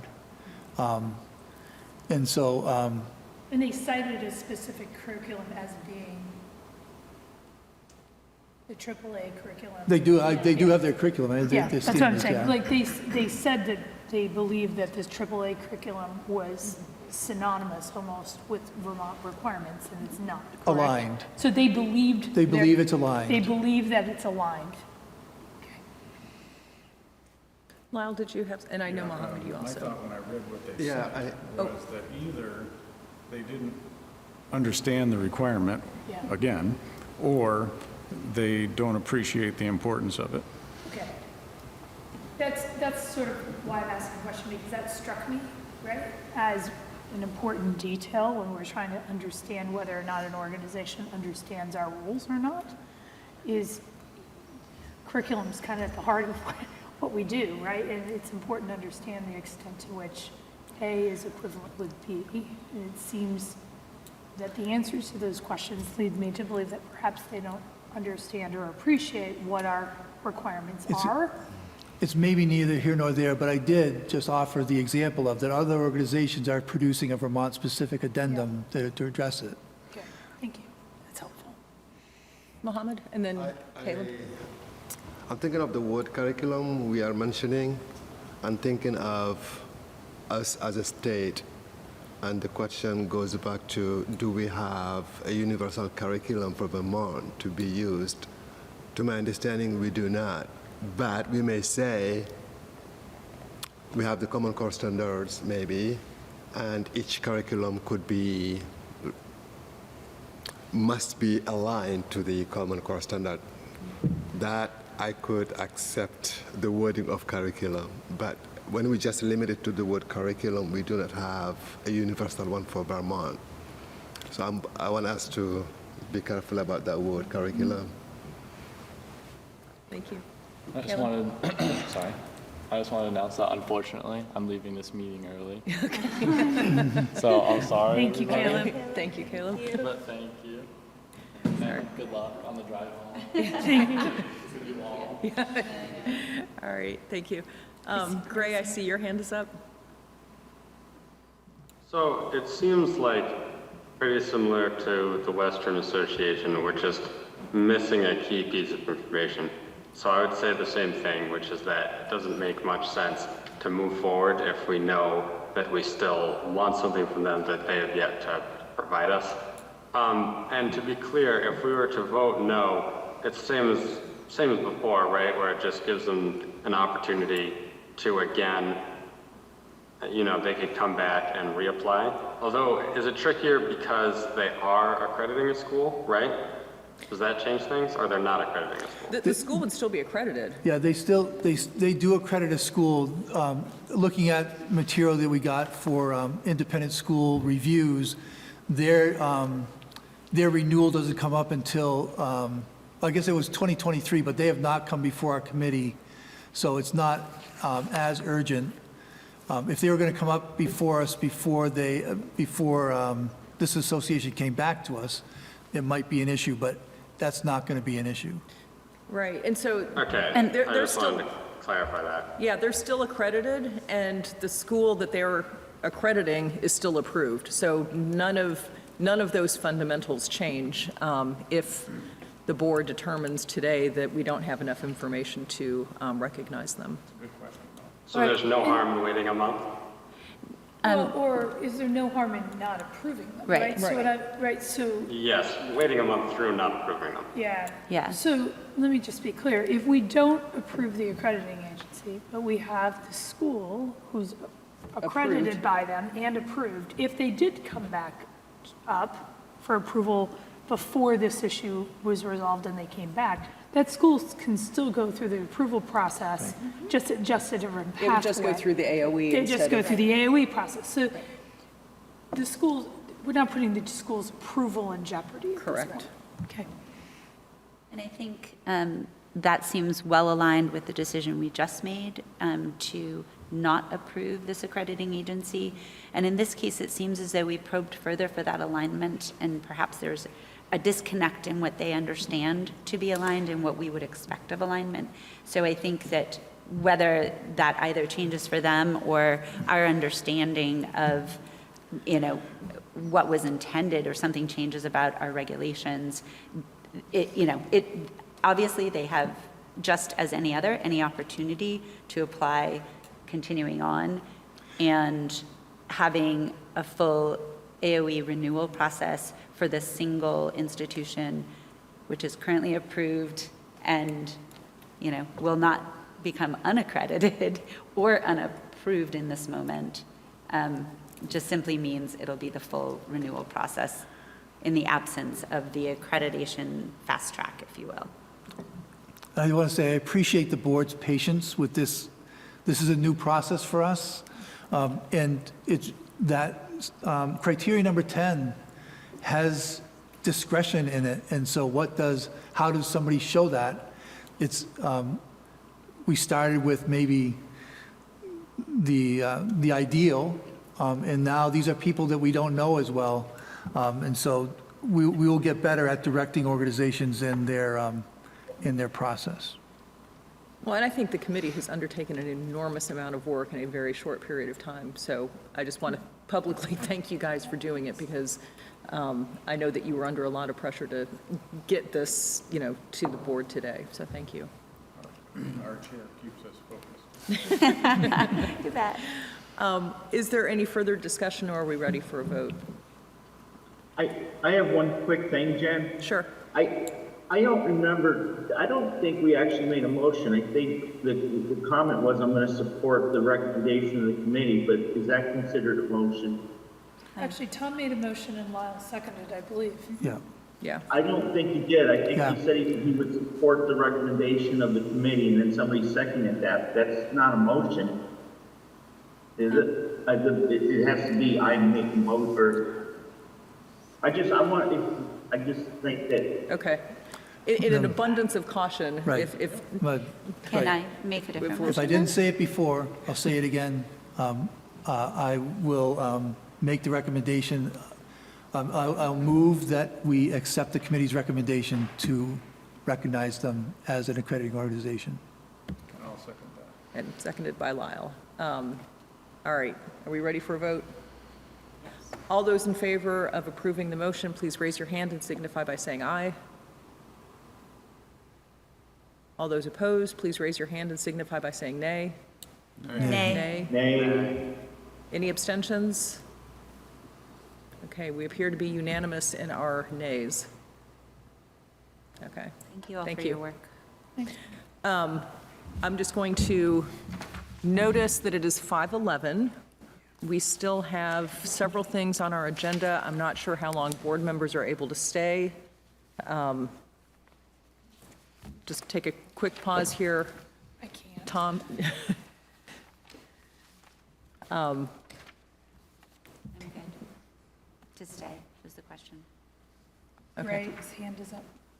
Gray? Yeah, in terms of how long I can stay, I can't stay much longer than 6 o'clock, like 6:20 at the latest. Okay. I might propose that we shift the order and do the discussion with the agency on technical assurance forms and take that up now, if board members are okay with that. Yeah. I'm not hearing any Does the disagreement. commission need anything in response, do you need anything other than to update us on the Commission for Public Education? No, so let me just say, the commission, there is a draft report that has been prepared. What I would like to do is circulate that to board members for review and comment back to me. Great. And then I will then communicate that back to the full commission. So I could go into more detail, but that's kind of the bottom Yeah. line of. And there were a lot of materials related to that item, like going back to minutes and things like that. So it'd be helpful if there's like something specific for us to react to that you want. I wasn't sure which of those things. Okay. So great, thank you. All right. All right. Okay, and maybe, Zoe, are you okay with us shifting the order, and depending on when we finish the technical assurance form discussion, we might just table your update, if that's okay with you. We'll see where we get. Okay. All right, so this will take us to item N, which is a discussion with the agency on technical assurance forms and broader independent school discussion. Thank you for the opportunity. I do want to just share, because we probably won't get to the Secretary's report, I would encourage you to read the new report that we released on the in Vermont, where we explain the funding system and compare it to other states. I think that will be useful as you're also looking at the draft report for the Commission as we're continuing to collaborate with the Commission on those strategies. So moving into our topic at hand, we have provided a number of responses to the questions from board members. We've provided those in writing, and we have also uploaded a number of supporting documents. As we reviewed the questions, just wanted to highlight that there seem to be 3 primary areas of questions and concerns for the board. So the 3 questions seem to be related to this special education and approved independent schools, non-discrimination protections, and the cost of approved independent schools. So I'd like to briefly just address these areas as we frame the discussion, and also highlight areas of continuous improvement. So with respect to special education, it's important to review the board's questions in the context of the federal law governing special education, which is the Individuals with Disability Education Act, or IDEA. IDEA, as we've talked about earlier today, places the responsibility on the LEA. And in Vermont, that means the supervisory union. So supervisory unions that have districts which tuition cannot delegate the responsibility of IDEA oversight to the independent schools. Instead, the supervisory union or district must rely on cooperation and participation from the approved independent school. The Rule 2200 outlines the minimum requirements for approved independent schools. It also acknowledges that there will be circumstances when the approved independent school is relieved of its responsibility to provide the service itself, and instead that the LEA will fill that gap with either its own employee or contracted services. So therefore, the successful implementation of the rules depend on coordination between the LEA and the independent school on a student-by-student basis. We continue to provide, as an agency, resources and assistance to the field related to ensuring quality services to students and building capacity in special education, teacher community, and the appropriate oversight of rule compliance. Related to protections against discrimination, it is important to acknowledge that Vermont's policy options are constrained in 2 primary ways. First, we have a historical tuition system that includes private entities that receive public education funds. Second, the United States Supreme Court has ruled that when private entities are included in public funding programs, the state may not exclude religious entities from participation in the program or infringe on those entities' First Amendment rights to practice their religion within the parameters of the program. So within these constraints, Rule Series 2200 outlines important methods of ensuring that any school approved to accept public tuition complies with Vermont non-discrimination laws. Approved independent schools must, as a condition of their approval, adopt and abide by non-discrimination statement. The agency does confirm the adoption of that statement in the approved independent school application. Independent schools approved for public tuition must also adopt other policies related in Rule 2229, which require a student must be accepted for enrollment without regard to a student's membership in a protected class, student's actual or suspected disability or socioeconomic status. So really, in other words, that enrollment process is blind. The agency does receive an upload of the school's adopted policy in the application. And we're also reviewing a model policy that was prepared by Vermont Independent Schools Association to help independent schools ensure that they are meeting these requirements. The third area of inquiry related to the cost at approved independent schools. And the cost of special education at approved independent schools are governed by two sets of rules. And they also depend on the school type. So thinking about the differences between a therapeutic school and an approved independent school. Private approved therapeutic schools serve students from tuition paying as well as the operating school districts. For these placements, the sending supervisory union will pay a tuition rate that may not exceed the rate approved by the agency under Rule 2232. But we did, in the backup documentation, provide the approved tuition rates for your review. We also note that some supervisory unions have started to explore opening their own therapeutic programs for resident students and non-resident students who may be placed by other supervisory unions, and that there's interest in collaborating to establish these programs. The agency views these potential programs as promising, both from a service delivery perspective and a cost perspective. Other approved independent schools are paid by school districts at the statutory tuition amount for each student, plus any excess cost of providing special education that are above and beyond the general education services. The agency does agree with concerns expressed by many of the supervisory unions that more guidance should be issued from the agency to inform the contracting process involved. And this work is in progress. And when completed, we do believe that will improve predictability, transparency, and accountability for both the supervisory union and the approved independent schools. And again, that is really in support of statute that dictates that the supervisory unions and the approved independent schools will enter into a written agreement that defines those services explicitly and the costs that will be charged. We also acknowledged, and we shared this with the board, that we did follow up to a state auditor follow-up. The agency did respond to the audit, which was entitled K-12 Schools, More Students Attending Vermont Approved Independent Schools and Fewer Attending Out-of-State Schools at Public Expense. In the response, we shared that the agency is currently experiencing a backlog of independent school approvals. This has resulted from a combination of factors, including pause in site reviews during the COVID-19 pandemic.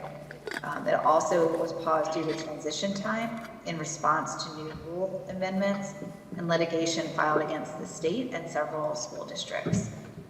In our response to the state auditor, we reiterated the plan that we have previously shared with the state board of how we are addressing that backlog. And we are really confident in our ability to deliver on that. We recognize that the backlog is concerning and frustrating, and we take ownership of the agency's part. We also need the state client to restart the process and allow the AOE to take time to get it right with the new rules. So we are acknowledging that we do have that backlog, and we're very committed to being able to address that. Over the last couple of months, I've designated or dedicated significant staff resources and time to reviewing where we are and making sure that we have a very comprehensive plan to address the backlog and that we are implementing that expeditiously.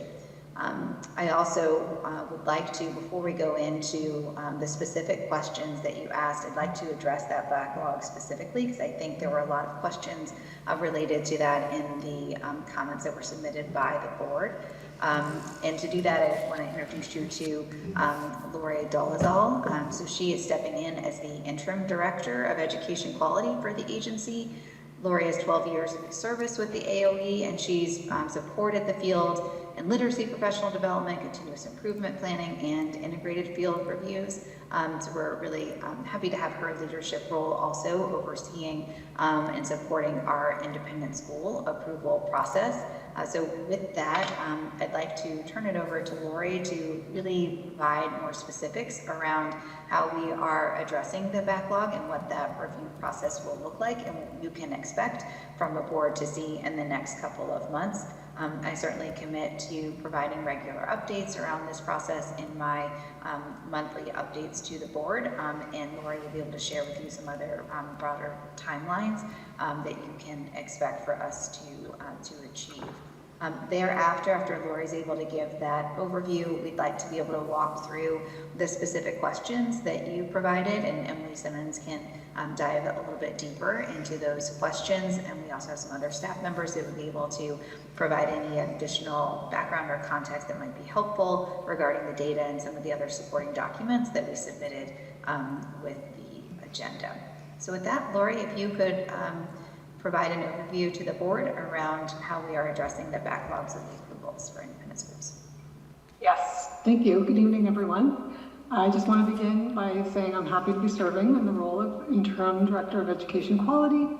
And I want to start by saying that in general, our division is really committed to ensuring quality, accountability, and coherence across all of our served schools in Vermont. And to address the backlog, as you heard Secretary Saunders mention, the root cause is really multifactorial. But we are well positioned and committed to resolve this backlog, and we have a well-defined process in place for the reviews. We have the expertise of the independent schools team, and as Secretary Saunders mentioned, we've invested staff capacity, including an internal leadership team, to really support that process. And so we're confident that once the application is finalized, we can resolve the backlog swiftly. In terms of the timeline for reviews, our goal is to restart that normal cycle of reviews for the 63 schools that had renewal dates come up since COVID. So all of those schools will be required to submit the standard application, and we'll handle approvals according to the category of school in the following way. So the 13 Category 1 schools have already received an on-site visit, and some of those reports have been drafted already. These schools will not receive a site visit unless some concerns come up in the desk review that can't be rectified by way of technical assistance. And you can anticipate that those Category 1 schools will be submitted to the subcommittee between April and May of 2025. The Category 3 schools are the accredited schools, and they will receive a desk review. Again, they won't receive a site review unless concerns come up in that desk review that can't be rectified with technical assistance. And we anticipate those Category 3 schools will be coming your way in April and May of 2025 as well. Finally, the 27 Category 2 schools will receive an on-site visit, and we anticipate those schools to begin to be submitted to the State Board Subcommittee in June of 2025. So that details the process of our site review. As I mentioned, we're really committed to this process, and I'm confident in speaking with our internal leadership team and the independent schools team that we can get back on track and swiftly move through these and get the backlog resolved as quickly as possible. And I think with that, I'll hand it over to Emily Simmons to speak more about the questions. May I just ask a question about sort of these three categories of schools that are going to, come before the board?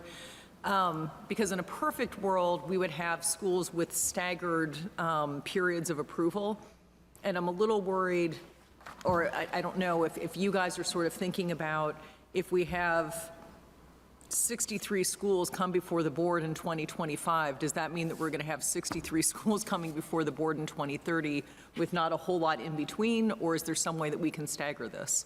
And I realize I'm using 5 years as sort of a shorthand and that not all approvals are for that period of time, but in general, you know, I guess I would love to sort of modulate our pace with this, understanding that there's a backlog that we need to get through. I'm just kind of thinking for the future now.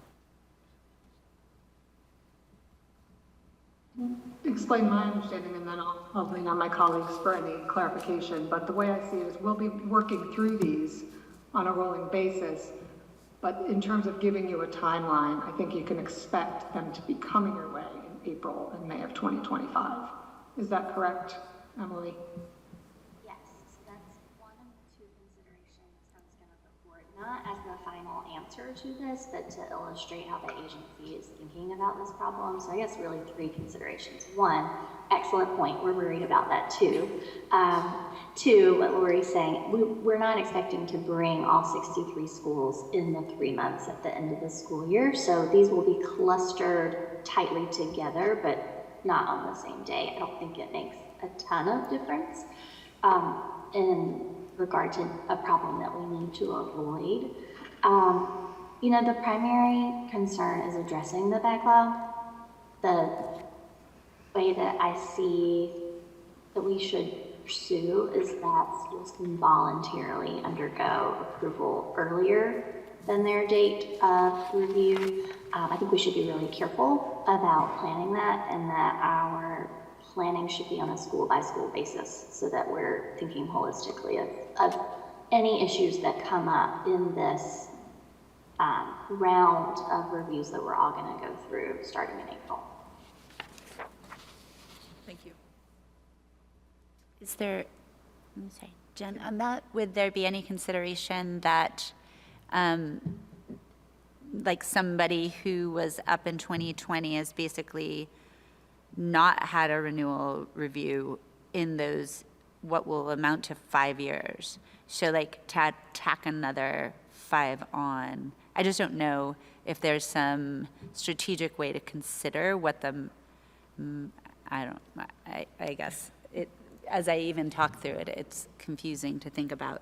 But I hope we should never find ourselves in this place again, because accountability is sorely lacking. And I think I do have questions about why there isn't a new application yet when what we've known about the revisions to 2200 have been, you know, the first round related to 173 was way back effective, like they were done in 2022.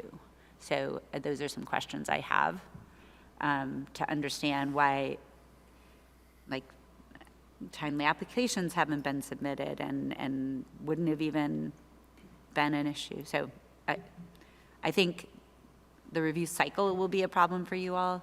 And I also think the process leading up to this backlog is not just COVID related, and I think is worthy of, you know, a full consideration of what's gone on so that it doesn't happen again, and have these schools even submitted to the old app, because those up until 2022 could have been using the old app, and I don't know that they all did. So accountability is, I think, paramount. You guys can go on. I think what I'm hearing in your comment and what I want to acknowledge is that there's frustration that we're in a place where we have a backlog. And so, you know, our team is very committed to addressing that. And this is the plan that we've put forward to achieve that goal.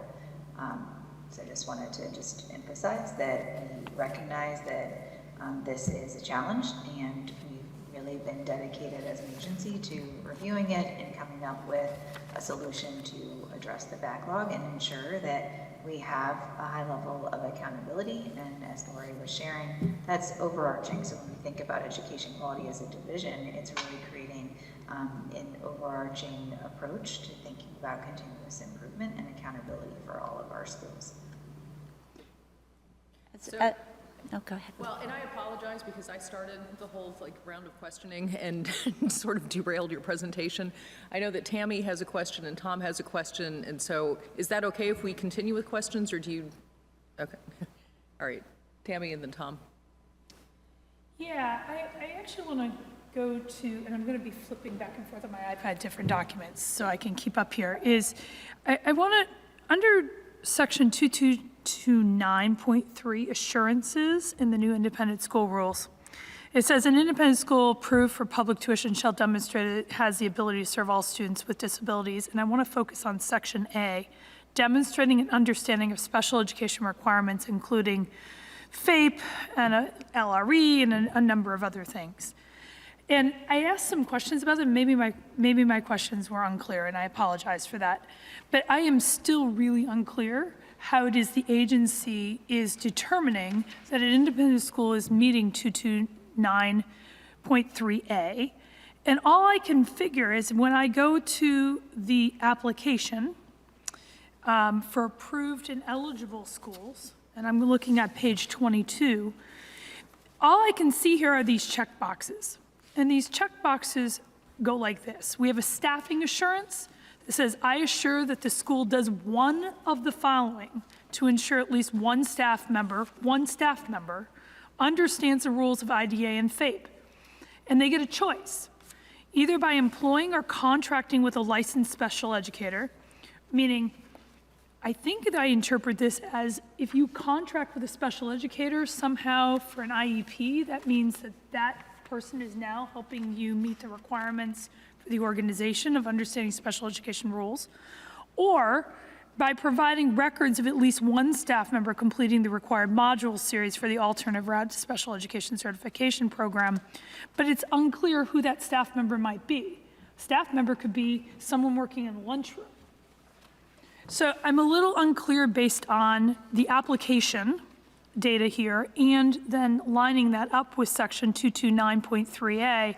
How is the agency meeting the requirements of the rule to determine that one of these independent schools that we're approving for public tuition actually has the capacity and understanding of IDA and the rules that come along with implementing special education? Yeah, thanks, Tammy. That is really clear, and I think perhaps the document we prepared doesn't answer the question in this order, so just, I'm glad we're getting this opportunity. So the 2229.2 and 2229.3 requirements have different sections of the application, but I'm going to acknowledge that the content that those rules are seeking to ensure are going to probably overlap in the real world, right? But I'm going to keep my answer to the application because that's what you asked. We have a section that is labeled compliance for 2229.3. On the application, it asks the school to affirm understanding of those rule elements. And then this is an element, an area of the application that needs to be tested through the AOE conducting those employee interviews that we mentioned in our prepared questions and other elements of the site reviews. So the assurance up front in the application and then the follow-up with the deeper dive at the site review together is the mechanism for 2229.3. So then that means that this section that precedes that is not trying to meet the is not trying to address 2229.3A, but instead is trying to meet the requirements of 2229.3C. Is that what that is? I'm unclear what it is that this section here is doing then. So 2229.2 relates to the questions about choose the appropriate option. One is employing or contracting with a licensed special educator, or two is providing records of at least one staff member completing the module. Okay, So if I go to 2229.2 staffing, Emily, and I read the end of the second session, it says employing or contracting with staff who have the required licensure to provide special education services. And then I go to your application over here that says, that gives them the option of saying either they employ or contract with a licensed special education, or they have a staff member who completes this module. That leads me to have a lot of confusion about exactly who it is that you're saying is going to meet the test of who is going to provide special education services. Because I don't understand what purpose this module is serving then, right? Because if this is 2229.2, the language of the rule is very clear. It has to be the only option here is the first one, employing or contracting with a licensed special educator. There is no room for a module here. Yeah. There's no That room was for the actually module. my question. There's no room for a module. If this section is addressing 22.29.2, which is what you say it is, then what purpose is the module serving? So if we can zoom in and focus really tightly on this phrasing, let me find it.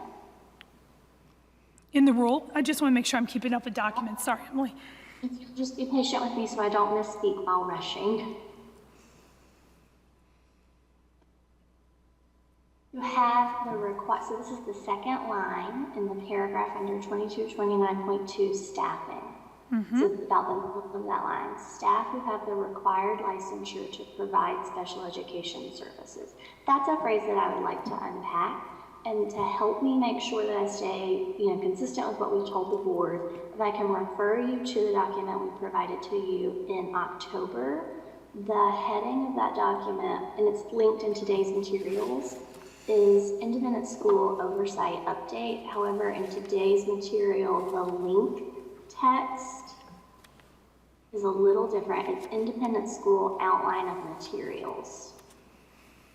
And again, this is not something that was prepared for today. This was prepared for giving you a body of information to respond to, right? That's how we got to your questions today. I don't have that in front of me, so it's hard for me to follow. Can we just go back to the rule? I think that's what's most helpful here. So can you just go back and help me? What section of the rule are you referring to? 2229.2. Okay, which sentence? The link about the first sentence, the end of the first sentence. Employing or contracting with staff who have the required licensure to provide special education services. They must demonstrate the ability that they can do that. Yes, so that phrase on its own might seem to some readers to require a special education license. But we all know in the context of providing special education that not every IEP service is designated and required in the text of the IEP to also be provided by a licensed special educator, right? Any number of professionals in our schools contribute to the services that might appear on a student services page. Yeah, I mean, that's what required licensure to provide special education service. It doesn't say you have to be a licensed special educator here. That's correct. I'm still unclear what the module does, though. So that goes to a person, let me go to our questions. That goes to a person who has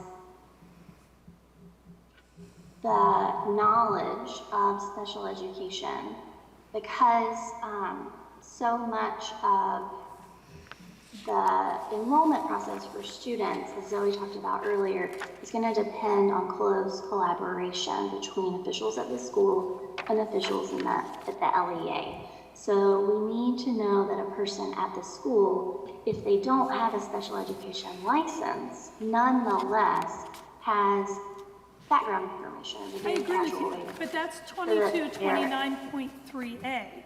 This sentence is employing or contracting with staff who have the required licensure to provide special education services. The module does not qualify someone to provide special education services. I could believe that somebody on staff at the independent school might complete the module so they understood what FAPE was and IDA and things along those lines.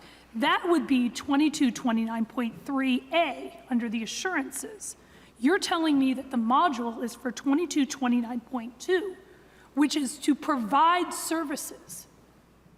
That module does not qualify someone to provide services. I read it as by employing or contracting with They staff. can do, that's right, and then if So you that's go to only the one applicant, but box, that's though. Right. one of the boxes. I So understand. like, but- that should have been the first hurdle, and then if there's an expectation that somebody who is there on campus, if you're contracting, somebody who's on campus is also taking the module, that's a second step. But the first step and that first sentence is a full stop sentence. Right, but I And mean, there's an or And on the Emily, form. wait. Emily, if you could help me, because I understood the module to give the person at a school the knowledge to be able to contract with staff who have the required licensure. But maybe I'm misunderstanding that as well. That So a would be school an either and, needs to not an or, employ though. staff who have the required Then licensure. that would have to be an and. Or they need to contract with staff who have the required licensure. But that's not what the application says, Jennifer. There's an and, there's an or We've been here. talking about this since the spring. Employing or contracting with a licensed special educator or providing records of at least one staff member completing the required module series for the alternative. So there are two problems with this.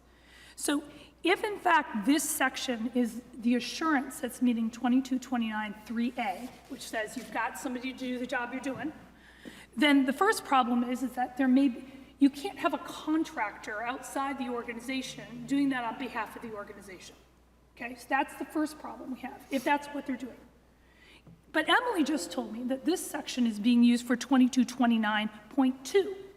2229.2 is about providing special education services, not understanding on the behalf of the organization. So either this section's about 2229.2, which is providing the assurances that they have the ability to employ or contract with a licensed special educator, which is option number one, or this section is about 2229.3A, where they're providing assurances that they can meet, that they have someone on staff that can do the things that you just did. But if that's the case, then I would say they can't have a special education as a contractor doing that work, because that's sort of the purpose of having somebody in-house that understands these things. So it can't be both ways. This is problematic.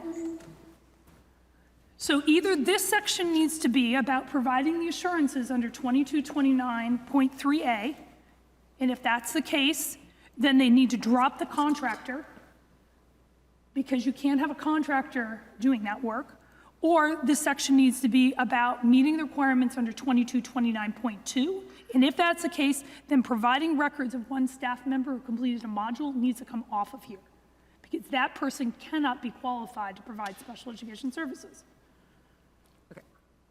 Our problem with that approach would be that the word contracting is in your rule. So we won't do that without a rule revision, right? Like they are allowed to use contracted services to They're satisfy- allowed to use contractor services to provide special education services. There is nothing in the rule that says, if you go to 2229.3A, Emily, there's nothing in that part of the rule that says that a contractor is, you can delegate responsibility to a contractor, right, for the organization to know and understand FAPE, LRE, and special education law and rules. There's nothing in 2229.3A that says that. So we got to figure out, like, what is this section doing? And I think I can tell you.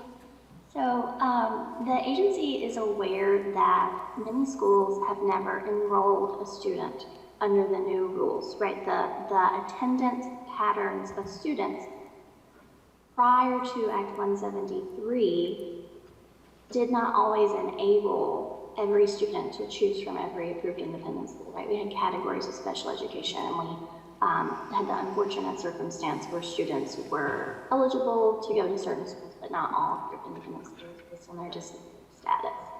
So the agency, we were imagining that there might be no existing need at a hypothetical independent school to employ or contract with a special educator for particular student services, right? That student has not yet enrolled, that triggers the provision of a particular student's services.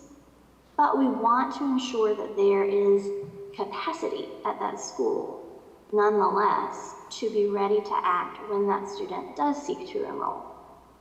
So one of the functions of someone who has completed that background information, it does not give them any separate qualification, but it provides a common sense check that the school will have awareness of the rules, will have someone who says, I know what to do when that student does seek to enroll.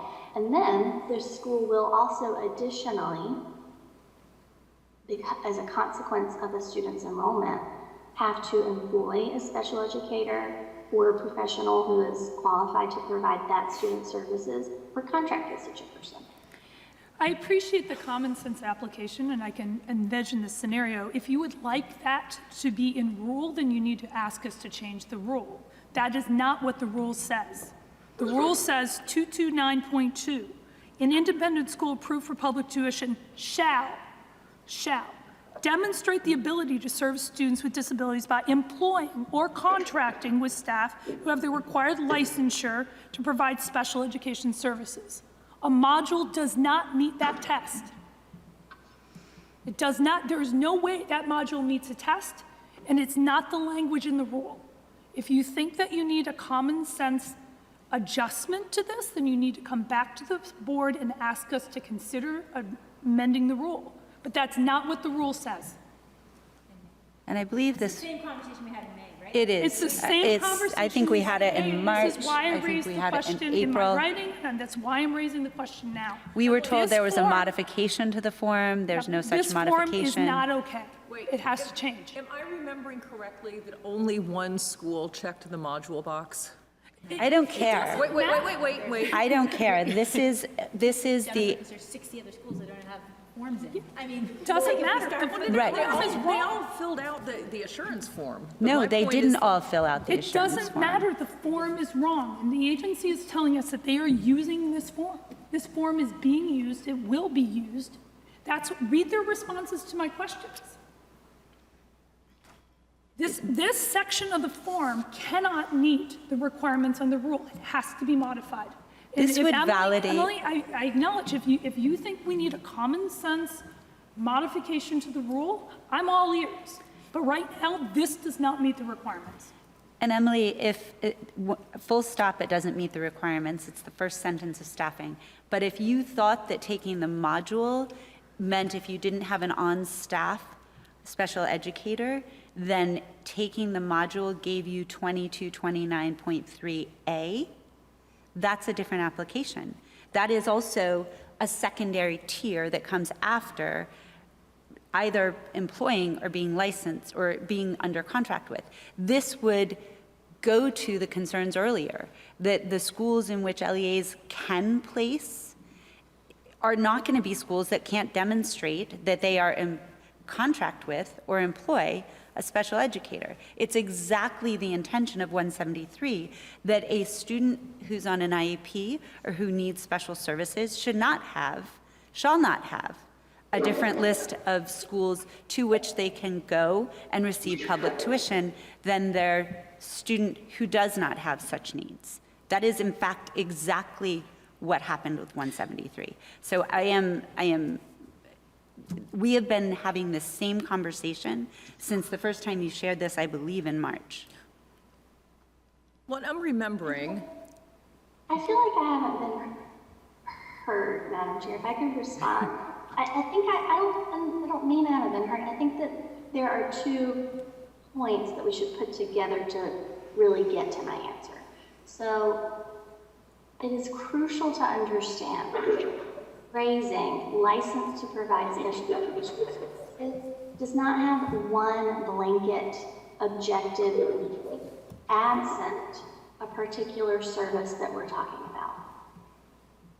Is that That's why I was reading this. License to provide special education services would apply to a licensed special educator, a licensed OT, a licensed PT. Emily was talking. Emily. For example, a reading specialist in some situations is the licensed professional who is licensed to provide a special education service, right? So taking this in the abstract, and maybe this is at the bottom of our misunderstanding all of these months, I don't know. Absent talking about what is the service that is being provided, I can't tell you that is required. But that's not what the form says. The form says employing or contracting with a licensed special educator. So by definition in the form, you've already constrained the definition in a way that the rule does not constrain you. Not when combined with the next sentence and the option of the module. But it can't be that the module meets the standard of 2229.2. It doesn't. And that is a full stop, because the ability to continue to receive public tuition presumes that you are able to serve any student who may wish to apply and then receive that public tuition. So am I remembering that I think, and I'm going back to May, my memory is dim, but you wouldn't have someone on staff if you didn't have a child currently at the school with a particular special need, and you wouldn't have a contract with the LEA if you didn't have a child in the school with a special need. So a school who currently doesn't have a child with a particular special need is neither employing nor contracting, but yet we would want them to be able to recognize when a child with special needs walks in the door and who needs to be contacted to ensure that that child is receiving appropriate services. So I agree with you. That's 2229.3. We asked for those assurances there under Section A. Under Section 2229.2, it is not ambivalent. I mean, this is very clear. Shall demonstrate the ability to serve students with disabilities by employing or contracting with staff who have the required licensure to provide special education services. And to Emily's point, that could be a reading specialist. That could be a licensed special educator. That could be an OT-PT. But when you go over to this application over here, this application says employer contracting with a licensed special educator, which is even a more narrow construction on what the rule says, or they can have someone who completes this module. Those things are not equivalent with 2229.2. They're not. So if this section, if the module is there to meet the requirements of 2223A, that's a different question, right? If that's what this section is about, if that's the case, then they can't say that you're going to have a contractor meet those requirements, which is the first option under the order. That has to come out. And if as that's a what they're doing reminder, with this section. And Tom and Jennifer, you may remember, we actually clarified that language in the most recent round of the rules. So This section does the not- last round of rules did not explicitly say that in the first sentence. I didn't This think we round of touched rules- 2229. We did. Take a look. I don't know if you did or didn't. I It just read know what it before, an says. approved independent school is not required to demonstrate that it has the resources to serve every category of special ed as defined under board rules in order to be approved or retain its approval to receive public funding for general tuition. Therapeutic schools have the capacity to serve the needs of those they are designed to serve. And that was the first paragraph under 2229.2.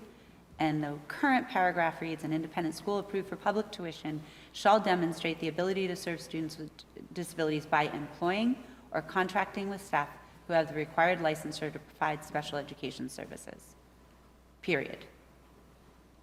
And then it goes on to say it's not required to demonstrate that it has the resources to provide every type of special ed service in order to be approved or retain its approval to receive public tuition.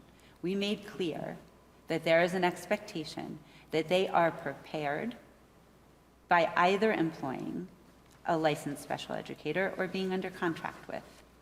But I think, Emily, and again, correct me if I'm wrong, a school wouldn't have a contract if it didn't have a need for the contract. Then it needs to have someone, then according Then to it the has rule, then a it has to have retainer. somebody So, there. so then let me ask Emily, I mean, like, is this an academic problem or is this a practical problem? Like, as you are, well, but as you're reviewing. It is not, though. It's in our Wait, rules. I'm just asking Emily, like, as a practical issue, are you seeing schools that, you know, only have someone who's taken a module and are neither contracting with nor employing someone with special education services? I mean, What we are seeing is that LEAs can't feel confident expecting that they have the same slate of independent schools available to their students who need additional services and those who don't.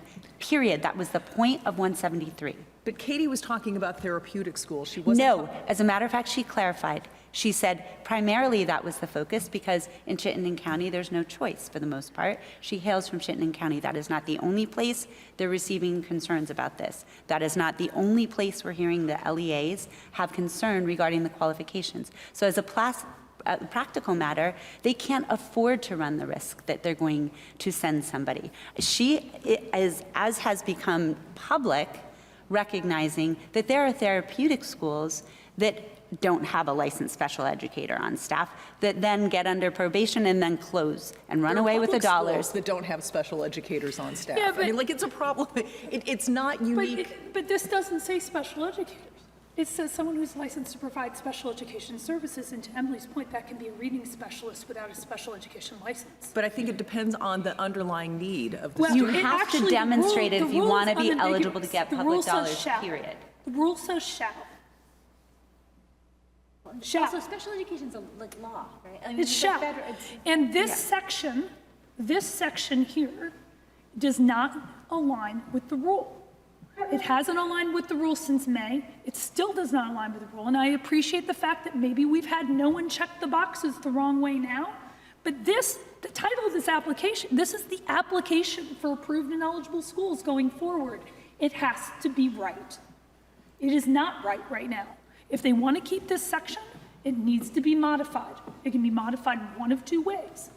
One, we can take out the contracting under the first option and say you can employ a licensed special educator, or you can have somebody take this module. You cannot delegate that out to a contractor, because then who's supervising your contractors? Or they've got to take out the second part of the module. This does not meet the requirements under 2229.2, and if they're using it for 2229.3a, which Emily said they're not, then it needs to be changed to comply with 22.293a, and the title of this needs to change.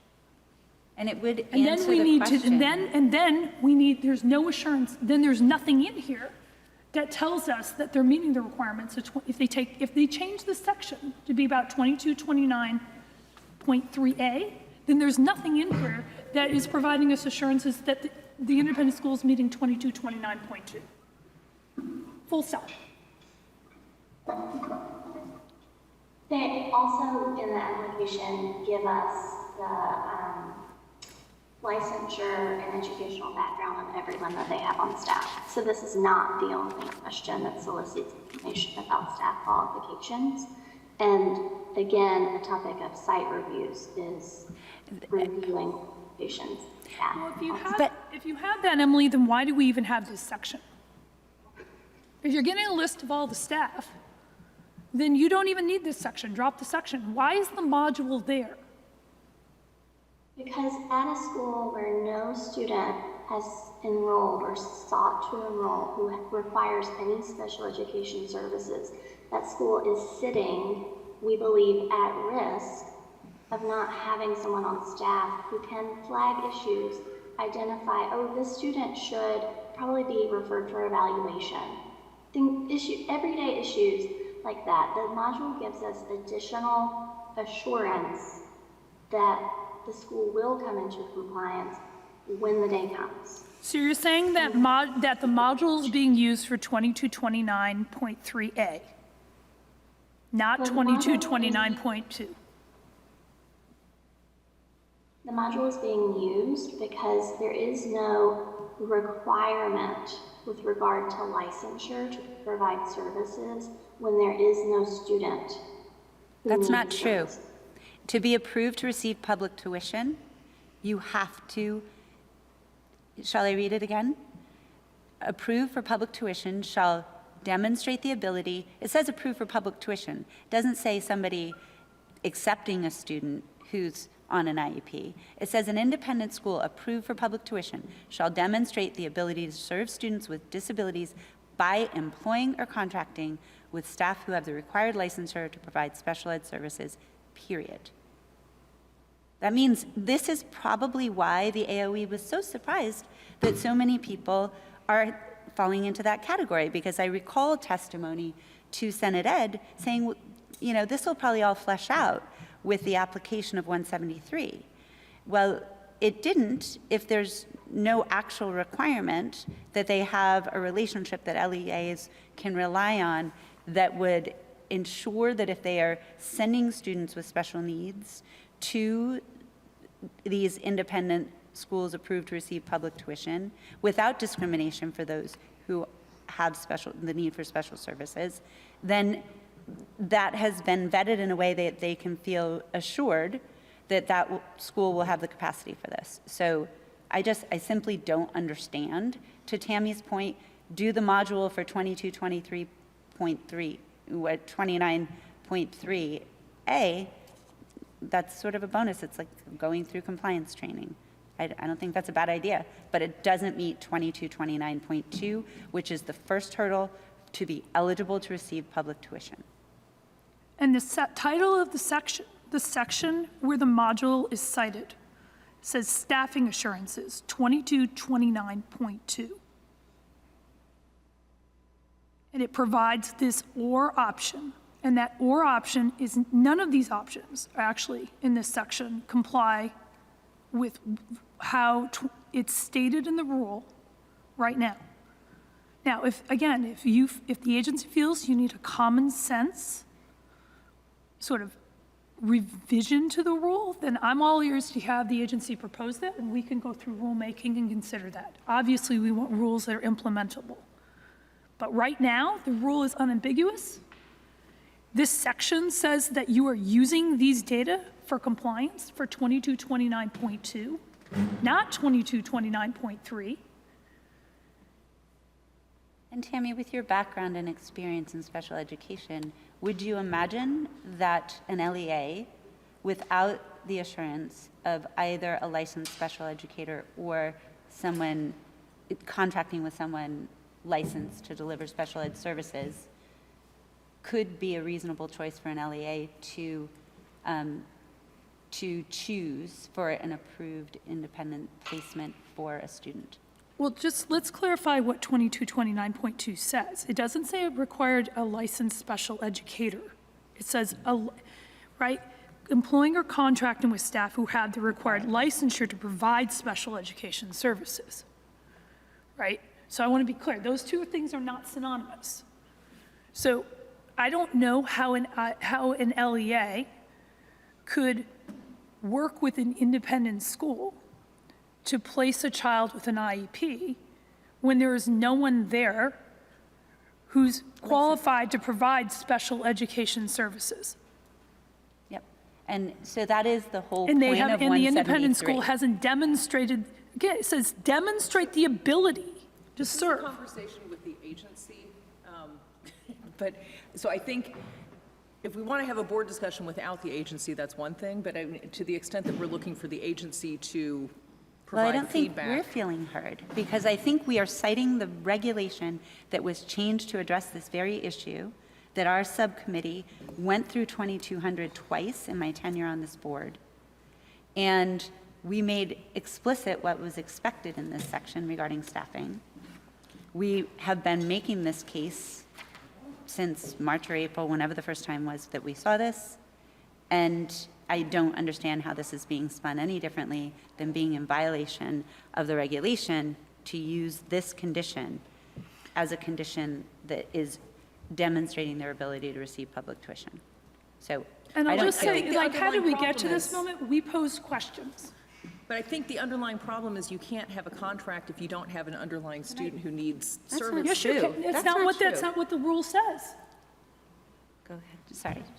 That's what we heard in May. So I feel like I'm saying the same things I said in May.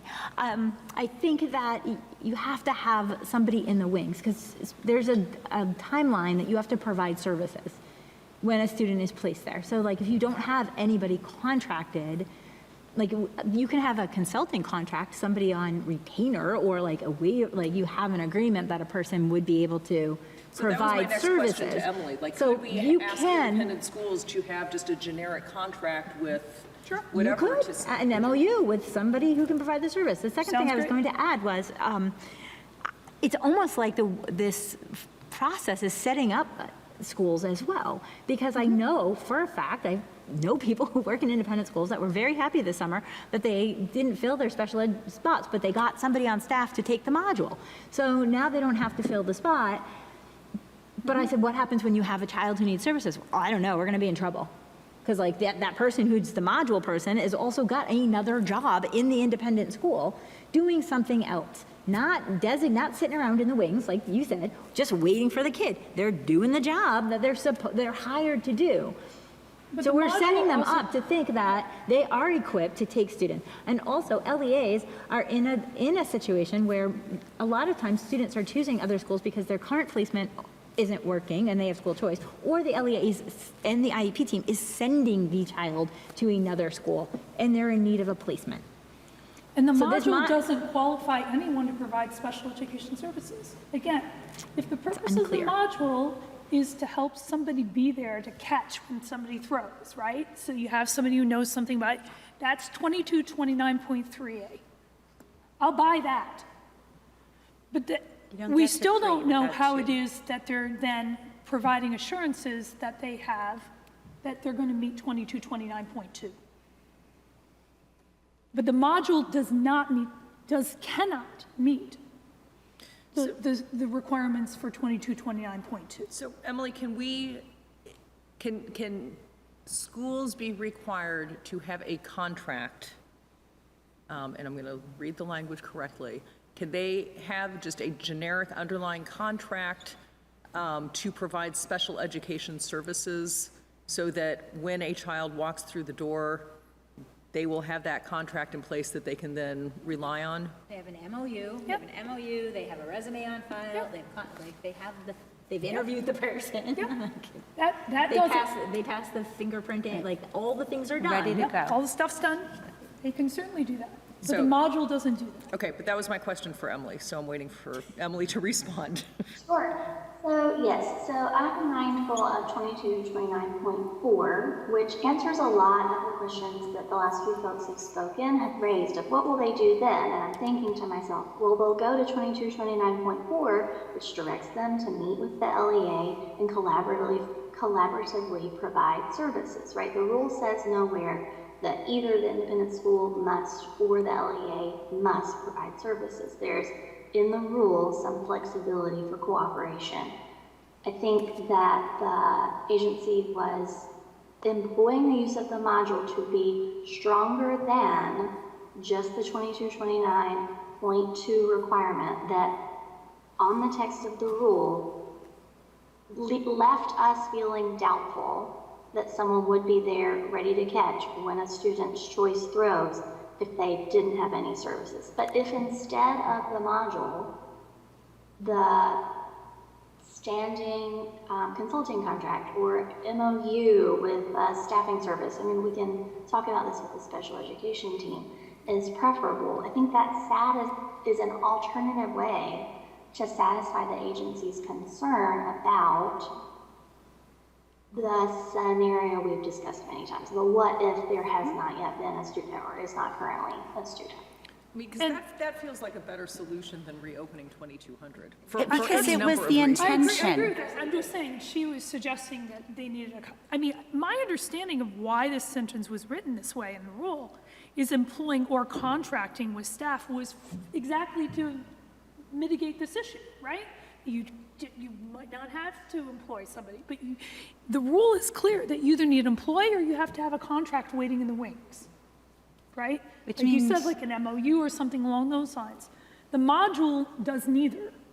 You can't get a substitute teacher up in a short period of time with fingerprinting and other things. Not, a substitute teacher doesn't do this, but I'm just saying, literally, the minimum standards for even substituting require a whole bunch of module training and getting your fingerprint, and it takes time. And in this case, where we're suggesting that to be eligible to receive public tuition as an approved independent school in the state of Vermont, you can't be in a position where you can't serve all students. That was the point of 173. It's been around a really long time, and the delay in implementation of these rules as it applied to independent schools got pushed a couple of times. And so, you know, the July 1, 2023 wasn't a surprise to anybody. And this condition is also known. So it would ensure that if LEAs are considering placement for, let's say, students not therapeutic schools, but students in any schools regarding any tuition request, is not going to be discriminating against students who in need of special services. Okay, so let me just. And that was the intention of this 173 and these rules. So let me see if I can maybe suggest, because Emily has all of the underlying information for every school that filled this out, including staffing and licensures, correct, Emily? So maybe the first step is to look at every school that submitted a technical assurance form and see of those schools, who has someone on staff. We don't have to worry about those schools, right? Then, who has a, contract with someone to provide these services? We don't need to worry about them either.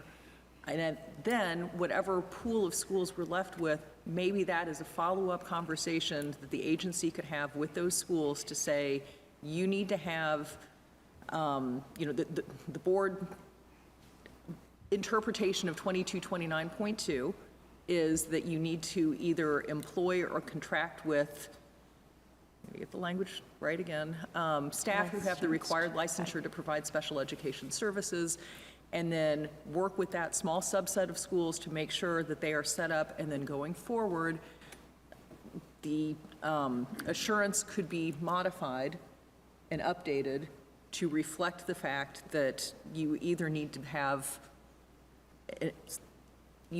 employ or contract with staff. So I think that that's takes my care of the, I agree with you. But that means that this section of the application has to go away. Eliminating the module, Yeah, taking that right out. taking it right out. Move it down to 2229.3 if you I want to be want. careful about that. I think the module could be used for 2229.3A, which is demonstrating that that somebody on staff had knowledge of FAPE and LRE. I just do not want the module to meet the requirement, to be used to meet the requirements 2229.2, which said they either have someone on staff or they're contracting with someone who can provide services.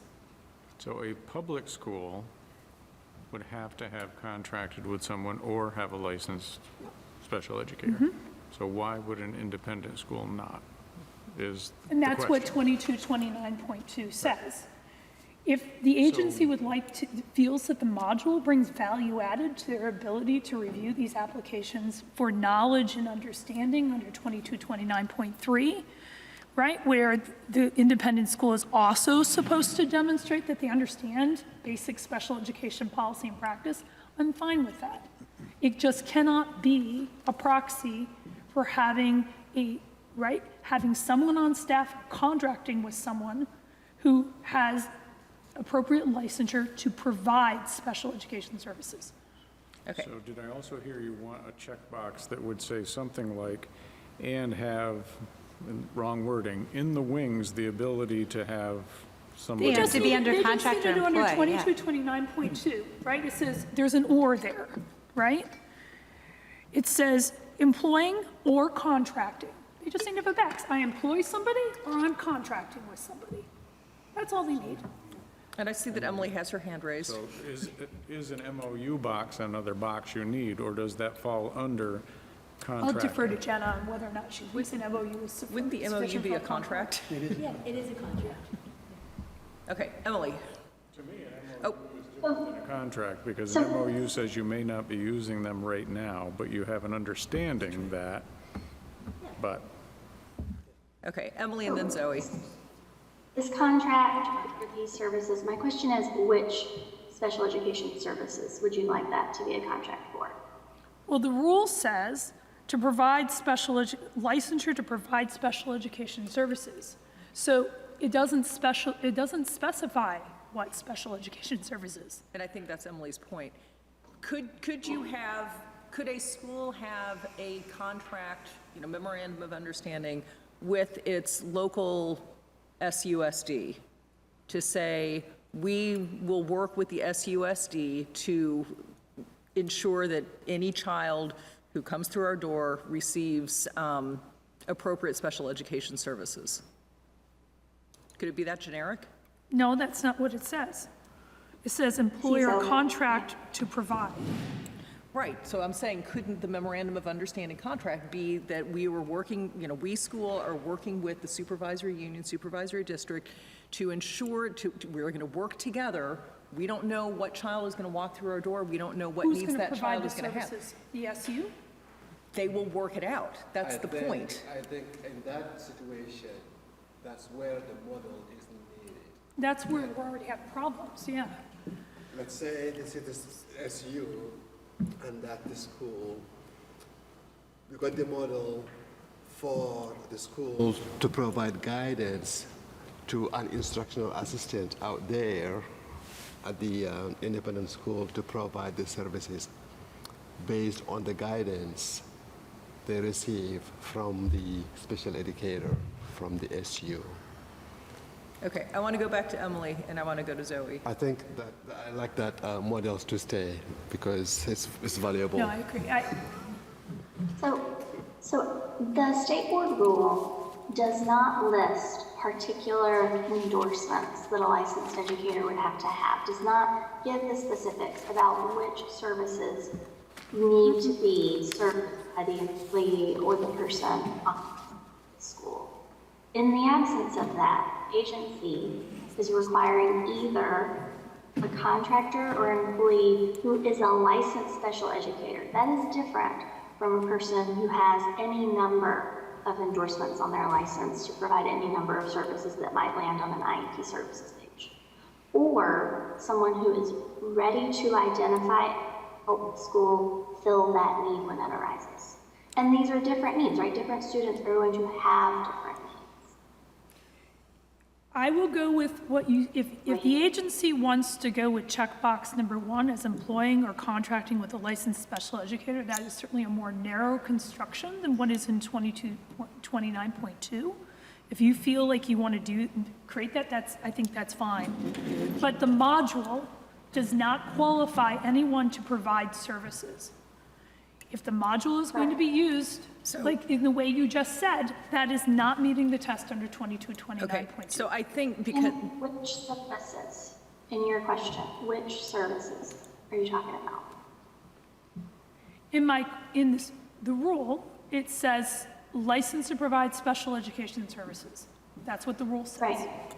So the module doesn't qualify anyone to provide special education services. Nope. When a student is presented with a need, then the school has a separate requirement to provide the services through employee or contract, or to work with the student's LEA to ensure the provision of services. That's Rule 2229.4.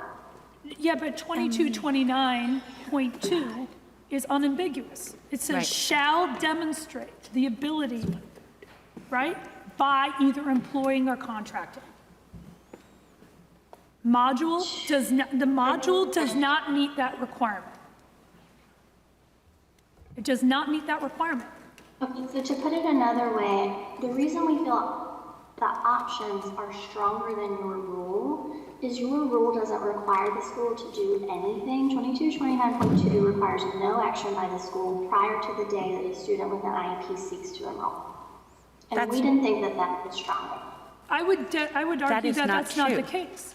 2229.2, as a condition of being approved for public tuition, says that the school has to employ or contract with someone who can provide services.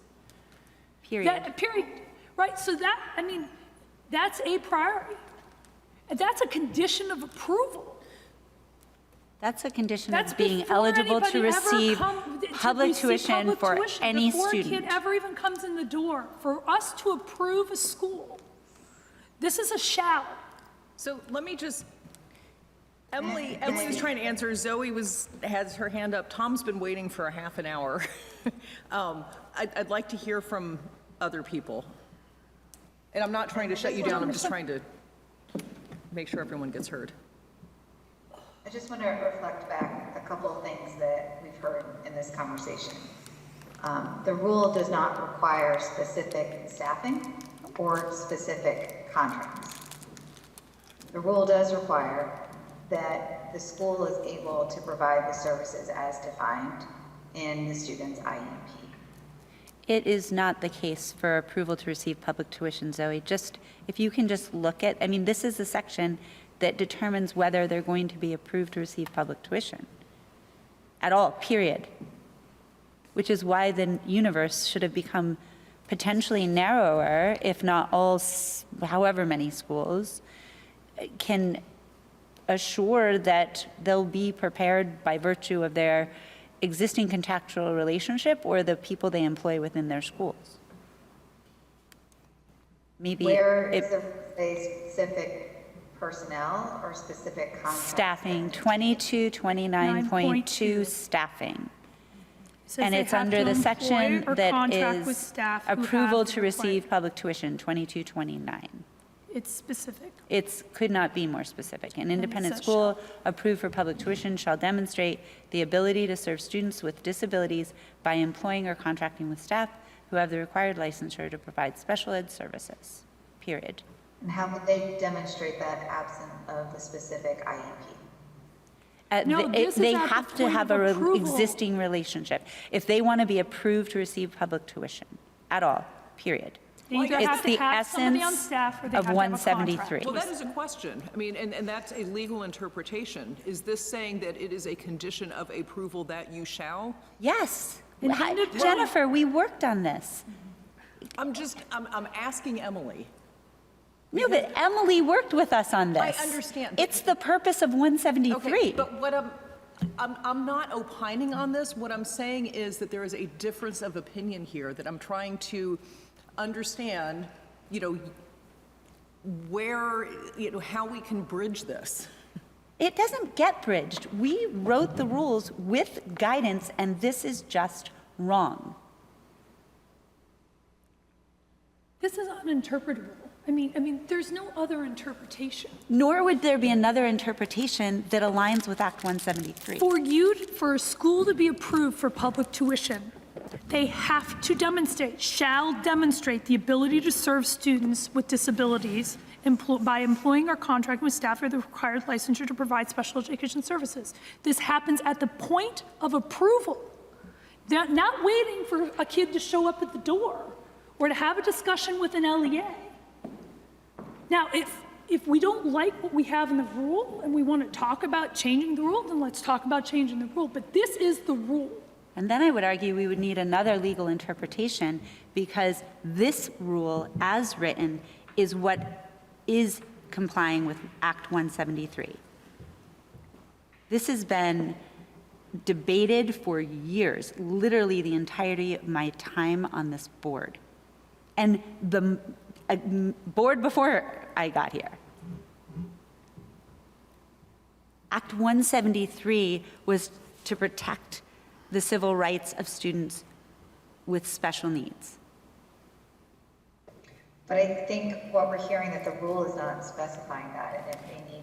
It is clear about specifying. The rule Zoe, is it couldn't be specifying, more clear what's required for staffing to demonstrate that. They either need to employ someone or they have to have a contract with an organization, contract or MOU with an organization and be ready. That's what the rule says. There is Not no clear. one. What specific endorsements do they need in their staffing? It said required licensure to provide special education services. So There will if be a range of special education services. could be a So range of what special is- education services, that's right. It could So be a what reading does that have specialist. to translate into literally, right, for what the requirements are for staffing and their endorsements? And if they don't have that, which specific services do they need to contract? A generalist, a special educator, somebody who is licensed to literally deliver special education services, even if they are a subset of those services. This check a box, because you took a module, is less rigorous than what would be required to, again, be a substitute teacher. So I'm just going to retract my prior comment. The modular, I think everyone's clear, the modular is not authorizing them to be able, it's not giving them licensure to deliver special education services. It's ensuring that there is someone in the school that has knowledge. But that's not what the application says. Then the application needs to change. So, yeah, I'm going to retract what I said because I'm reading through 2229 and, refreshing my memory here. It does seem like we need to change the assurance form to say, either you're employing or you're contracting with staff. I think the module needs to get shifted down to 2229.3. And I think in the meantime, it probably makes sense to go back and look at the schools that actually, have someone on staff. I don't think we're concerned about them, right? Because they've satisfied that. And then what's left? Yeah, just for equal treatment, we should keep a record of who's got people on staff, who has a contract, and then, yes, we need to follow up with those who don't. And prospectively, we need to change the form. And rather than having who that person is be in a different place, I think there's a section on here where they're saying who the head of school is and you put their name. So where you're checking, you either employ, check, and who's that person, or you contract with, check, and who's that who you're contracting with. It's straightforward. We've really been having this conversation, and this is where our frustration lies. We have been having this conversation since we saw it the first time in, I don't know if it was March or April or May of this past year. And so thank you, Jennifer, for looking closely, because I know we worked very closely on this for very many, frankly, years with the 2 iterations. And thank you for recognizing that. Tom, I'm going to go to you before anyone else, because I'll just make an observation that there's a dearth of special educators in the state, and that in a practical matter, the way that they're going to contract with people is going to be through the LEA or the special educators in their district. But I have a question on a whole different issue. Is that okay? Mm-hmm. Okay. So Category 2 schools will receive a visit, and some of them are NEASC accredited, and I'm assuming that's because they offer special education and need a visit from somebody from the special education team. Is that correct? I think this is for Lori. She's here. I'm here. I would need to check in with my staff on that. I'm still learning about the process, so I would have to get back to you on that. And then that, Hi, this is Pat. Oh, Sorry to interrupt, but okay. Tom, you are 100% correct. Okay. Those accredited schools that serve special ed and have special ed programs will get an on-site. Okay. And so the accreditation visit will preclude the general ed staff from having to go on that site visit. Is that right? That is correct. Okay. And I'm just, on a practical matter, on a good day, back in the old days before we made the changes to 2,200 and the additional requirements, it took us about 20 minutes per school in my committee. With 63 schools, if we were going to meet once a month, that's 10 months worth of time that's going to go by. If we meet twice a month, that's 5 months, which would get us from April to September. And I'm wondering if that's a problem as far as getting through the school approval process, or what the agency's expectation is that we will, how quickly will you be bringing these forward?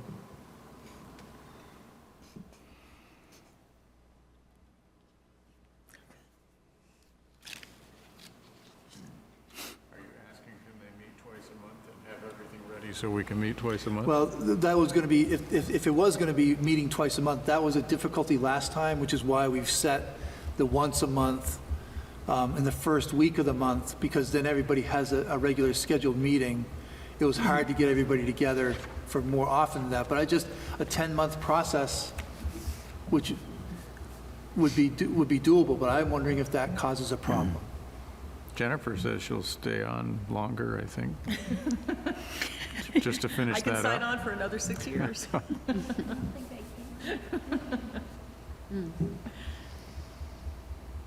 I mean, we are bound by human capacity, right? I mean, like, sort of the story of life, you know, at the agency, at the board.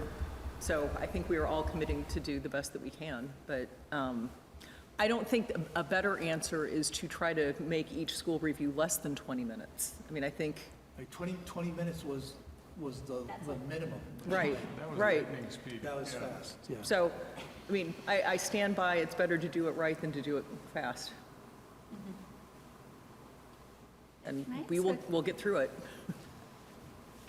I have a clarification on Tom's question. So the NACI accredited getting a site visit because they're delivering special ed services, don't they all That was have going to be to- my next So, question.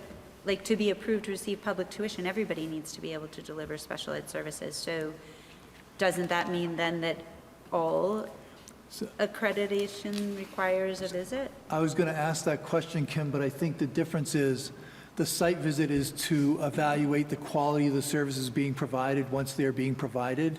It's not to evaluate the capacity of the school. Does that change by the virtue of the change in So the it would be, rules? so for example, it'd be pretty easy to say, I have a contract with this LEA to provide services. I don't have any kids right now, but I have this contract.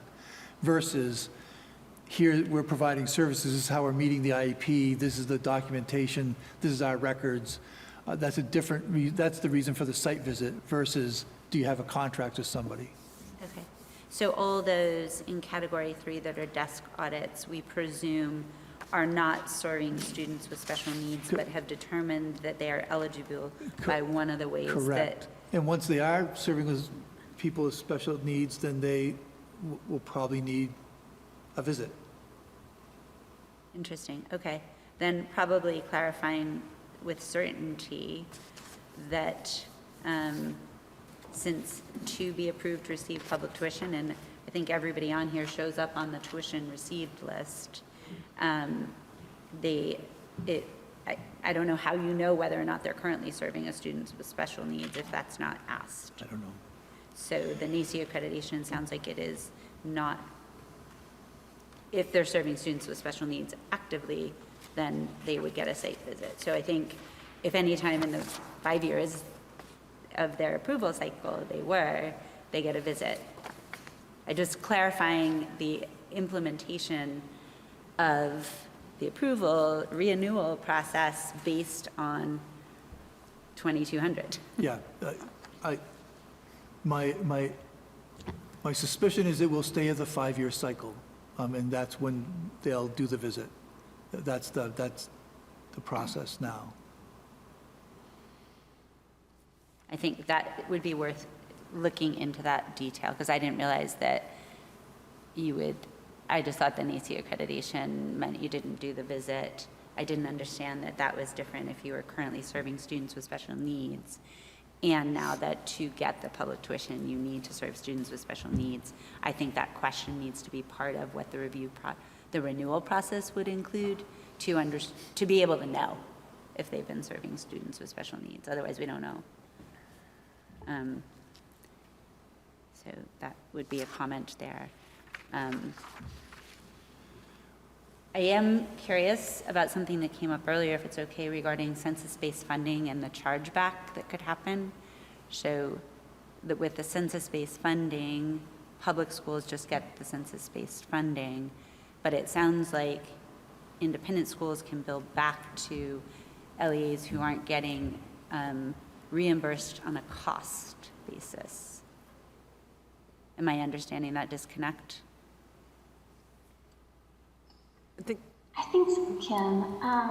So in statute, not in your rule, and this was retained, it was reviewed, I think, and retained in Act 173, is the excess cost construct for general education independent schools, right? So we have the base tuition, which also I would note needs to cover the vast majority of 504 accommodations, because that's the general education environment and they accommodate students in the general education environment.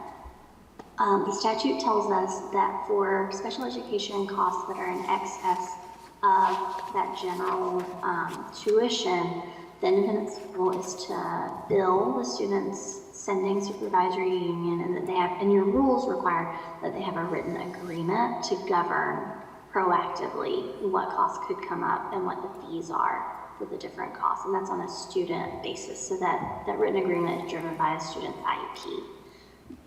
That is negotiated pursuant to rule and statute between the two parties, but to what Zoe was speaking about earlier, there are real cost pressure concerns. They're very valid on the part of supervisory unions. And so that is where agency guidance that we've been collaborating with special education directors and business directors will come into play. The goal is to provide them, I always call it a menu of costs that the parties can look at and say, okay, here is the reasonable amount announced by the agency that we know is reasonable because it's what other supervisory unions are paying or what other independent schools are charging. Let's use this number as the basis for our negotiation. They'll still have the ability to account for individual needs, unique circumstances in their own written agreement, but we think that, yes, that the supervisory unions don't have unlimited funds to satisfy these excess cost requirements. And they have the very sticky obligation to ensure that the student gets the IEP service. And so that to help them norm those negotiated amounts is the next logical step. Yep, and I wonder to what extent those had been considered in the construct of census-based funding for the district. So I would think that's an area ripe for consideration moving forward, because it used to be, I'm sure I'll get this all wrong, but census-based is, based on your census, not based on time surveys and charges. So and here we're talking about not extraordinary costs, which I think still do have avenue for the LEA to get reimbursement, but here we're simply talking about delivery of an IEP not necessarily related to extraordinary cost. So I raise concern, I see it in there as a concern for you all as well, and I think it's a disconnect that should maybe provide some guidance to the legislature or something. Well, just to point out so that you weren't caught by surprise later, these costs could become high enough, we do sometimes see them become high enough to qualify for the excess cost reimbursement, extraordinary cost reimbursement. Yes, I'm not sure whether anyone, maybe this was an intention of the Act 173 redesign and maybe it's an unintended consequence, but we do totally agree with the supervisory unions that they're in a tough position and they need some help.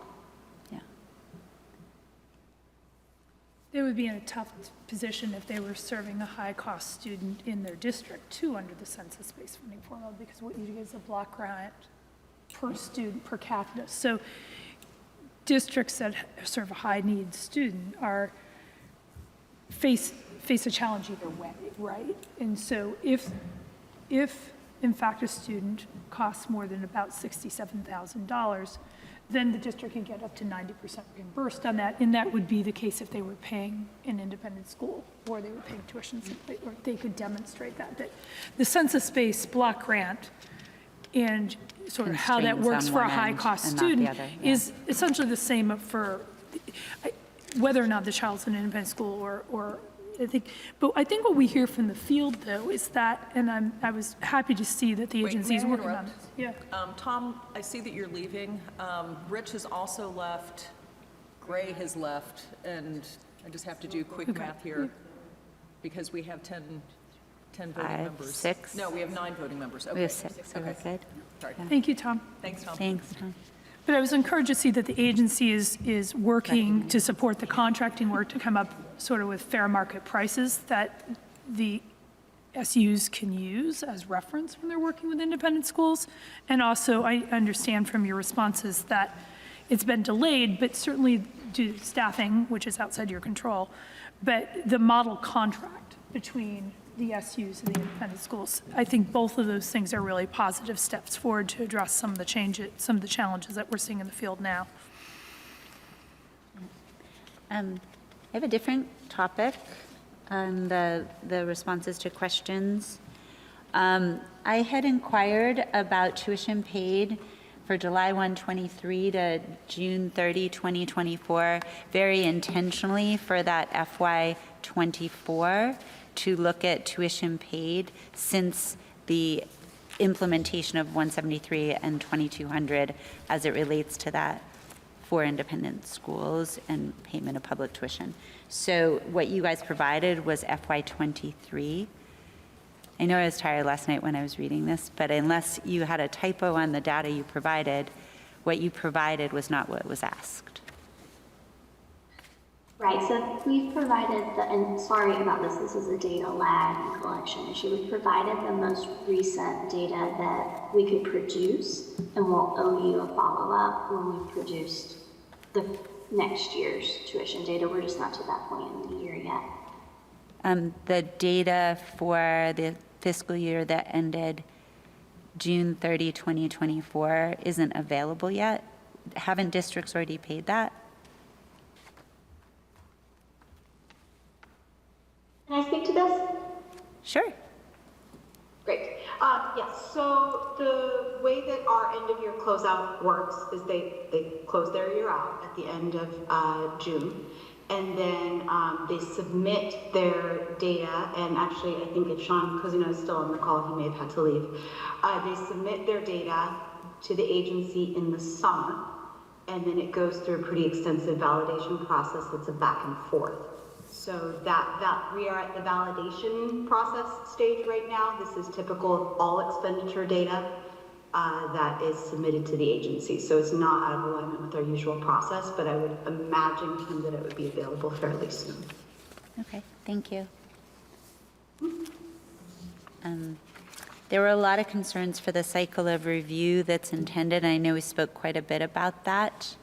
I have concern that therapeutic schools are not being considered, I think, for their renewal reviews at this time. And I think it's an area that is probably as much as any unaccounted and has only shown up in the media for us to even know, and sometimes that schools are under review. We have some that were under review when I got here, and they're under review again. And I am deeply concerned that they're not needing to complete the technical, the ISTA or whatever.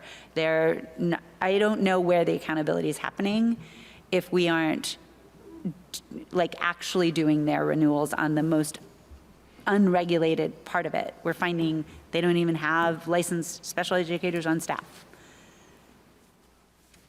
I don't understand delaying that.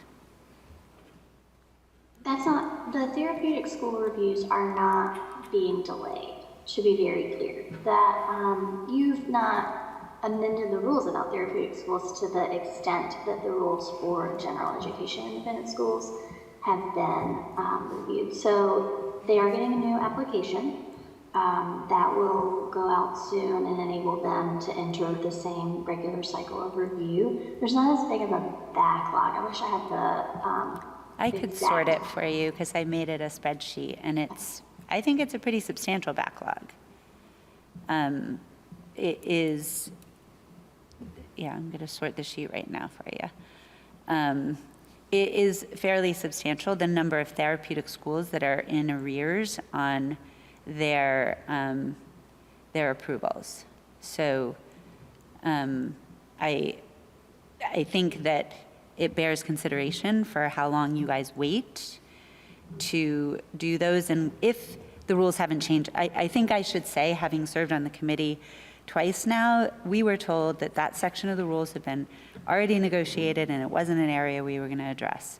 So I say that as a committee member who served on that, and I will say that as one concerned for the lack of accountability on that and the very public matters that have come to light with those schools. So I think that bears consideration. My other question is, why is there a new form? Like, again, I'm trying to figure out why the new forms, if these rules were supposed to have been in place, July 1, 2023, if you're saying that therapeutic schools aren't going to be reviewed because there weren't that many changes for them, why is there a new app? Like, why is all this being held up for a form? So they're within the 63 schools that we've been discussing across 3 categories. The therapeutic schools are in there, right? We're not treating them differently. They appear in the spreadsheet that we provided you today of the 3 categories. Yeah. I don't think I was totally clear about that. There are 19 of them that I see that are therapeutic. So they needed a new application because there were some changes, right? The 2300s of the rules have been changed, and those apply to all schools, therapeutic and general education. We also have modernized the application so that you can see a little bit on the PDF, but it's a truly fillable form that just is more efficient and represents a big improvement from what was really truly a paper-based form, but happened to be online for filling out before this new application. And then we actually needed to revise the independent school application twice in the course of this long implementation, because the first was to respond to the first update to the rules, and then before we could issue that, the rules were updated again, and so we've gone back and revised the form again. That's the application that we're just about ready to issue. Yeah, I think that timeline seems like inadequate oversight and accountability. And I am really aware and concerned. There's 14 that are overdue from 2023 and before. Of that, there's 12 that are 2022 and before. So, there's a high dollar impact as well as, and more importantly, a high impact on students when there is not oversight, particularly for those who are most vulnerable. And I am not sure that I appreciate that we are, deciding that that is something that will wait, or that somehow modernizing a form is more important than actually requiring that they complete a form for renewal, and that be done in a timely fashion to ensure there's some degree of oversight. So I say that, and then I feel as though if we were to do a time study of the time the AOE spends devoted to independent schools one way or another, the proportionality would be not that of the students being served. And I have pretty deep concern regarding our priorities as a state and the utilization of our resources as a public education system. So I implore you to look at therapeutic schools and to do the appropriate and necessary level of oversight, and to send a paper form if you have to, because this idea that forms aren't available for rules that have been in place and that have been known about since 2022 is, I don't know what's holding that up or why we can't do our job until the AOE has done theirs to vet the first process for our committee to do their work. And we ultimately have responsibility for approvals. And it seems as though this system is hamstrung by whichever form isn't complete or whoever, however the schedule has been derailed. Earlier ones I understand, but it's been long past time for this to be remedied.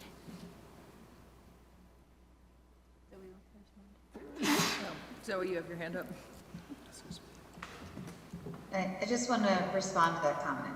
We've come to this meeting being very transparent. We've provided all of the documentation. We've acknowledged that there has been a backlog and have owned our part in that. And we are coming forward with you to share how we're going to move forward to address it. Do I think that needs to be acknowledged? I think what we have shown is that we are absolutely committed to ensuring accountability and also continuous improvement related to our independent schools, and this is the path forward. I think the continued focus on some of the forms and some of this technicality is derailing the work that we need to actually focus on next, which is actually, addressing the backlog. So I appreciate the conversation, and I think it's really important to note that we are here sharing that we are addressing this, and we understand the importance, and we have a path forward to be able to address that backlog. Well, and I think, too, it's important to recognize that, again, we're all human. The agency has undergone significant changes in the last few years. We've had a pandemic. We now have a lot of students with, extra needs that we're trying to fulfill. And I think, the agency hasn't been visiting public schools for years, and so that has now changed too. And we have, 2000 has changed, 2200 has changed, 2360 is new, 1300 is new or changed. We've had a lot of updates to our rules over the last couple of years, and I think, everyone collectively is probably trying to get their collective heads wrapped around all of the changes that are happening. So, I think instead of focusing on what isn't happening, I find it more productive to focus on what is happening. I think this has been a really good conversation. I appreciate the agency's openness and willingness to sit through this conversation. I think some really good points have been raised, and I think that the point is well taken about removing the language on the assurance form to make it track the language of our rule. So I think good things have come out of this conversation, and I'd, prefer to focus on that. And Well, move Jennifer, forward. I agree, and I will say these are the same things we were saying in March or April, or the perseverating and defending a form that did not meet the regulation is what has consumed an absurd amount of time.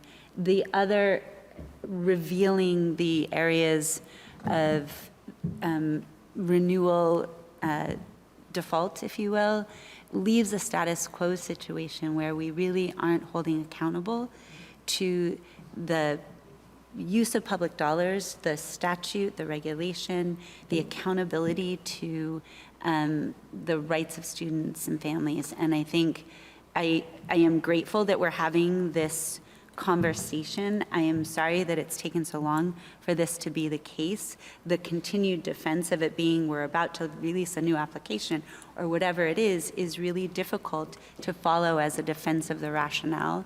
And I don't disagree that the challenges of, visits through a pandemic or changes in regulation are in fact real, but I am concerned that the status quo leaves a risk for students, for families, for LEAs, and they cause us to be unable to do our job. Lyle. Not to bring this to premature close, but maybe everybody wants that to happen right now. Have we decided on any action items based on the 2229.2? We're going to revise the form. Okay? Well, I think we're requesting that the agency revise the form.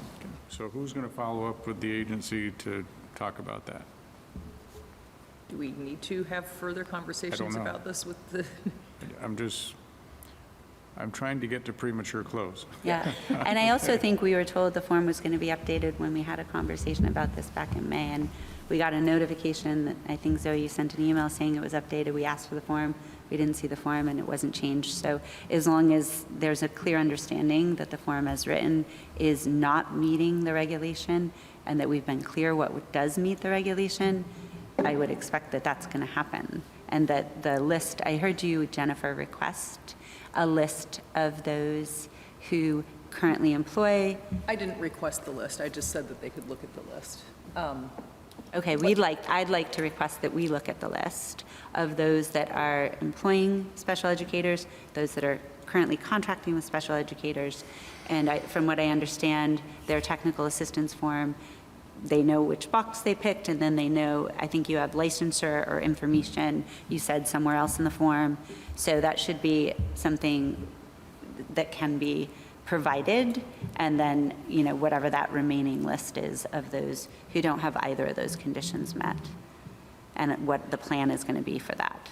And I do think us seeing the list is relevant since we have to approve these schools. I don't think that's a gratuitous request, right? Because that is a condition of the approval process, and that falls within our jurisdiction. So I think seeing the list and understanding exactly how these schools met that requirement is something that we should see. Because approving independent schools is under the jurisdiction of the board. So you guys have heard the request. Yes, Zoe. So just want to reiterate, the module was not intended to qualify an individual to provide special education services, but to ensure that That's not what the application says, Zoe. The application says 2229.2. Right. So I think we all agree there's value in having that type of knowledge within the school. In order to ensure that the services are being delivered, part of that is the application process, and part of that is also the ongoing monitoring that will happen to make sure that the services are being delivered according to the student's IEP. So as we look at amending the application, the question I would ask is, what are the specific services or expertise that you want to make sure they give assurances up front? Why don't you put exactly what's in the regulation? Like, I can't believe we're reopening this litigation. I thought Jennifer made clear what it says, and that we have made clear, just put the exact words as they show up in the regulation. As one, you employ someone licensed to deliver special ed services. Second box, you contract with someone licensed to deliver special ed services, full stop. Those two are the only two in section 0.2. Then you get to section 0.3, and if you want to put a module, that module requirement there to demonstrate the A part of 0.3, then great. I think that's an enhancement, and that is within your discretion to do. It's just not your discretion, though, to change the qualification for eligibility to receive public tuition as an approval category. So if we are clear. Right, and even if they do employ somebody, they may also have to contract services as well, depending on what the needs are of their students. Right, they have to do one of those two things to be set up to do it. That may be the case when a student comes in the door, that's true. But for the condition of approval, that's what we're talking about here. For the condition of approval, they need to certify that they either have someone licensed or they have a contract in place. That's what the rule says. With a licensed special educator. With now licensed special educator with someone, right? What the rule says, let's go back to what the rule says. The rule says that they either have to, right? They shall demonstrate the ability to serve students by either employing, right, someone with a required license to provide special education services, or contract with staff who who have the required licensure to provide special education services. It's unambiguous. And they could choose, they could check one, or that could be an or. It's an or in the statute, but it's got to be one of those two boxes. There is no other option.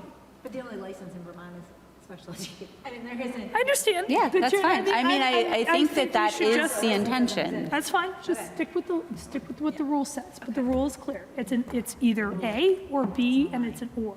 Okay. Lyle. So just so everybody's talking about the same thing, we think we know what we're talking about. Could Jennifer designate someone from who's here right now?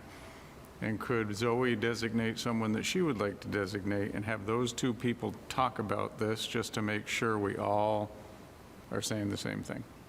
We think we are. I think the minutes can reflect that the board needs to see that this particular section of the application has two checkboxes. One that says that they contract with someone, and one that says the other option is that they employ somebody. And I thought I heard Jennifer say that, so I'm Jennifer said it, yeah. surprised by the confusion, Zoe. So it causes me concern that we're back 6 months to where we started this conversation, in March, April, or May, whenever it was, if we are still unclear. Right, and if you want to use the module, move it. Am I hearing Zoe and Emily feeling comfortable with making that change? I guess that's a question, are Zoe and Emily comfortable making that change? So we can certainly, I think what we're hearing is making sure that there's very clear and consistent language between the application and the rule. I think some of our questions were related to how do you prove that that's happening in practice, which are a different set of practical considerations that we need to be mindful of at the agency when we're monitoring and ensuring that that's happening as intended. And Zoe, I think your response to our questions did a really good job of explaining exactly how you're going to be doing that. You're going to be checking students' IEPs, you're going to be conducting interviews and site visits. So I would expect that the things that you wrote down in your questions are the things that you'll be doing to make sure that this all happens in practice. But the application needs to be aligned with the rule. But I didn't hear you say, Zoe, that you're comfortable making that change on the application form. Is that something you want to go back and talk to people about? Or think about it? Or think about it? I think, Zoe, what I imagine us doing, this is what you meant, is we'll use the exact phrase that's in the rule that will be separated into two question boxes. I think either or both is the logic model that folks can use for that. I think we'll see if schools know how to answer that question and if they need further guidance, and cross that bridge when we come to it. So just to be clear, so we'll come back with those adjustments in the application. And then on our end, I think this is kind of where we're situated, is really more the practical implication and the intent, right? And doing our best to make sure that there are those monitoring practices in place to have those assurances that those services are being delivered relative to each specific IEP, right? Which is more than giving assurance within the application. It makes perfect sense to me. The agency's responsibility is with respect to implementation, and our responsibility is with respect to approval, right? And this is the information on the form, is the information that we need for approval. And the information that you provide in your responses about how you're going to go about doing and sort of assuring and providing those assurances and monitoring, that all makes sense to me. And I think we need to acknowledge this could set off bells and whistles with independent schools that now are going to say, what do I do? And I guess to that, Lila, I would just say the rule hasn't changed, and it's been known since 2022 to expect this for July 1 of 2023. It was the delay by the agency in providing a method for that to be done that it hasn't happened until more recently.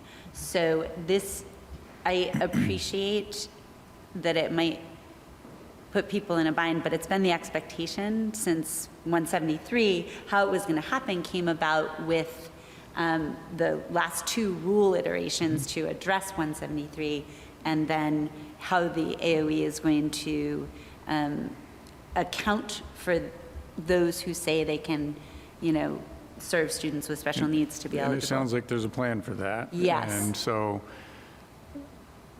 I had a really good point that I just lost. I'm sorry. Gone. Because it's 7:06. It will come back, though. It's because it's It'll come time back for. when I'm in my truck and I'm down in Bradford. Well, I think the point is there needs to be a plan in place. Right. I think that's what we are Well, communicating. and so at the end of the day, and that was my point, maybe, or close to it.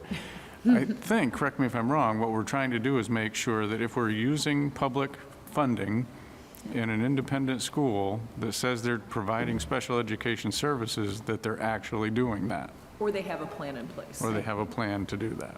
Well, I think we're saying two things. I think that's what Zoe's saying, and the agency has put forward what I think is a really solid plan for accountability and monitoring, and they outline that in here. But the other thing we're saying here today is we, as a state board, are not going to approve any independent schools who do not have demonstrated capacity to serve a student with a disability, and that is required under 2229.2. Okay, I think we nailed it. Did we nail it? I think we nailed it. And, when you are able to provide that list to us, we'll be able to know if there's action to be taken with those who are not able to meet that standard, because that would mean they're not eligible to receive public We tuition. may have to review applications or something. Or it may require technical assistance by the agency. At this point, we're years out. I guess that goes to my point of, oh my goodness, the resources that are I don't know expended that we need in to the ongoing, catastrophize the moment. and the ongoing technical assistance to make sure nobody falls outside of being able to receive public tuition is not necessarily the only job I'm sure the AOE should be doing. Right. And so I think that we need to manage that expectation as well. At some point, the answer might just be no. But I think, to quote Tammy, we assume best intentions. Yeah. So we're going to assume best intentions, and we will soldier on. Lyle. I just wanted to thank Zoe for sending along all that information on that topic, and I also wanted to thank you for this report, Vermont's Education Funding System report. I think that is very, very well done. I think it's something that a person can sit down and read through pretty quickly and see the history of where things have gone and why we're doing it the way we are now. And it doesn't point fingers at anyone in particular. It just says, maybe we need to do something. So thank you for that. Thank you for that feedback. I hope it'll be a helpful tool. Even I understood it, so. We worked really hard to make sure that it was written just really cleanly in plain language, taking something very complex and breaking it down into all of its parts. So thank you for that feedback. What I loved was there were not any more words than you needed to say. All right. It does occur to me, and this kind of came out with the VSBA report. It does feel like the State Board of Ed spends an inordinate amount of time on independent schools, but we have oversight over independent schools in a way that we don't have oversight over public schools. And I think that just needs to be stated, because we don't. We don't have this level of oversight over public schools, and I hope that the agency is not spending all of its time on independent schools, and I hope that the agency is spending lots of time on public schools, and it never even comes before the board, because that's not the way the statute's written. And Jennifer, I hope you're not implying that public schools don't have a higher degree of accountability, just that are publicly required reporting. We don't get it because they have an inordinate amount of public reporting required for them to continue to receive state funds, to receive public, Independent schools do federal too. funding. A lot of them receive state funds and federal funds as well. I'm just saying, I think the way the state board is set up, we're focused on independent schools because we have responsibility for them in statute. And I think it's just helpful to sort of pull back a little bit and say, okay, yeah, we're talking about independent schools a lot, but there is a reason for that. And we've had a lot of updates to our rules. Yeah. So I'm noting that we're at 7:10, and we still have item L and item M. Well, I think we've dropped M in lieu of just you circulating a report. Correct. And I think Zoe gave her 30-second update before we started item N. look at that then, So yeah. this brings us Should we to go future public? meeting planning. I am going to burn through this. This is what I have on my list. I'm going to draft an annual report to the General Assembly. I will circulate that before our next board meeting for comment. And then what I'd like to do is integrate that and then have a draft that we can vote on at our December meeting. We may have an Interstate Compact Commission amendment to Articles of Agreement. I'm also thinking, because we've been putting this off for months, that we will have AOE presentations on Portrait of an Adult Learner, array of literacy programs, state of the state on special education, as well as updates on the commission and committee updates. And when we're not traveling, if it needs to be a little bit longer and we know about it, that's fine too, because we're not traveling. We're not traveling, but I mean, I will say, I feel like the last several meetings have been really, really meaty. And I hope that December will not be quite so dense. I think we should put a placeholder in there potentially for the health and PE standards. Okay. I know we said Yeah. January, I think, but I know Okay. the agency is anxious to have those resolved, and if we can, we will try to do that. But Okay, thank you. just keep that on our radar screen. All right. Anything else?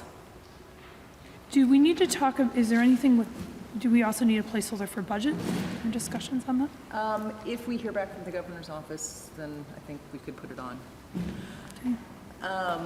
Okay, any members of the public who are still with us who would like to be heard?